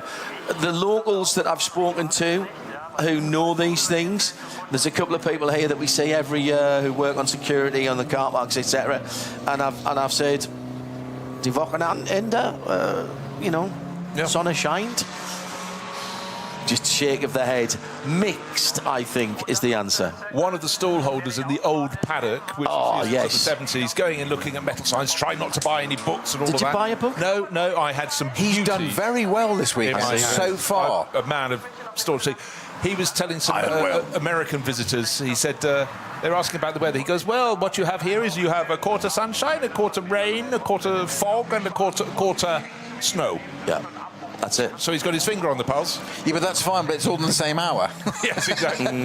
Therein lies the problem. Well, my current forecast that on the app I'm using, which makes it probably entirely inaccurate, is that for Saturday race start, we are looking at approximately 50% precipitation, increasing towards 60 to 70 around about midnight, and then moving into Sunday. That's the key. The temperature is the key. The temperature is looking at 2 to 4 overnight on Saturday night is the worst I've seen. 6 to 8 is the best. 11 degrees at start, right? Dropping down to 7 around midnight, right?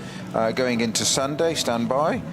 Sunday morning, we're looking at the low of 3 degrees at between 2 and 5. Well, that's missed. Yeah. And that's your jeopardy, isn't it? The fog. And if there's rain as well, that's going to fall as sleet or snow, as we've seen. We lost the first round of the NLS. By the way, I'm not doom mongering here at all. The Porsche GT3 Cup Team Fanatec car getting its alternative fuel. That is the only one that fuels through something. Those cars are the only cars that fuel through something that resembles a racing fuel rig. Everything else is coming from a pistol grip pump in the pit lane, which you share with your pit mates and the next door pit. 5 or 6 cars in all of the pit boxes this year, apart from one. There's 4 cars, the 2 Winward cars, the Dupre car, and there's a BMW in there as well. So they're the only ones who've got a 4. Everybody else is 5 or 6. It's been a long time since I've seen 6, but we have got a lot of cars this year. We have a lot of messages to look out. 2 minutes ago, not even that. Heavy rain, the far side of the lap, from P86 to P101. Now, bear in mind, there are ostensibly 172 turns around the circuit, thereabouts. So you're really talking about the area, nothing serious, just around Exmüller, Bergwerk, nothing much, nothing to write home about. Schwedenkreuz to Adenauer Forst as well, so in the early part of that lap. So I wonder if we'll see a few cars now, gentlemen, peel back into the pits with the drivers having done what they need to do and get out and do some laps, get their eye in, as it were. But you don't want to risk the car. We've seen already one withdrawal with an accident today, the GT tyres Porsche, the number 146, the all-female crude car, coming across on the Grand Prix circuit. That was even before we got out onto... It's irony of ironies. Oh, absolutely. The most room that you've got, the most runoff that you've got, and came across the number 900 Black Falcon Porsche that was having its own issues. I think there was an engine bay fire in that. We never really got the bottom of it. And absolutely nailed it. The driver from the Black Falcon car, rather wandering around by his car, which was very worrying, and had a GoPro mount and camera on his helmet, which is strictly forbidden. And I suspect there may be some sanction there. Talked to the GT team, and the stewards are not putting any blame whatsoever on their driver, and that's official. But their car is out, and the number 900 car, Rennie de Boer, thank you, Rennie, for delving into this, speaking to the team manager. They have sought permission and been granted permission to replace that car. Effectively, that will be a different car, a new chassis to that car. In fact, have we seen that car out, the number 900 car? That's a... Well, while you're looking at that, John, you were talking earlier about non-respect of Code 60. Now, the first of the main players has just got the 45-second stop-and-go penalty for the start of the race. That is the Lion Speed GP car of Carl Tilley, Jake Hill, Patrick Kolb, and late signing Max Hoffer. That is going to hurt. That's going to really sting them big time. And Jake Hill has certainly been setting some good times in that car. He's still getting used to the car, getting used to the circuit, but that's going to really put them on the back foot. Number 18, Lion Speed Porsche. Well, on that note, about an hour ago, Simon Hill, Jake's dad, who's a long-standing mate of mine, has just sent me, unsolicited, because I try and ignore him at race meetings. He's hard to ignore, in fact. Exactly, very I've well. known him a very long time. Exactly where I was going. Hello, Si. So he didn't bother with "Hey Snowy, hello" or anything like that. He just came up with "Purple Sector 3, first time ever in the wet!" Exclamation mark. Jake, first laps a day in the car, now 9:44. First ever laps in the wet. Didn't get a lap in this morning. He liked it good and wet. There you go. 50% of Jake Hill's victories in British touring cars, of which he was champion, a couple of seasons ago, 50% of his victories were in the wet. Look, the lad can drive in the wet. There's I can expand on that. He does a lot of historic racing where it always feels as though it's wet because you've got no grip, but he's brilliant. That's a very good point. And when it is wet in historic cars, it feels like driving on glass. Yes. That I can promise you. Or the grass. Mirrors. Yeah. Peter Snowden speaking from bitter experience there. I think the 900 car must have gone out.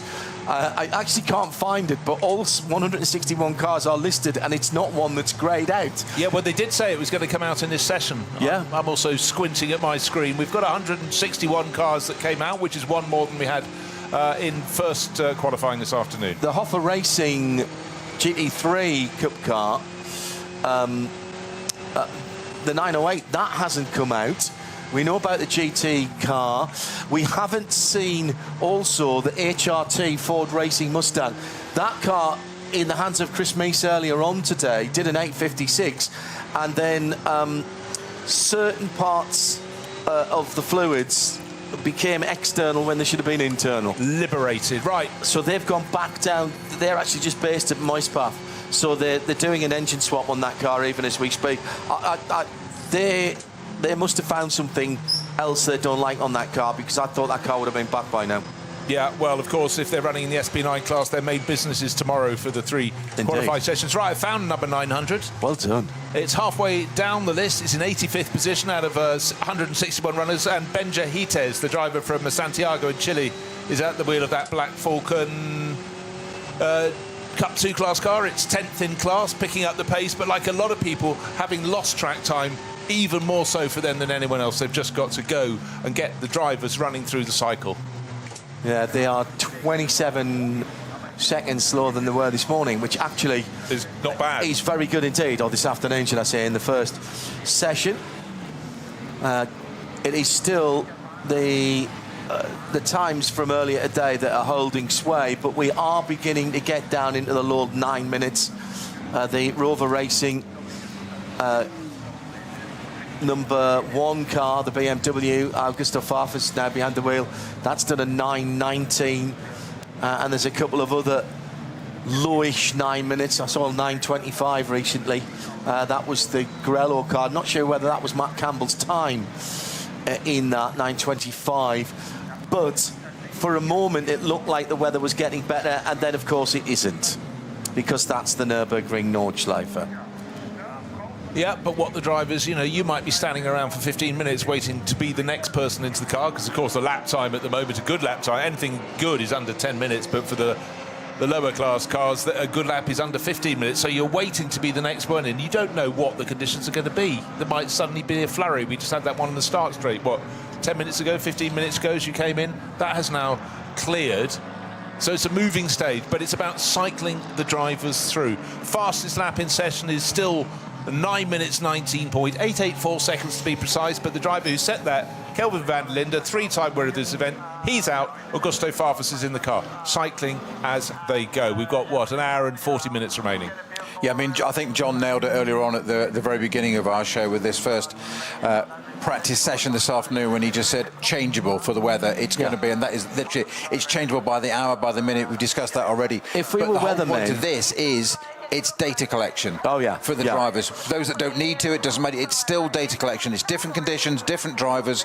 It's track, it's ambient, it's night, it's raining, it's traffic, and don't forget traffic. It's our colleague Joe Bradley often refers to sports car racing as a high-speed game of chess, and it's a great description because it moves, and just when you think you've got an advantage to understand something, it's a movable feast. And those cars that are driving at a certain pace, and you see them so many times, you think you lap it, you think there's 4 of them in the race because you lap them so frequently, such as the speed differential, they will suddenly find they've got a different disadvantage, or maybe they've got an advantage, so suddenly they want to do different things, and you've got to work out when you come up behind them where they're going to brake and where they're going to turn in, because they've got as much right to be on the track as anybody else, and it is the faster car's responsibility to get around the slower car always. It's just like the road. If you're running somebody from behind, it's your fault. Oh yeah. So you have to allow for that, and it's making those split-second decisions at night in the rain on the Nordschleife. Oh God, I do miss it. You can tell, mate. It's funny, Joe was saying he never wants to get there. He didn't say never again, but he was saying very happy in the commentary box. But also the point, in an event like this, you've still got drivers coming in who haven't a lot of experience. They might have done NLS racing, they might not have done it in the dark. Yeah. So you've got to assess. You go, OK, that's a Cup 3 Porsche Cayman. That should be this sort of pace, but within that class, you could have a splay, particularly in the wet, of 20 seconds in terms of lap pace. Bruce, and don't forget, it's relatively recently that the qualifying weekend has included a later race start. Absolutely. So that anybody could get a bit of darkness running. So quite often, people would have come here and still do, particularly this year. It's a bit more old school this year because of the fact we weren't able to finish that race. It is... these are the first laps that people will have done in the dark. And it is, like I said, it's properly dark. This isn't Daytona dark. It's not even Dubai dark, which is pretty dark. It's not even Sebring dark, which is pretty dark on the far side. This is something else. It's like the old Le Mans here, where somebody brilliantly, before the chicanes were put in, so before 1991 was the chicanes? Le Mans, Within a year or so. 1990. Yes. 89, sorry, 89. 1990. 89 was the last year without them. Really? Has that clarified it? Yeah, 89. Yeah, okay. Yeah. Somebody once described to me in that, so 89 was my first year at working at Le Mans, and so somebody said it was so dark, it was like being thrown down a mine shaft pointing a torch downwards. That was what the Mulsanne was like, and that's what it's like here. And the big thing we say all the time, John, is we talk about this, the ring permit you mentioned earlier, that you have to get through this and you qualify. So the drivers aren't just allowed to go out there. You've got to earn this and do that, even the top drivers. But we focus on the top drivers dealing with the slower traffic. What we don't focus on enough is the slower traffic having to deal with the top drivers coming through.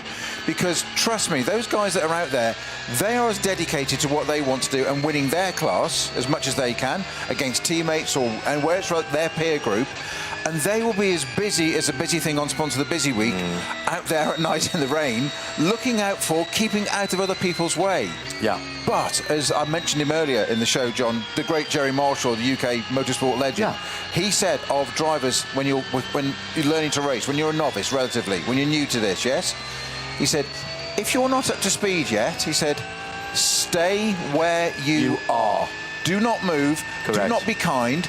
He said, it is not after you, Claude. He said, no. We will get round you. And he said, cars moving to get out of your way because they see you coming up behind fast is the worst possible thing you want as a quick driver. OK, can I just pose one element? You're a driver, let's say you're in the slowest car in the field. Which is the Dacia, probably. I wasn't going to go there. No. But, so you could be, let's be kind, 30 seconds a lap slower, more. And some. Anyway. OK. But at one point, you're going on your own, in the dark. Yeah. You need to cross. You're going to be on your racing line. You have to cross from the right-hand side of the track to the left. The faster driver's coming through. What you have to be clear to those drivers, they have to just stay where they are, as you pointed out. Because if they suddenly go, I need to go to the right, then the direction the car wants to go is the other way, and you're going to spin. Yeah. So the faster driver has to understand what scope they have to put their car where. And interestingly, and I think Snowy, I hope you'll bear me out on this.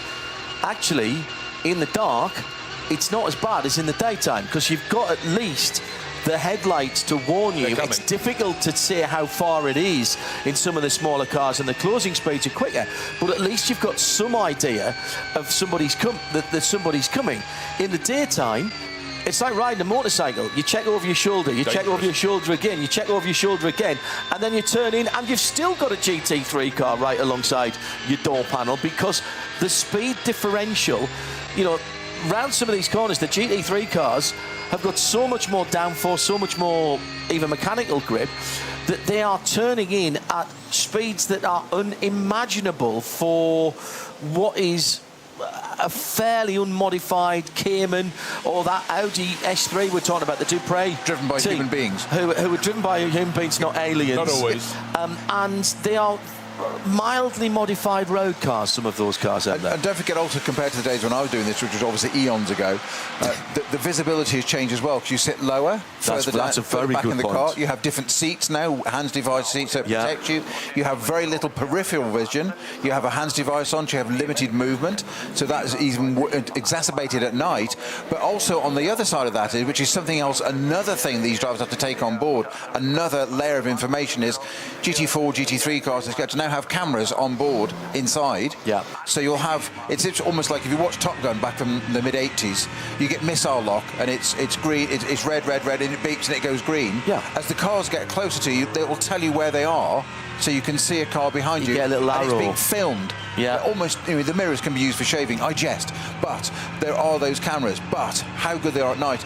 Years ago, we used to literally just put layers of tape across the rear window at gaps to break up the headlights coming up. But the point John makes is, you're at night, you see those headlights coming up, okay, you're aware, but there's always going to be headlights behind you. Pretty you much. don't know which ones are, That's have you a good just point. passed, Yeah, or are they coming that's a good towards point. you? That's a good point. Good evening to our colleagues at First Tickets, Brian Sheehan, who's packing Le Mans 24 tickets and various bits and pieces to the thousands that will be making that pilgrimage to another 24-hour race in, a month or so's time, really, now. That's all we're talking about, middle of June, as ever.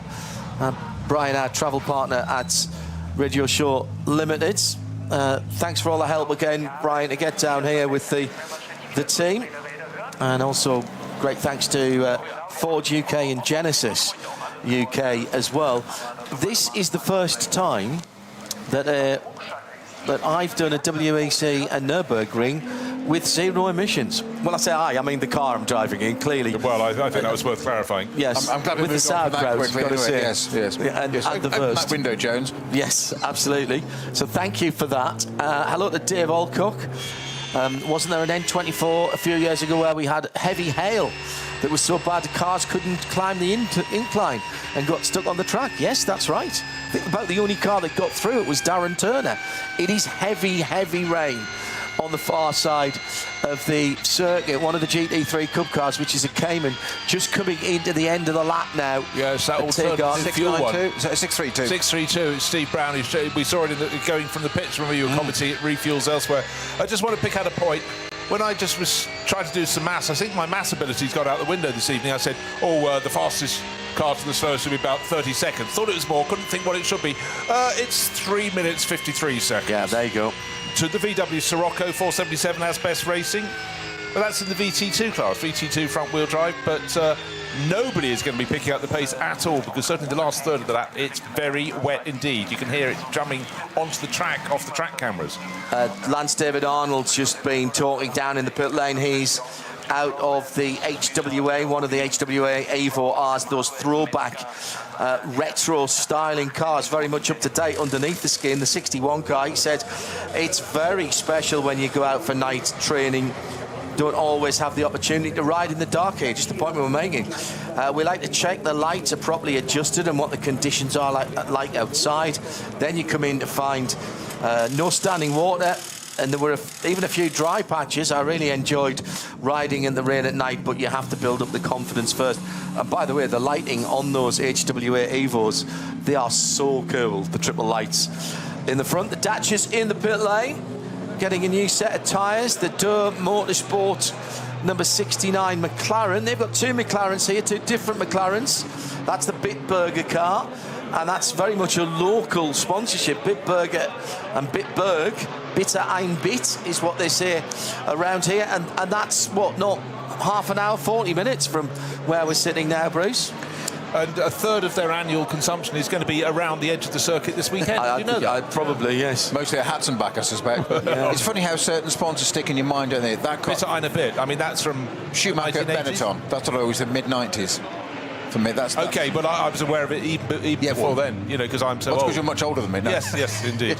But only by a few months. I tried, but I can't carry that one off, and it's not fair to you, Bruce. No, indeed. Anyhow, it works. We remembered it. Shaken Vac, do you remember that? Yes. Simon Tibbett. Hello, Simon. Thank you for dropping us a line at RSL_studio using the hashtag RSLN24. He says, this is the place where you have to have that respect. It absolutely is required. If you are that slow car and a faster car knows you're online, they will adjust. Absolutely. Use your indicators as well. You indicate the way that you're going, not where you want the car to go. So if you are going to move over to the left, you indicate left. Well, it's exactly the same for the road. Indicate your intention. Indicate your intention, absolutely. Don't try and show someone the way to go. Well, thank goodness no one's entered in a Ford Edsel, because that disaster for Ford in the 1950s, because if you indicated to the left, the right-hand indicator came on and vice versa. It was sort of pointing across the car. Just imagine how confusing that would be. Anyhow, we move on. Can you imagine if they'd had... Which of the Vauxhalls were it when they changed the indicator mechanism? It was a Vectra. And instead of just clicking up to go right and down to go left, and then putting it back in the middle to stop it, you clicked up to indicate right, and then to stop it, you had to click up again. But of course, nobody knew that, so you pulled it down. How do I cancel? Oh, now I'm indicating left. No, hang on, no, now I'm indicating. And for such a long time when they first came out, you were following the road with people's indicators going from one They side must have been sponsored by warranty claims and insurance companies. Another of those. Reinvent the wheel. Yeah, another idea that was never copied. Yeah, right, really heavy rain in the pit lane now. It's suddenly, in the last 2 or 3 minutes, it approached this part of the track. Again, it's one of the 2 highest points on the circuit. The other being, the highest point is Her Acht. And in fact, we had some fantastic shots, John and Snowy, before we came into the booth. The higher points on the circuit with the clouds hanging below the trees that were below those points of the circuit. Yeah. So when it comes tomorrow, some of the lower parts of the circuit have an awful lot of missed their way. In the pit lane, the Mühlner Motorsports H&R sponsored number 123 Porsche. That is a GT3 R992 Evo 26, so that's a brand new car. That's the Martin Rum, Ben Van Egel and Alex Brundle car. Alex added to that car, I mean, like 24 hours ago or something. It was just before we left home, and I left home on this week, Wednesday afternoon. Okay. Yeah. Yeah, no, it came in and then they didn't release an updated list until the last 24 hours. Alex was going to do the pit walk with me for Midweek Motorsport on Wednesday, and quite late he said, I can't do that, and now we know why, so I'm not holding it against you, Alex, I have to say. So that Alex, a class winner here for Aston Martin with Jamie Chadwick and Peter Kate. Alex has done a lot of races here because he's done one with Martin in the past, if not more. But, you know, for him, this is the big stage. This is SP9, and it was a car that, you know, it's interesting that you get a car so late on that's running in the top class, only 2 drivers down. But, you know, when people look at those gaps, they go, right, what can we do to make it happen? And because also Alex has raced quite a lot with Mühlner Motorsport over the years in other categories. You know, he's an obvious fit. You want someone you know, you trust. And right now, who'd be going, why did I jump at it? Look at the rain. It's torrential. Matt Campbell is Matt Campbell's Manti 911 is the engine that you can hear behind us at the moment, and he's heading up towards the top of the hill at, where is that? I thought he was going up towards the Schwedenkreuz area, but I'm not entirely sure now. If he turns right in a moment or two into the Foxhole, I was right. If not, I've got no clue where he is. I think so dark. No, Schwedenkreuz. Yeah. Really? Yep. Wow. Yeah. But it feels like it because it's one of the few points on the circuit with no tents, no campsites around there. Lovely little twitch there. That was in a straight line. You heard the engine rev up there for Matt Campbell, the flat 6, 4.nearly 2 litre. Listen how low the revs are. He's using the torque there. The TC's turned right up, probably at this point, as is the ABS, as much as those drivers like to do it. But listen how low the revs are. Well, that's how long it's taken him to get to the top of the Foxhole. And listen to the That's why I wasn't recognising it, because he was going so slowly. Good heavens! Now coming down the Foxhole, Fuchsrue. Slight front end twitch there. It's if you're at the absolute edge of aquaplaning there. Right, we said that a lot of teams need to rotate their drivers through all of this. I think for a moment they might just back them off a little bit, because this is potential disaster. I'm on the radio now saying, come in. Get back to the pits and come in. That's exactly what he's doing, but he's trying to do it really carefully. But he's on wet. He's obviously on wet tyres. The rain is bouncing off the track now. It's you know, when did it start raining up here? Not even 10 minutes ago. So your biggest danger now is standing water all of a sudden. Correct. And he's going slowly, so he's not getting the benefit of any downforce. This is pure mechanical grip. This is relying. Good heavens, he's come out of Adnar Force and climbing up again here, but the standing water, the puddles, there's a lot of resurfacing that's gone on here that has smoothed out. I heard you guys talking about it earlier, Bruce, that has smoothed out various areas. It's not necessarily any more grippy, and it's still quite new tarmac, and you can just see a little more reflection on the track. This is the sort of weather that when I'm out on my motorbike, I park the bike up and stop, because this is awful weather for motorbikes. So now starting to come down the hill again. Yeah, down to Verstappen. Yeah. Yeah. All the way down the hill to Verstappen. So 3 right-handers here, and he's ticking over. He's literally surviving this at the moment. Earlier on, Peter, when it was drier but cold, and Kevin Estre was out there doing his thing, which he does very, very well, even then you could see him struggling with the front end of the car. Generally speaking, you'll get, in a rear-wheel drive SP9 car, you'll get heat into the rear tyres of whatever manufacturer that is, but the fronts will cool down the quickest because there are some quite long straight stretches here, and you can't keep the heat in them. And one of the biggest problems with the mentality of a racing driver is they've never been taught to drive slowly. So this is absolute torture for him, because he doesn't want to do it. And the problem is that you'll do it and you'll think, I'll be sensible, I'll talk to the team, I'll do that, so and so, and then all of a sudden you'll just want to put a few more revs on, and it'll just spin up, or it'll lose and you've suddenly swapped ends, and then you've got to explain to everybody. And Okay. it's one of the most difficult things to do in a car. 100%. So what we've just had is how many cars in the top 20 are in the pits? All of them bar 3. So one of them is Matt Campbell, whose car is currently 5th on the list. The number 3 Mercedes, Danny Juncadella was in it. He just got out, and then put Max Verstappen in it, who's just got out. I thought even Max, who needs to gain experience of how wet can be, they've decided no. Well, frankly, it's got to be wetter than Otter's pocket if Max Verstappen gets out of a car. Well, but you don't risk it. By the way, thanks to Johannes, you mentioned the Bitburger livery and what it made you think of. Then it's done its job, because it's a that McLaren is a tribute livery to the Michael Schumacher Benetton. There you go. So, I didn't know that, so there you go. It's blue and yellow. Just check the underside. That's all I'm saying. Just check the takeoff. Yeah. Roxy, has it got launch control as No, well? I was trying not to go there. I was trying to set you up. Roxy says, I did some laps of the ring in my BMW M2 last year in the wet, and it was terrifying even at slow speeds. I can't imagine doing the speeds the SP9 class are doing in the wet, in the dark. Incredible. And that is the other thing about this place. 2 things that has made this place legendary. One is undoubtedly Gran Turismo. From the very start of Gran Turismo, more latterly, the other simulations like Assetto Corsa and iRacing, of course, have scanned the track as well on a number of occasions. The other is that you can come here, and on the tourist driving days, tourist fahren days, you can come out and do the Nordschleife, not necessarily down the bit of the Grand Prix circuit that we're using this weekend, but come off Tiergarten, turn right, and go down to the Sabine Schmidt's curve and do it yourself. By the way, it would have been Sabine Schmidt's 57th birthday today.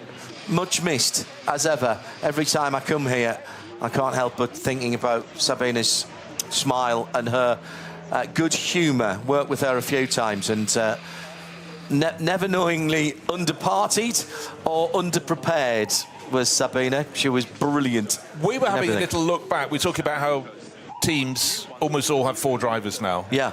She was one of the last people to win in a 3-driver lineup, and that's 1997. 7 or 6 was it? Yeah, she had 4.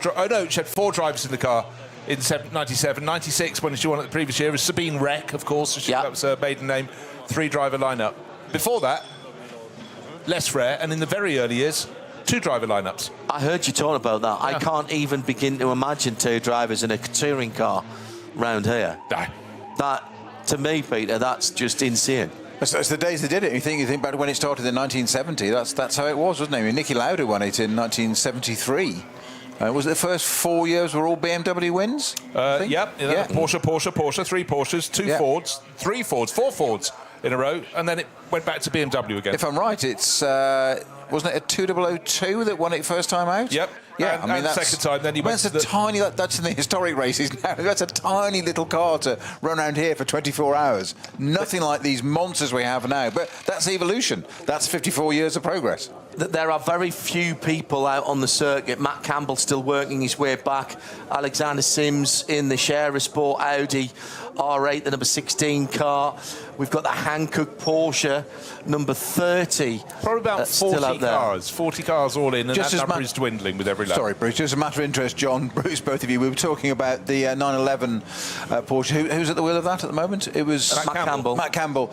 He is still making his way back. Yeah, He's that's what I said, just come through. I think he stopped for a barbecue, on the actually. Dottinger. He's bringing that car. Because the point is, this session now, this is why we're saying so many cars in the garage now. Frankly, when it's this heavy with rain at this point of the weekend, I know it's not much fun for us or spectators, but there is not a lot of point in circulating. You're not learning anything. There's more at this to be point. lost than there is to be gained. What was it? In the blink of an eye. A very good friend of mine who used to work for, when it was Pratt and Miller, rather than just Pratt Miller as it is now, always said, we don't need any more practice on how to fix things, except he didn't say things. He used a slightly more colourful words. Stuff. Yes. Nearly. And, you know, fair point, well made. And Ron Fellows, also of Corvette Pratt & Miller, always used to say to me, in endurance races in particular, having a bit of patience and taking your time to do something, whether it's get back to the pits here, whether it's wait one corner or two corners to make the overtake. Okay, that might lose you 5 seconds on a normal racetrack. Round here, it might lose you 2 minutes. And he always used to point at his pit crew and say, those guys are the best in the business. There's not much that they can fix in 2 minutes. If you've broken it. Yeah, there's an old adage I was taught when I first started doing this malarkey, and I'm sure many more before and many after were told exactly the same thing, and it still rings true no matter half a century on. Sports car racing, endurance racing is all about stay out of the pits, stay out of trouble. Yeah. But by the way, the engineer that I was talking about was none other than Dan Binks, and his son has moved into the family business, I guess you could call it now. I reckon there's, in the top 30, there's only 4 or 5 cars still out there. The Durr Motorsport McLaren is still out there. But let's talk about the last lap that the Hankook competition car did. So they've come past. So the Hankook competition number 30 car, which at the moment, which is the Porsche, which has got Jong Young Kim. Yeah, Jong Young Kim behind the wheel, Korean driver. That last time was a 17 minute and 14 seconds. God, that's my time in the dry. 17 minutes. Yeah. And that is because he has literally been bringing that car home at the absolute most careful he can do. Right, wind it forward from Thursday night to Saturday night. If it's like this, they're not in the pits. They're going to have to just be out there doing their business. Now, one thing this provides an opportunity is to see all the cars in the garages, and your eyes are not deceiving you. The garages have to be incredibly organised because you can have 2 by 2, you can have 3 rows, you can have 6 cars in a garage. It takes quite an orchestration, and there's a sort of sod's law dictates if your car is pushed to the back of the garage for repairs, another car in your garage will be put in front of it for their repairs. Other garages will be empty. Yeah. It's really tricky, but it's always been a feature of this Very race. definition of teamwork. Yeah, well, exactly. And you've only got one pump. There's only one fuel pump for that garage. So there could be 6 of you sharing a pump. In the old days, it was 1 pump between 2 beers. They've updated it since then. Oh, we've got another one of the fancied cars who's we're going to have a really busy pit lane at the end of the first racing lap on Saturday, because the latest car to be pinged for being over the speed limit and therefore taking a 30-second stop and hold at the start of the race is the number 55 Dynamic GT car. Now, this has got Luke Hartog, Joel Sturm, Alessandro Giaretti and Michele Beretta. Those are all Porsche Junior or Porsche Blessed drivers in that car. And the other one that I've just noticed, which is even more interesting. Number 18, I think. Yeah, I pulled that up a while ago, actually. The Lion Speed car. Jake Hill car, yeah. Now, who was in the car? Well, you can't tell, because the trouble is that was issued 21:44, so just over half an hour ago, but it's not going to be an instant penalty, is it? But it's 2 penalty points on the licence as well. There's been a few now where we've seen some down in the classes as well. You were saying, John, earlier about those penalties for speeding under the code 60 and whatever, and I nearly added, if you didn't mind at the time, of what they're doing there is, that's a warning. Of course it is. That's literally a warning of, course we're watching, you've got away with it, because it's not too much of an overspeed. However, you know, we are watching. Well, and let's remind ourselves, in NLS races and indeed in the 24-hour race, we have seen drivers being called back to the pits and told to get out of their car, hand over their permit, which is then shredded into tiny little pieces, and they've got to start the permit process all over again. Now, if you've got 4 drivers in the car and you go down to 3, then you can probably continue. If you've got 3 and you go down to 2, you can't. And we had that exact thing happen in one of the 4-hour races in the early part of the season. I'm still trying to see whether the 67 still hasn't, the HRT Ford Racing Mustang, sorry, must not start with the number, still has not got back to the pits from the HRT Ford Racing base, which is just up the road at Mice Path. And if you are just joining us, other cars you will not, another car that you'll not see for the rest of this weekend is the GT Racing number 146 Porsche. That was involved in an incident earlier on today, not of their making, but that car's been withdrawn. And that was an incident with the number 900 Black Falcon Porsche, which has been, effectively the car's been replaced. It's still wearing the 900, but it is not the car that it was this morning. BMW with the M3 Touring, and that effectively is the M4 GT3 running gear with a body that's, I mean, there's hardly a panel on that car that is the same, and it's the Touring, it's the estate car body, which does actually give you a slight aerodynamic advantage, I've been told. Yeah. And they've got a honking great wing on the back of it as well, because it's in SPX. Yes, it's sort of imaginary formula, but remember, we have had estate cars going very well in touring car race with the Volvo 850 quite a while ago now. The Subaru won the British Touring Car Championship as an estate car. I'm still going back to the Peugeot 806 Super Touring, which was the one-box MPV, which had the Super Touring, so it would have been the 406 underpinnings, maybe, of the Super Tourer, and with the boxy body on, it did the Spa 24, and it was up for sale 2 or 3 years ago, maybe a little bit more than that now. I remember talking about it here.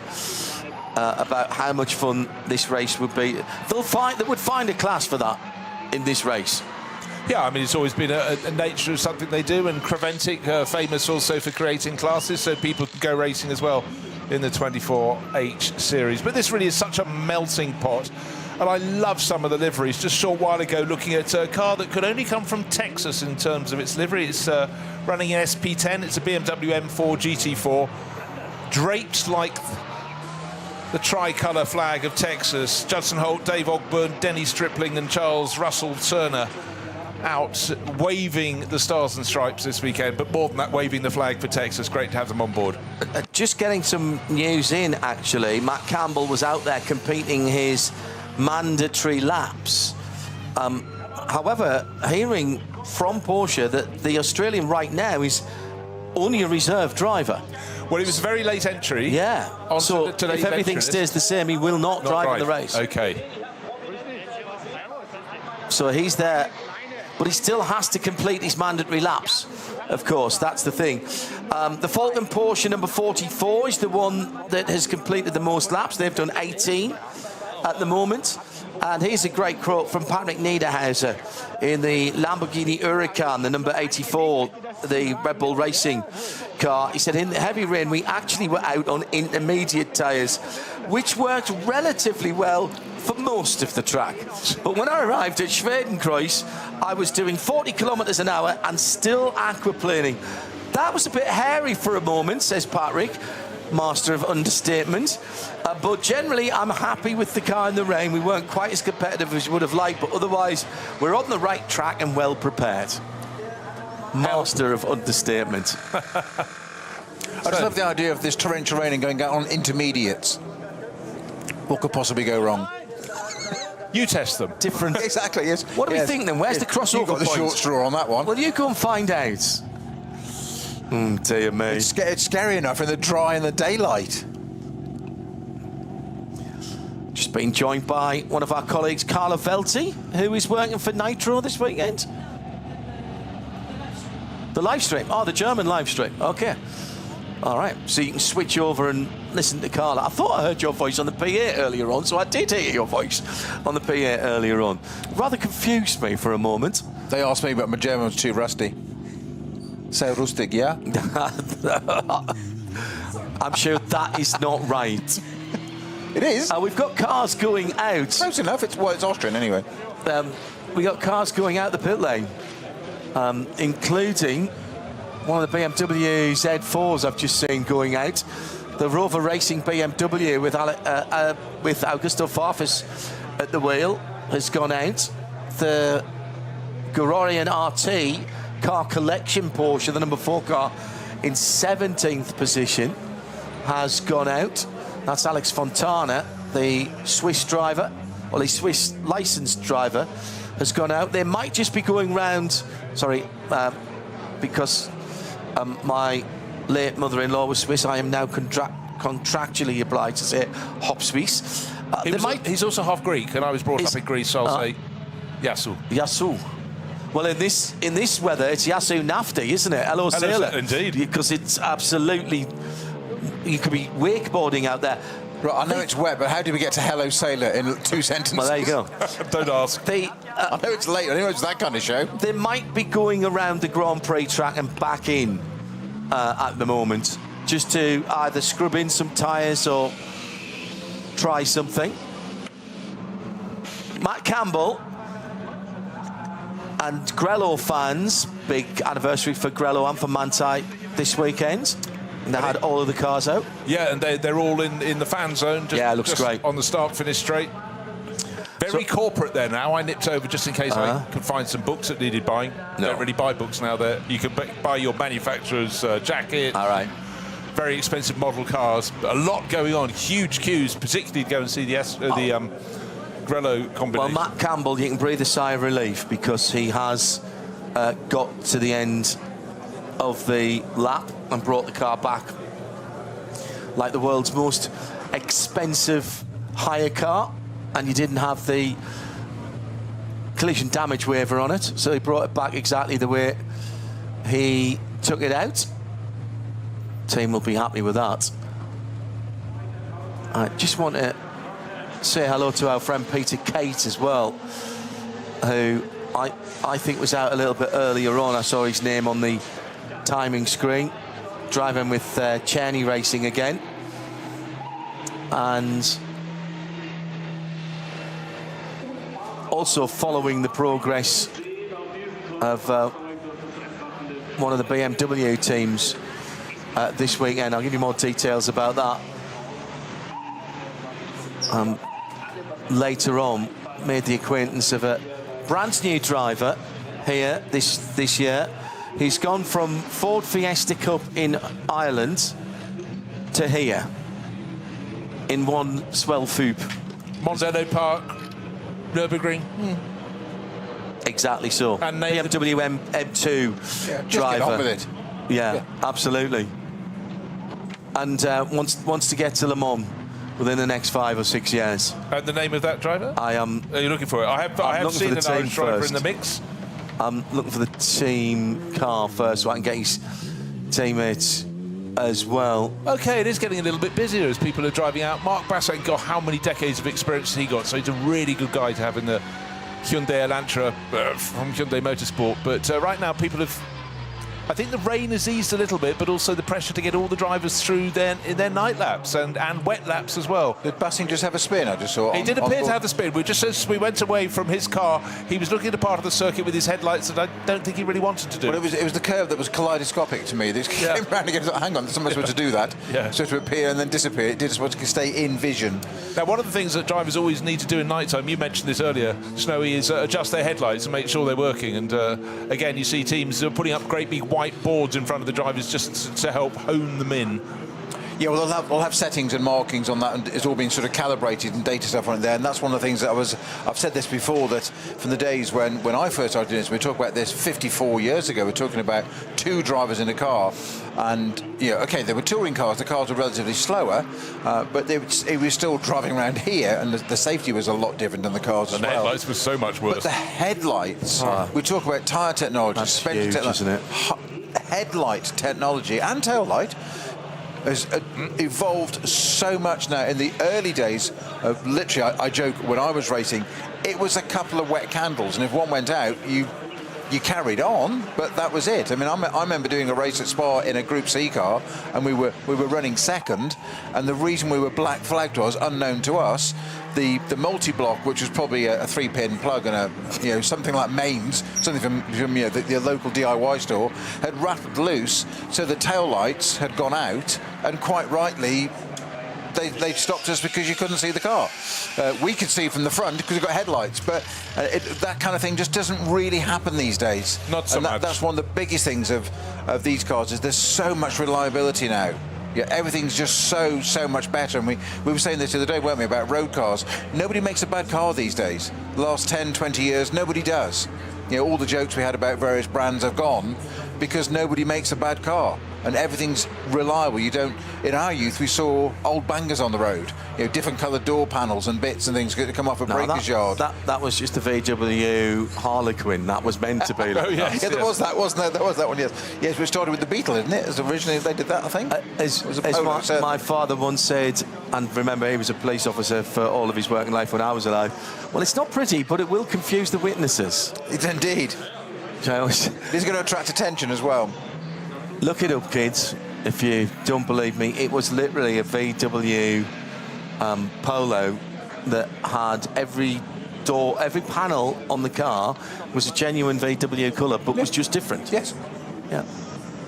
But here we are, what, 30-odd years later talking about it. So it's, again, Bitburger, as we call it now, is that effect. It has that effect, doesn't it? So I think the Grello was looking to a driver change. Matt Campbell tippy-toed that in, and I do think they were looking to do a driver change, and then obviously the number board won't update until it goes out, and I can't think what the system's called now on the top of the screen. What's that? Ticker tape? No, on the screen, the system that changes the number and the class and the driver name letters. There's a... Trusses always reminds me what it's called. I'll look it up. I know exactly. There's a system for it. Lumirang. Thank you. Yes. God, pulled that one out of nowhere. Yeah. God, there goes good old mental roller deck. I did that deliberately. He actually fell for it. We knew he knew. Yeah. He knew we knew. But he wanted it, and he just rose to the challenge. You say it's like Max Verstappen, isn't it? Your wish rises to the challenge. Is their command. We wanted to know who's going out to the Mante car. We still can't tell you, but we know it's about to go out. Just waiting for 9/11. It's a well-oiled team. It is. So it could be Thomas Preining, Chan Guvin or Kevin Estre. By my reckoning, it's not Thomas Preining. I think it'd be Chan. Chan or Kevin, but I think Chan. I don't think he's done his run in the dark. I think the camera was giving quite a clue there with Chan Guvin zooming in on the roof, wasn't he? Yeah, was but that no, it was person 387. Preining, yes. Preining, sorry. He's not the only Turkish driver in the race. No, there's a car full of Turkish drivers. Yeah. Now, that car, that Lumirang we were discussing, it's in the top right of the screen. It's got 005, which was its position in class as it came in, and it says CAM Campbell. So that still, even though the driver's changed, of course, that won't be triggered until the car leaves the pit exit, and the new one will come in. Indeed so. Right, so we have reached 10:30, which is my time to go home. You've got another hour. I don't know how many cars you're going to get on track. Back to Dorset. Okay, all the way back to Dorset. Nice working with you, Bruce. Yeah, lovely. Thank you. Enjoy the rest of the time. But don't forget your Eccles cake. I'd never leave an Eccles cakes at home. Right, for a lot of drivers, they can wait no longer. The rain is not bucketing down in the pit lane anymore. It's still raining a little bit, but this final hour is about getting people through their night laps. But maybe a bit like with Matt Campbell, they're going to have to tiptoe around and go, that's the lap, I'm back in the garages. But all is set. And for all the top cars, of course, John, tomorrow we get to top qualifying, and then that is a whole other matter. Yeah, we'll talk about that before the end of this session, actually, just to set you up for tomorrow. Thanks, Bruce. Thanks also to Johnny Palmer and to Joe Bradley, who'll be taking their leave now.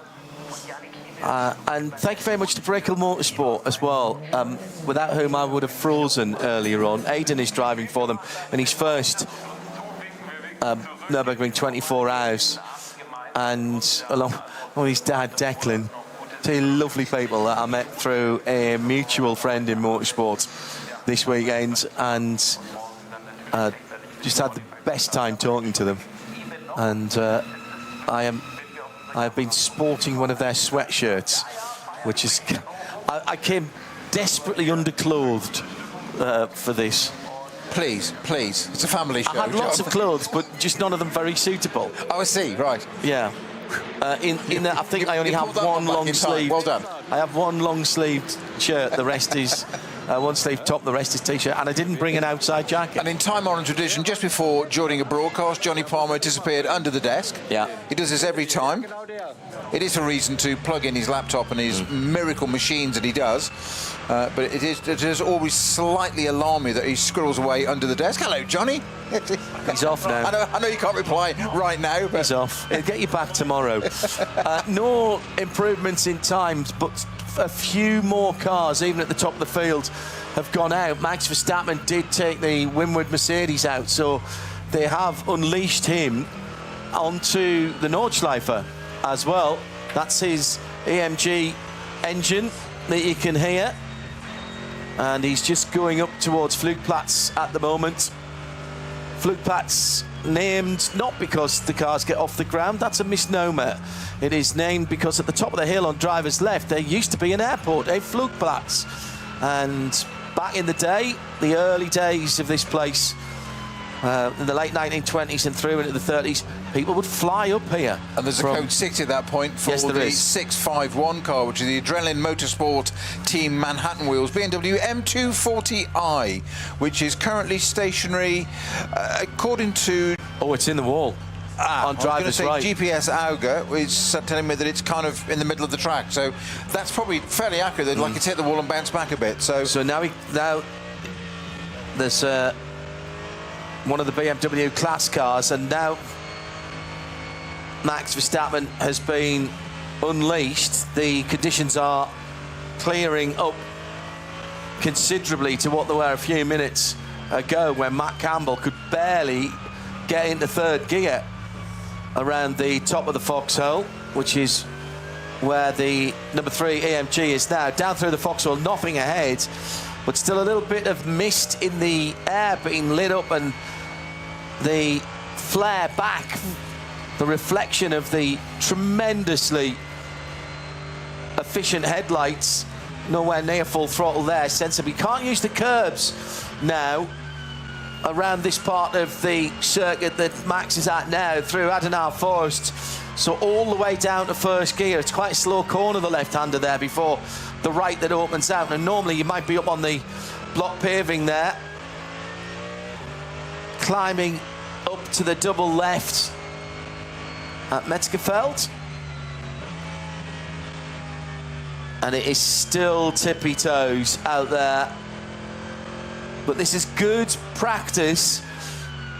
This might be the first nighttime lap, actually, that the 4-time world champion has had around the Nürburgring Nordschleife. Come down through Kallenhard now, the downhill right-hander, almost a hairpin. In the dry, it would be a short shift through the left-right chicane. Traffic ahead now. He did use 2 gears there when he needed one. Yeah. As in, that V8, what's it known for? Lots of torque, lots of low-end grunt and torque. So adapting to it, using it straight away. So he pumped up 2 gears very quickly there. But down the hill, as you say, John, the first representative lap. Just happens it's set by Verstappen, but when he completes the lap. But it could be our first representative lap from the SP9 category in the full rain at night. Yeah. So it'll be a good marker for us. I mean, you couldn't have done this 10 minutes ago, 15 minutes ago, because there just wasn't the grip out there. So this is a good time to send Max out to get some real feel for the circuits. See what you can see. Wheel spin as he comes up out of the bridge up towards the left-hander that is often called the louder left or louder links. And then up to a very important right-hander, actually, because you take it as a late turn in, and Max is sort of half on, half off the full racing line there, feeling for grip. But it's all uphill here to the bottom. In fact, really, actually, to the Caracciolo carousel. 3 left-handers here. They get progressively tighter. In the dry, they're all flat.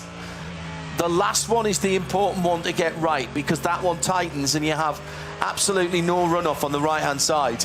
Well, the dotting a hoe is probably the fastest part of the circuit, but you have the advantage of being super wide down there and lots of visibility. Whereas here at Kesselchen and Klostotol, it's equally up to mighty fast. Yeah. But there is absolutely no runoff. At some points on the right-hand side, we can just see there's less than a car's width. Correct. Can't hit the curb on the left through the Moot curve, up over the brow, stay away from the curb. On the right, more importantly. I was about to say, stay away from that curb on the right as well, because it's more like a brick wall. And now position the car. It's a magnet. It's a magnet to the barrier. Yeah.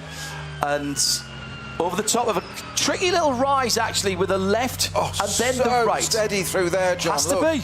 Has to be. Look at that. He's barely on the throttle. Now coming up the hill towards the Caracciolo carousel. Let's see if he drops into the concrete or stays on the top. Here the brakes good and they're still cold. Yeah. They're still cold, those That's brakes. a very good point. No brake temperature, very little tyre temperature. Now, uphill from here.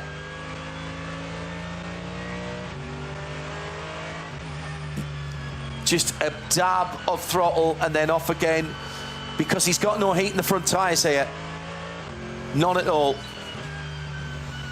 So I think this is his first lap in reality in the dark. He's done tens, hundreds, thousands perhaps laps in virtual reality, but what he's feeling here is the rise and the fall. Over the brow, very carefully. That's normally off the ground. It's the highest part of the circuit. That's normally all 4 off there, isn't it? Yeah, well, before the right-hander. It's throttle off. Yeah. This time through there.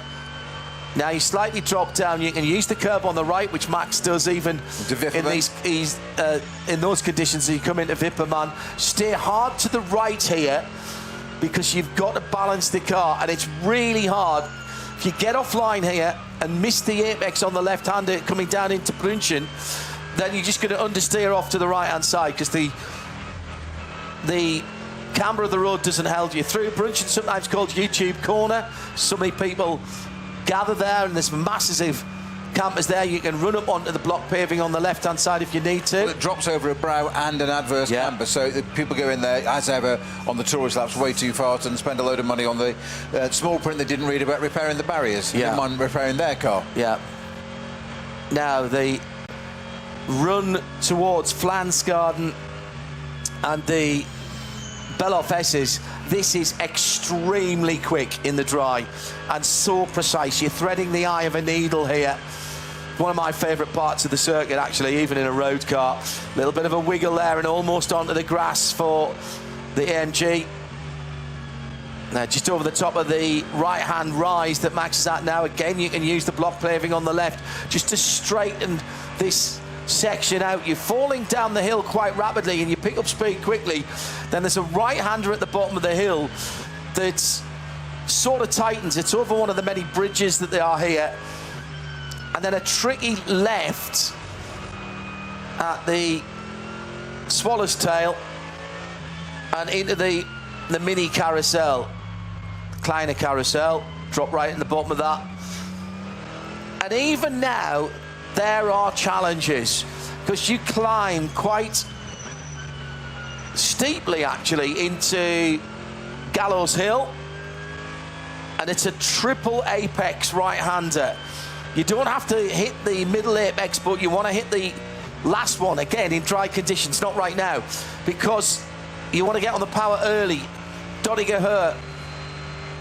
Over a mile long, nearly 2 kilometres. Now, this is potentially the most dangerous part Yes. of the circuit because you can't afford to be tippy-toe here. You can't do low revs. You've got to get some pace on, and that's where you're going to pick up your skirts and go. And you're now going to potentially get into aquaplaning, and that you've got to be so careful coming through the King. Only just went into top gear at the exit for the tourist laps.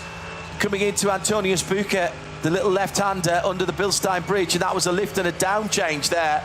Now that, in the dry, in a road car, is flat out. You just look through the corner. Doing 240k down there at the moment. So he's not hanging about, but that looked pedestrian through there. Really early on the brakes into the Tiergarten. It's so tricky. And again, squeaky brakes as Peter Snowden. Yeah, down to 120k for Tiergarten. Yeah, yeah. Onto the start-finish straight.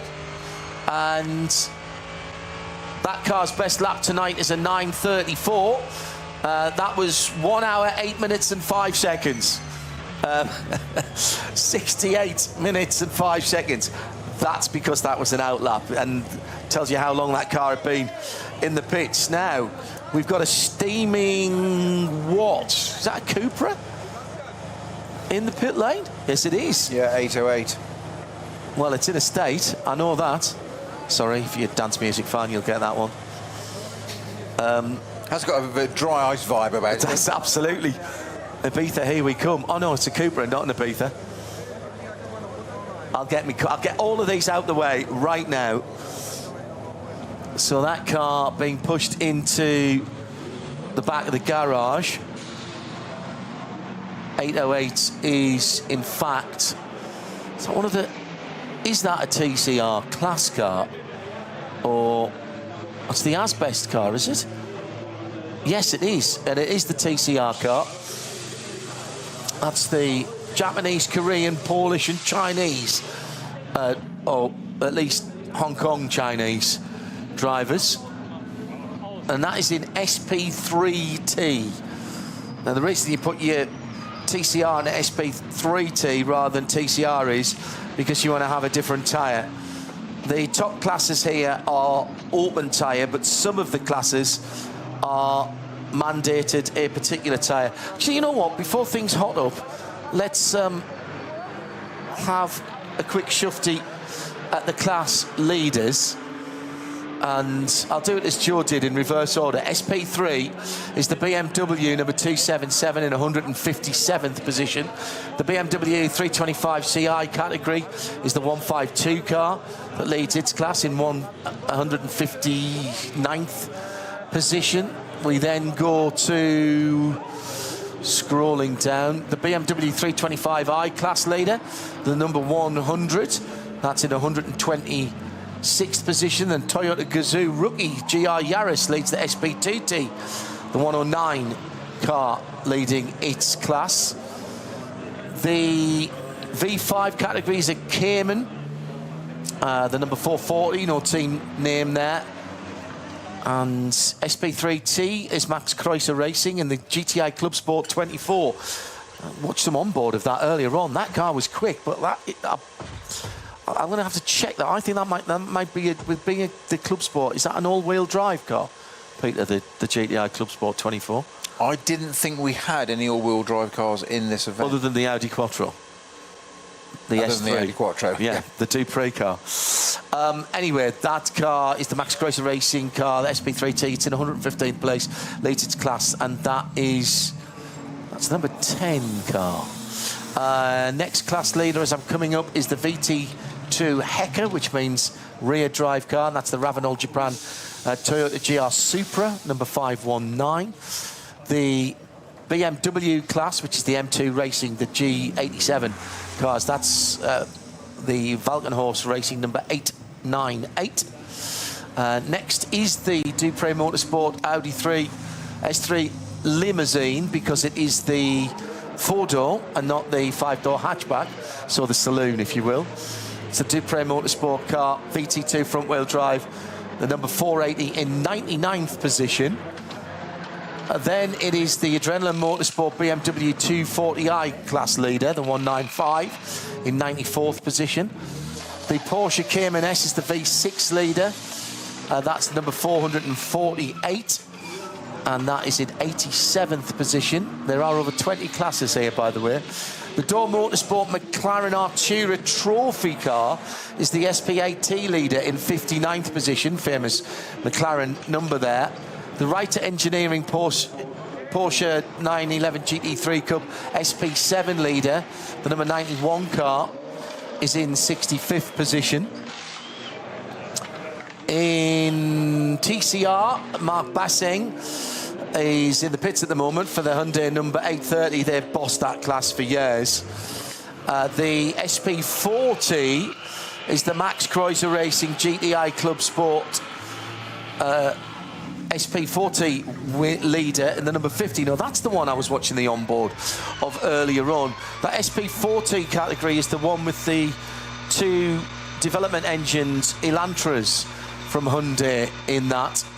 Cup 3 is a 718 Cayman, the WNS Motorsport number 562. That's right at 50.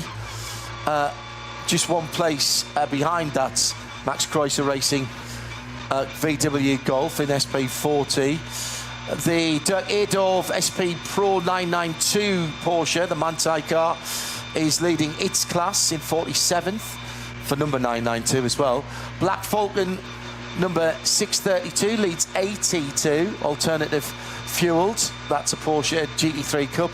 The 632 in 43rd position. Just seen RPM Racing's 777. That's Patrick Heisman. And that is the Tracy Krohn car as well, the RPM Racing run machine. They are in 31st position and leading the Porsche GT3 Cup car for 992 Cup class cars. 992.1, I suppose we have to say now. There's none of the new cars here. The 81 alternative fuel class is the Audi of Max Kreuzer Racing. The number 75 car, they're inside the top 30 at 27. The K. Kramer Racing UG Audi LMS GT3 Evo 2 is the best.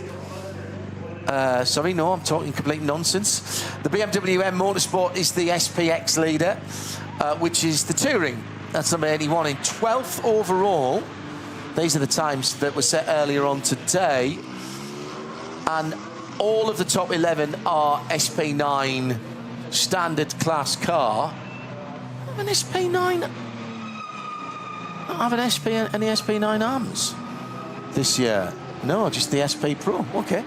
And the top runner in SP9 is the overall leader and the times, with the 8:14 that was set earlier on today, some 3 seconds quicker for the Ravenol Windward Racing AMG GT3, the number 80 car. That was who set the time in that earlier on today, Peter? The fastest time in the Windward 80. Fabian Schiller. Sorry. At RSL_studios, we've got a few more cars coming out. I think Max Verstappen came straight back into the pits after that. He did. Exploratory lap. I mean, it was a tremendous lap of 68 minutes, wasn't it? Yes. I mean, it was hugely impressive. Yeah. Very tongue-in-cheek. You've got me thinking here, John, and this He's done a lap. Listen, he's done a timed lap in the dark, in the wet. Yeah. Mission accomplished. Exactly. He brought the car back. As you'd expect of somebody of his level. As you said, look at Matt Campbell's not even potentially racing this weekend. He tiptoed around in second and third gear to get that 911 back. And we are not criticising these drivers. They did what they had to do. What's the four-wheel drive car you think's in this? The Dupre S3 limousine. It's the VT. It's the. Which class is it in? VT Hecker. Hecker's rear-wheel drive. They were moved 2 seasons ago out of the rear-wheel drive car class into the front-wheel drive class. And I think it's still the Quattro, the S3 Quattro. I would go down and ask them, but they're in the same garage as Max, so we're not allowed in there. None of the press are allowed. It's listed as front-wheel drive. Is it? VT2 front. Yes. It used to be. Class. Yes. Okay. They put the all-wheel drive car in the front class, I think. I'm not doubting you. I'm just. Right, I'm going to look it up. Journalism. it's the family have a fantastic history in racing, and they've been running cars here for years. It's Dupree, D-U-P-R-E-E, isn't it? Racing. And they have a little tuning company as well. So they've done all the work in-house. No, it's Dupree with an accent. It's Dupree with an accent, right.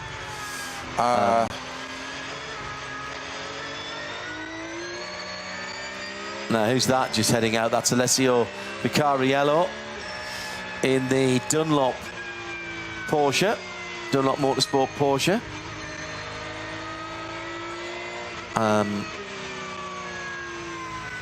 I think you're absolutely right, John, that it is entered in the VT2 front-wheel drive. It also, that class can include rear-wheel drive. It got moved out of the rear drive class a couple of seasons ago because they were doing rather well.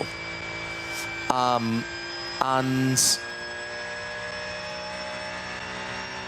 they Christophe Dupree ran a Honda Civic, I think, beforehand, but they've got a long history. John, as ever, you're absolutely right. It is a four-wheel drive. Thank you.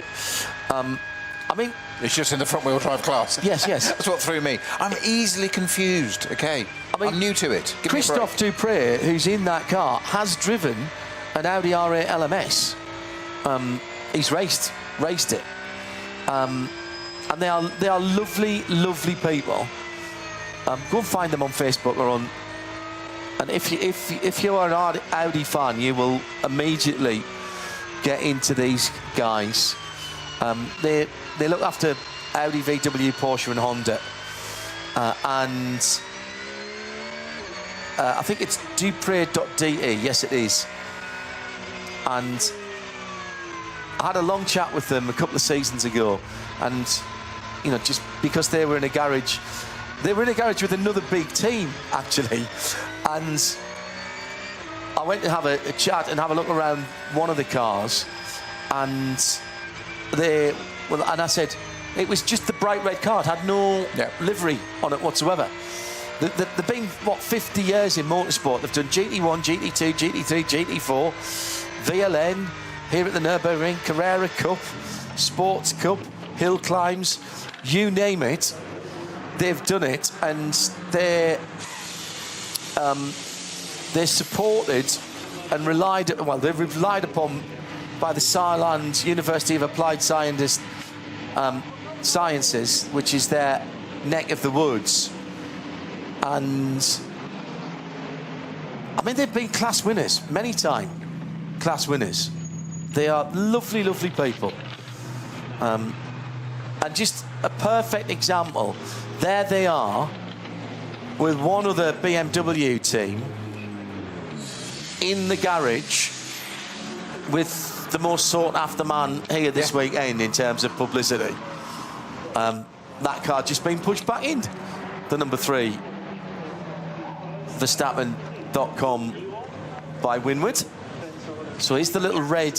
See, now, I know this is bizarre, but I kind of want to see if the little red S3 is just off to the right of that car, sitting at the back, because that's where it was. The Dupree banners are up on the wall. So the 2 AMGs are at the front there, and the BMW is back left, and the Audi is back right. There's the sister car, the 80. That's the Ravenol car, which is the fastest car today. Resplendent in dark blue and Ravenol gold. That's a strong lineup as well, isn't it? Just Maro Engel. I mean, you could have an argument. Make an AMG Mercedes just talk. Well, you can have an argument about who is the best GT3 driver in the world, but Engel's in the conversation. He has to be in the conversation. I would certainly say he's the best Mercedes driver in the world. Do you think so? Yeah. I mean, he's got some stiff competition, even in that car. actually, when you that team is, that is stacked, isn't it? So Lucas Stoltz, Fabi Schiller, and Max Martin. Max Martin in the rain round here, and sharing. I mean, Max knows how to pick good teammates. Let's be honest, because in the 3 car, he's got Daniel Hunkadea, Gilles Gounon, and Lucas Auer. And Gilles Gounon will give anybody in an AMG a good run for his money. I mean, those are those names that I've mentioned there. Those 6 drivers, and then you've got Max Verstappen, who obviously isn't going to let you down. But those 6 drivers are in the conversation for best GT driver in the world right now.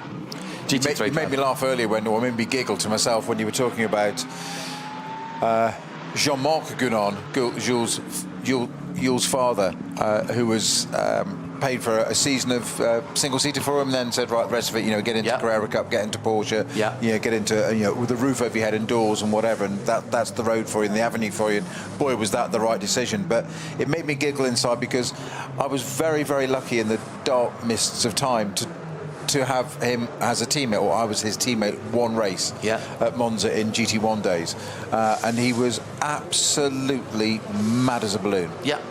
Wonderful man. Oh yes. A crazy company, and tales I can tell you over that weekend. I cannot tell you on air. No. But nothing nefarious, but just so funny and just uber cool, and got in the car and just did the job. And outsiked one of my teammates, Mr. Bobby Verdon Rowe. Ah, yes. And did it so beautifully, so nicely. It was such a neat thing to watch doing.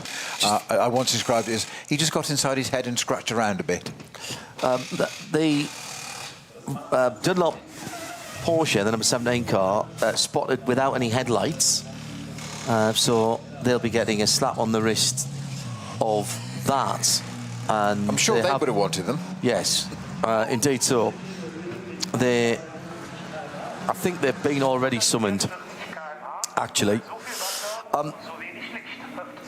Talking to Maro Engel, as I brought his name up, and I think it was what was it at? It was at might have been, it was the back end of last year when Max Verstappen was here in the Ferrari, and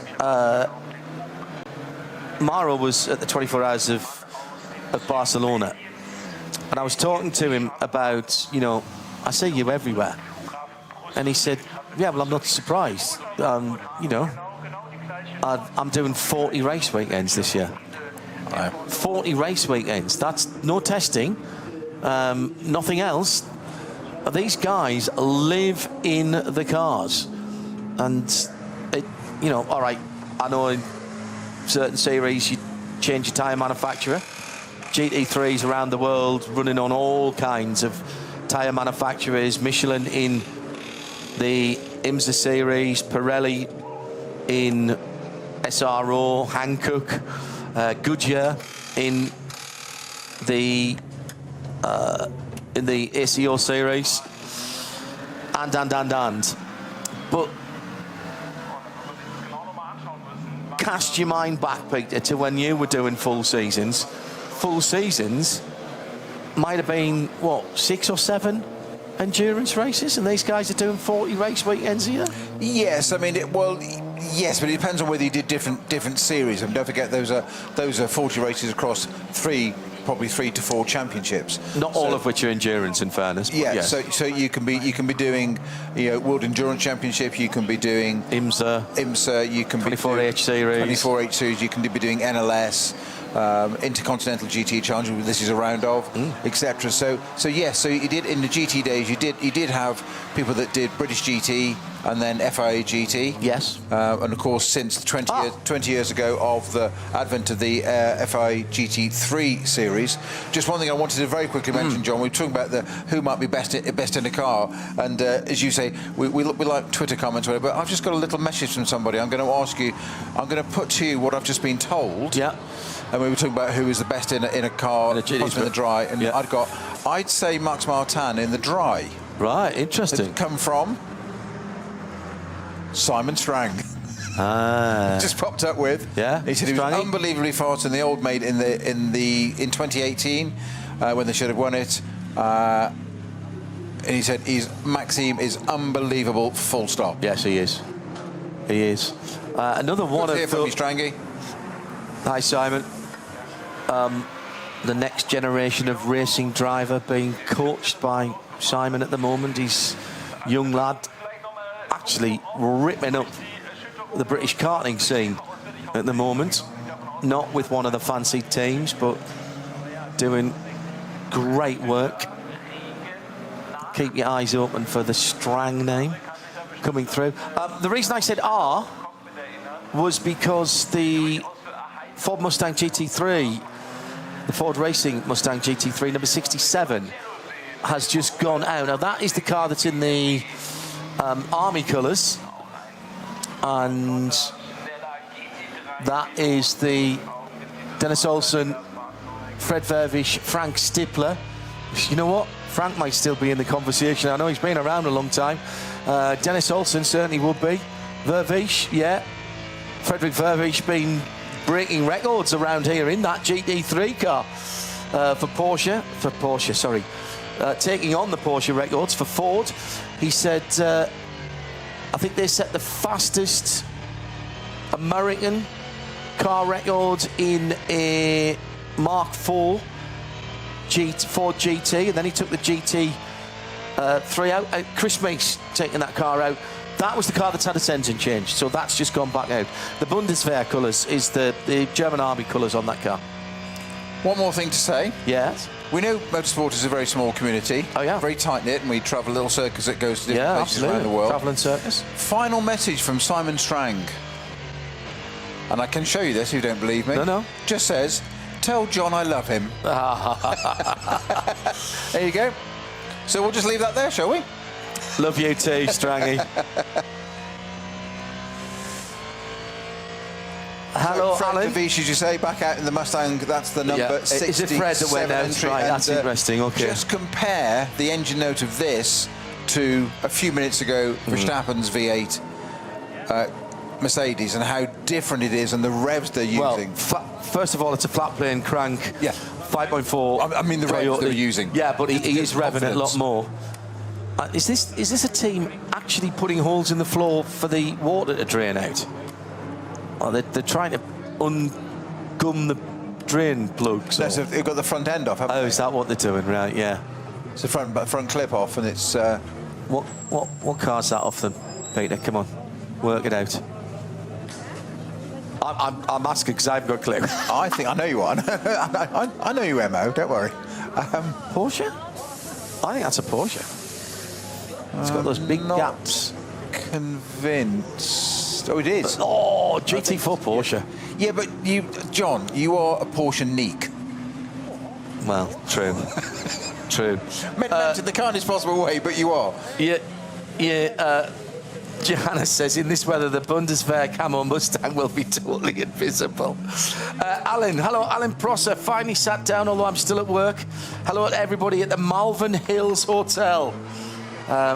Bill and customers Keith and friends all watching.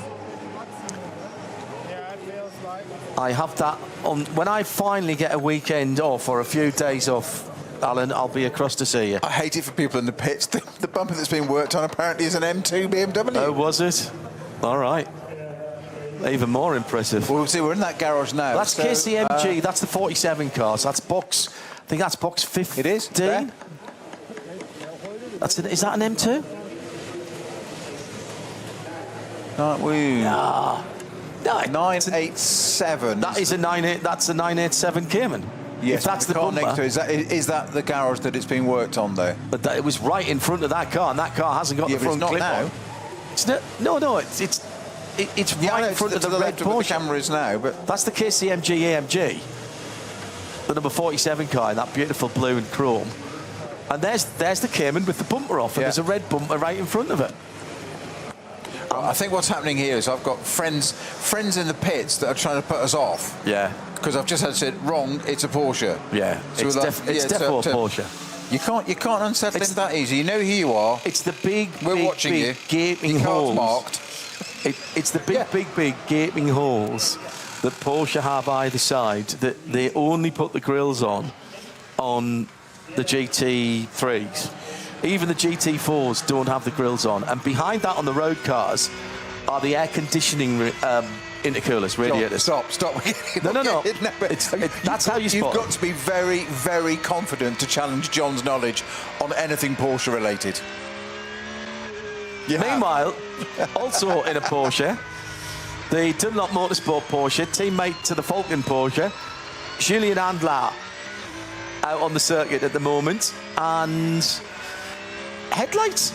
I have to say, headlights that aren't as good as some of the other cars. Sorry, what that we've headlights? watched They're the daytime onboards. driving lights. I don't think he's got the endurance lights switched on there. They are they're great. The endurance lights on the front of the lighting up the 992. curves, though, John. Which is pretty important. Well, that is It's true. the 17 car that had the problem with the lights anyway, wasn't it? But it's got something on there. Good point. It was the 17 car that had no front lights.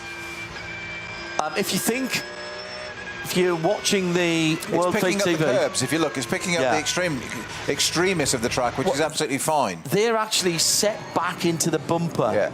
And much lower down than most people's are. Yeah. So they are a bit more like fog lights, curb But lights. there's no long distance vision down the track, which is what we were looking at. That's a bit weird, that. Out comes the HWR Evo. This is the black and pinstripe number 61. Number 61 sits in 48th position. 3 classic colours for the HWA Evos.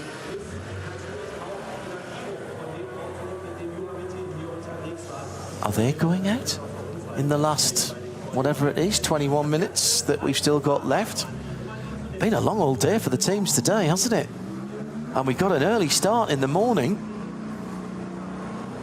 with cars on the track at about 9 o'clock local time. So set your watches for that. Hello to Ben. Says surely Kevin Estre has to be in with a shot of top GT3 driver. Fair point. Well made. We do this every year. To be fair, I was referring to in a Mercedes particularly. Oh, yes, Started no, with no, GT, I yeah. took it to the Mercedes level, so... We do this every year at the Maguire's Bathurst 12 hours. And between myself and Mr. 8 times, Mr. 6 times, sorry, of Bathurst 1000, Garth Tander, and Richard Creel, we debate a variety of categories. Now, just in case anybody thought I was telling a porky when I said there were normal petrol pumps that they were filling from, it is Total Energy Excellium Super Plus, and going into that, was that the HWA that's filling? 80 litres, 81 now. There is no price per litre on there. But I'll tell you why. Want to know. Well, I'll tell you why that is, because everybody, it is the HWA, everybody pays a fuel deposit when you pay your entry. And one of the most endearing things and the most enduring memories that I have of this race from the early years, and I suspect there's not any difference now, it's a big fuel tank, it's up to 110 litres already, is, I think it was the first or the second year we used to work in one of the hospitality suites over the pit lane towards the pit out. So when we packed everything up, so that would have been 2007 maybe, 2008. It's going to be 119. Oh, he's gone over. He's gone to 0.1. Don't you hate it when that happens? Yeah, exactly. It's always 20 He's absolutely, the fuel man's absolutely gutted. He's gone to 119.1 litres. He's got to squeeze another 0.99 in now. He's not going to get that in. So as I'm walking back along the back balcony and looking down at the Parc Fermé, we come across a big room. 119.12. Did get a bit more in. And there's a whole queue of people, a whole line of people, and a set of clerks sitting with what I was very familiar with. I started my working career in National Westminster Bank in the UK, in Sunderland. 112 High Street was my bank, 556111 was the sort code. And we used to have to add up the remittances during the day. And you didn't do that in a calculator in those days, Peter. You did that on an old adding machine. Pulled the lever, and you had a little printout that did it, so that if you had to go back and check if something didn't balance at the end of the day, you had a record of it. And here are 8, 10, 12 people doing that. Couldn't understand what it was, so I stuck my head in and spoke to one of the guys on one of the teams I knew, who had a whole load of paper in his hand. And the paper was, I can't remember whether it was a blue copy or a pink copy or a yellow copy, but basically it was a copy of a fuel receipt. So every time during the race that you come in those days, that looks like it's a bit more digital nowadays, but I bet there's a receipt somewhere. Then the person who is on that pump, there is an official on each pump, makes a note of it, gets you to sign, and you keep one of the copies. At the end of the race, you take all your fuel receipts in. Your copies are compared with the copies that they've got. Copies, so let's say your car, number 66, the HRT Ford Racing GT3 Mustang. So they pull out the file for the number 66 car, they look at what they've got, they look at what you've got, they add them all up, and they come to a number of litres of fuel. And then they work out whether they owe you money or you owe them money, because you've already paid them in advance your fuel deposit. But if you haven't used that fuel, if you've gone out early or you've been particularly frugal, then they work out, and I can't remember what the fuel deposit was, let's say it was €2,000, I'm sure it was probably more than that, but let's say it was, and you've used €1,900, they give you €100 back. And if you've used 2,100, that doesn't happen. And then you give them €100. And it was all being done on old-fashioned adding machines.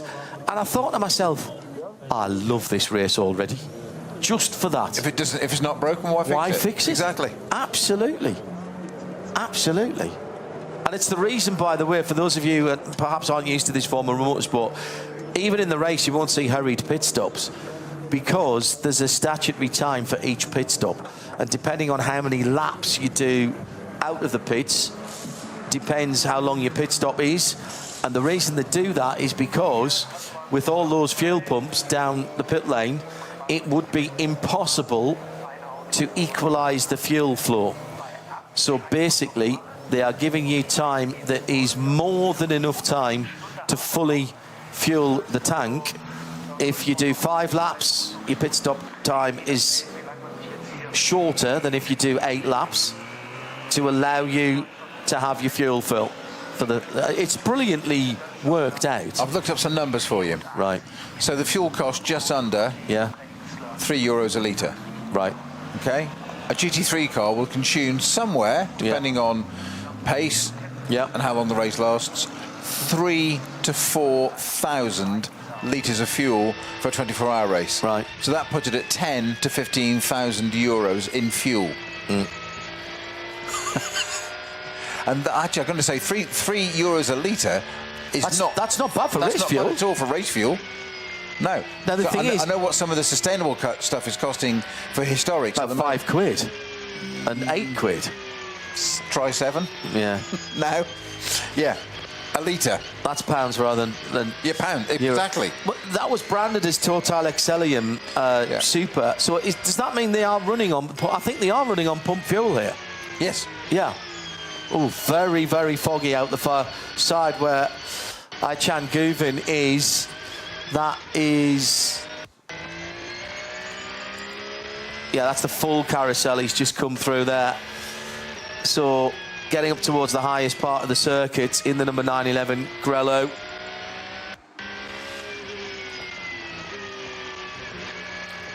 Alan Prosser likes the HWA number 61. He says it gives him Tron Light Cycle vibes with that black and white paintwork. I know exactly what you mean. Right, Excellium Racing fuel is 100% sustainable fuel? Yes. Right, so it is a bit more, okay, it's between €4 to €6 per litre, which is more, I thought that was a bit more. It said Excellium 98 on there. The high-end road fuel is around about 2.5 to 3 litres. Right, okay. Euros per litre. Yeah. And fair play to Total Energies, actually, as we've just lost the sound from Manuel Metzger's car, so apologies for that. So you get to hear the eerie silence of the commentary booth at night. Fair play to Total Energies. I did a long trip to FIA World Endurance Championship in a Ford Mustang Dark Horse a few weeks ago, 2,600 miles, and by far, and there's the engine of the flat six purring away behind Manuel Metzger. Dan Harper's currently the fastest man on track. Surprised me not at all. In the number 99 Rover Racing BMW M4 GT3. Just to down to an 8:18. All right, so it's getting drier. Yeah. Just to finish the point about Total, it was noticeable that coming through France, and I got a tip off actually from a fellow traveller, and even on the péage, the Total Energies fuel costs were significantly cheaper per litre by sometimes 10 or 15 cents than local supermarkets. And if you were off the péage, it was well down. Now, then in Belgium it was cheaper still, and in Italy it was 20 to 25 cents cheaper. I'd never buy petrol in Switzerland if you don't have to, because that was very much more expensive. As I said, 2,600 miles that trip, and thoroughly enjoyed it.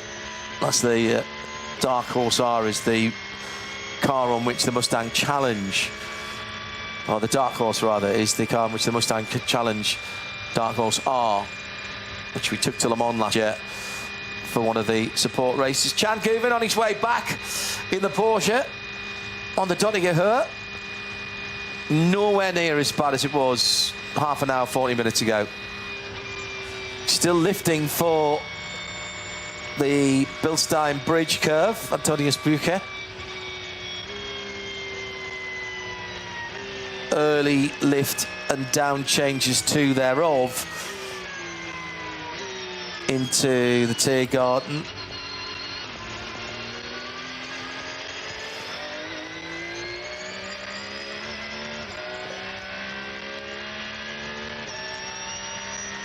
Just listening to that Porsche engine purring across the line.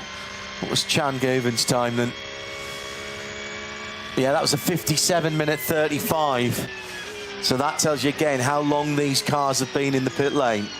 So take off about 12 or 13 minutes of that, and the teams have worked out that there hasn't been much work to do in the last hour or so.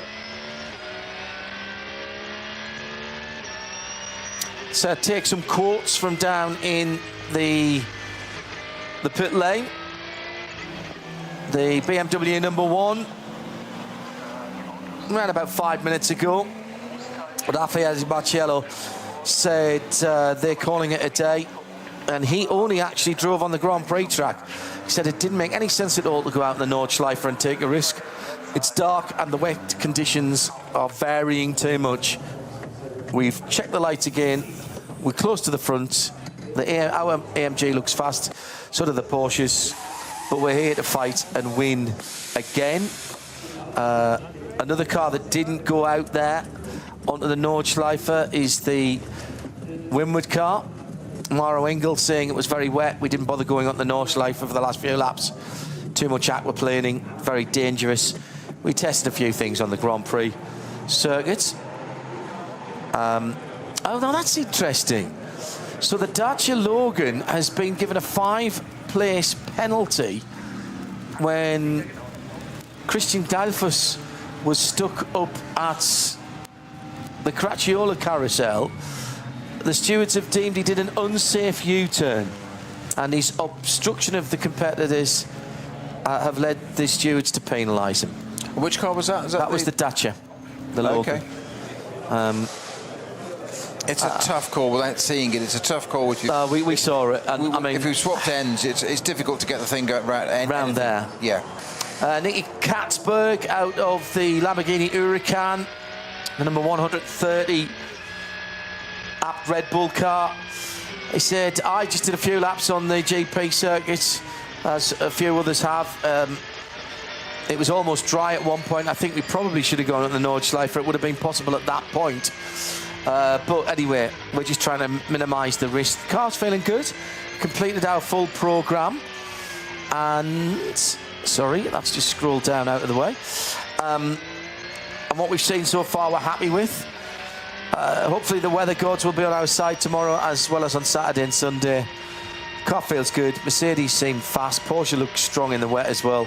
Not sure we can keep up in the rain with the Lamborghini, but we should be good in the dry, so let's hope for that. Oliver Kuntz, very foggy, very slippery, very, very tricky. That should be on a t-shirt, shouldn't it? Just standard. Absolute challenge, but it worked out. The rain stopped for me, but the track was still wet, and when you have the spray from those driving in front, it's not so great. Oliver driving in the Cayman 718 Type 982, and it is the number 982, and we saw that car struggling just a little bit. What we're down to now, 7 minutes left. Chan Guven's gone out again, Peter, and he's just going down into the foxhole now. You're right about those curb lights, if you will, cornering lights, but I think I would want to see something throwing a little bit further ahead. Are their lights off, or have they? Do you think they've just? Oh, actually, hard to say now. But they're not as good as, say, the AMG, are they? That we saw earlier. Seemingly not, but this is all you need. You've got to remember this circuit. Short of coming onto the Dotting Hoa, where there's a lot of straight. You don't need to look that far down the road. That sounds silly because there's so much cornering here. 170 something corners we said, hasn't there? You're always looking left, right, left, right. You're always looking to it. So actually those curbs are what you're going to focus on, and in your mind map, your track in your mind will be negotiating those corners. Yes. And listen to the revs. So it probably doesn't matter that much, which probably sounds like a really silly thing to say when you're doing 120 miles an hour. But drivers are a strange breed, we know that. Oh, are they ever? Are they ever? I know not. What did you speak of, sir? So we did have, about half an hour ago, the Dunlop Porsche team manager being asked to go to the stewards. We think, Clark the course, sorry, we think that was for the headlights not being on. As Peter said at the time, I think they would have liked it. And the Subaru, see, there's another four-wheel drive car as well. In the SP4T category, the WRX, it's the STI car. Oh no, actually, there's a Dutch driver in, Carlo van Daan, along with Koto Sasaki, Takuko Iguchi and Rimato Kubo. So that's another four-wheel drive car. They got a black flag, which is why I looked them up. We are going to have a huge amount of cars at the end of the first lap on Saturday. I mean, I'm going to have to go back through this or ask for a readout of how many cars. I think there's going to be 10 to a dozen at least.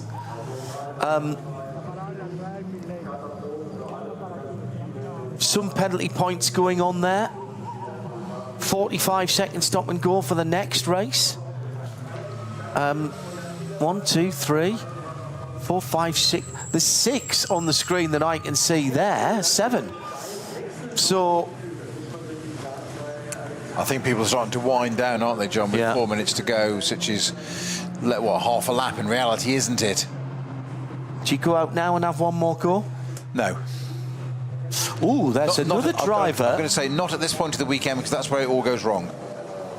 Leo Ye has just got out of his car with a GoPro fastened to the visor.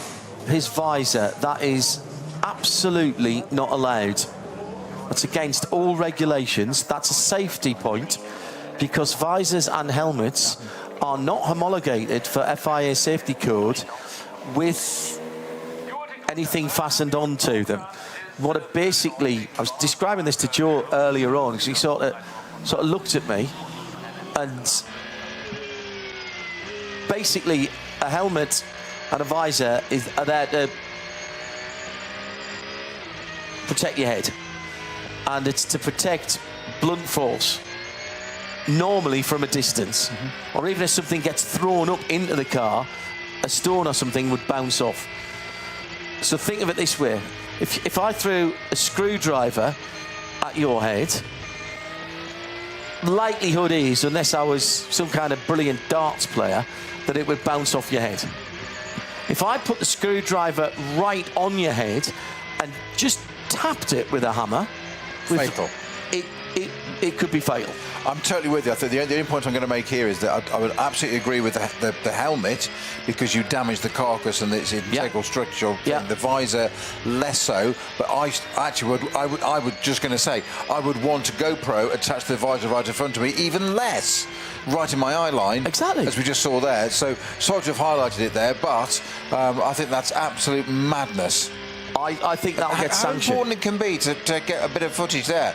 Just secure it to a roll cage. I'm pretty certain it's against regulation. A lot of people won't even let you do it on a track day, and not even have a mount on your helmet, never mind the GoPro as well. Well, for the same reason. Even on track days now in the UK and Europe, which I do very occasionally, but you have to have them fixed and then a secondary tether. Yes. So that in the car. Correct. So if that mounting fails for any obscure reason, it is still tethered within a reason, and it flails, but it doesn't flail loose inside the car. The main reason being not hitting the driver or occupants of the car, getting onto the floor and getting onto the pedals. Correct. So you can't press the brake pedal. We once nearly had a very big accident when I was a rally co-driver. When we were out in the middle of the night doing what were then called road rallies, and of course you took your picnic with you, or your bait with you, and a rather large pasty got free from our bait box and got lodged underneath the brake pedal of the car, and we almost had a big accident. And worse still, it would have crushed the pasty as well. It wasn't my snack.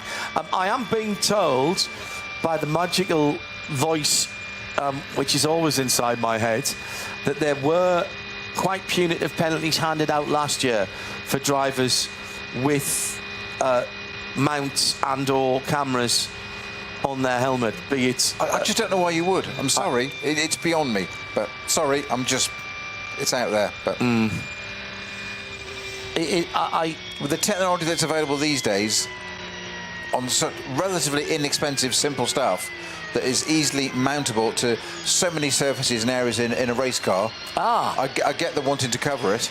Alan Prosser, you're probably spot on.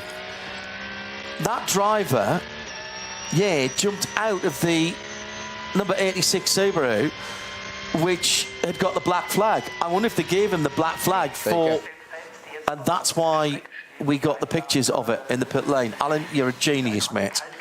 Always good to see him, Alan. Alan, yeah. In the pit lane for the Dunlop number 17 car, they're still...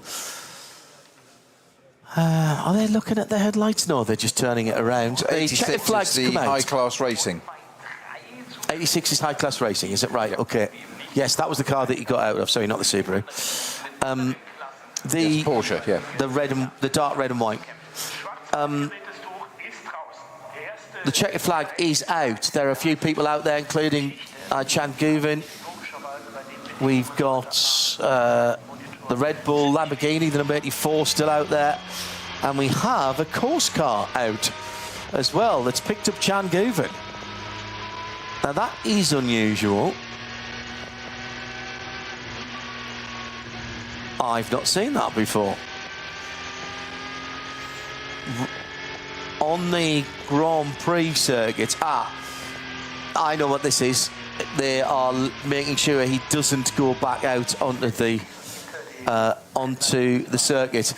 The fast times tonight did not usurp anything we saw earlier on today. So in essence, the provisional results for this evening are as they were after the afternoon session, which sees Winward Racing on top with the Ravenol car, the number 80 machine, with Fabi Schiller's time of an 8:14.957. We got down into the low 9s. Oh no, we actually got into the 8s again, didn't we? We did. We did. Just 8:14 was the best recorded. Yes, well done. Well remembered for that.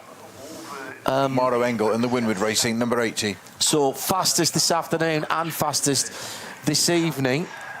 There are further sessions for the cars that don't get into, well, the first sessions for everybody, and they will be hoping for better conditions to see if they can improve. But that brings us to the end. If you want the full rundown, get yourself onto the site. It is Winward's Mercedes from Rover Racing BMW, from Winward in third. It's the Verstappen racing car.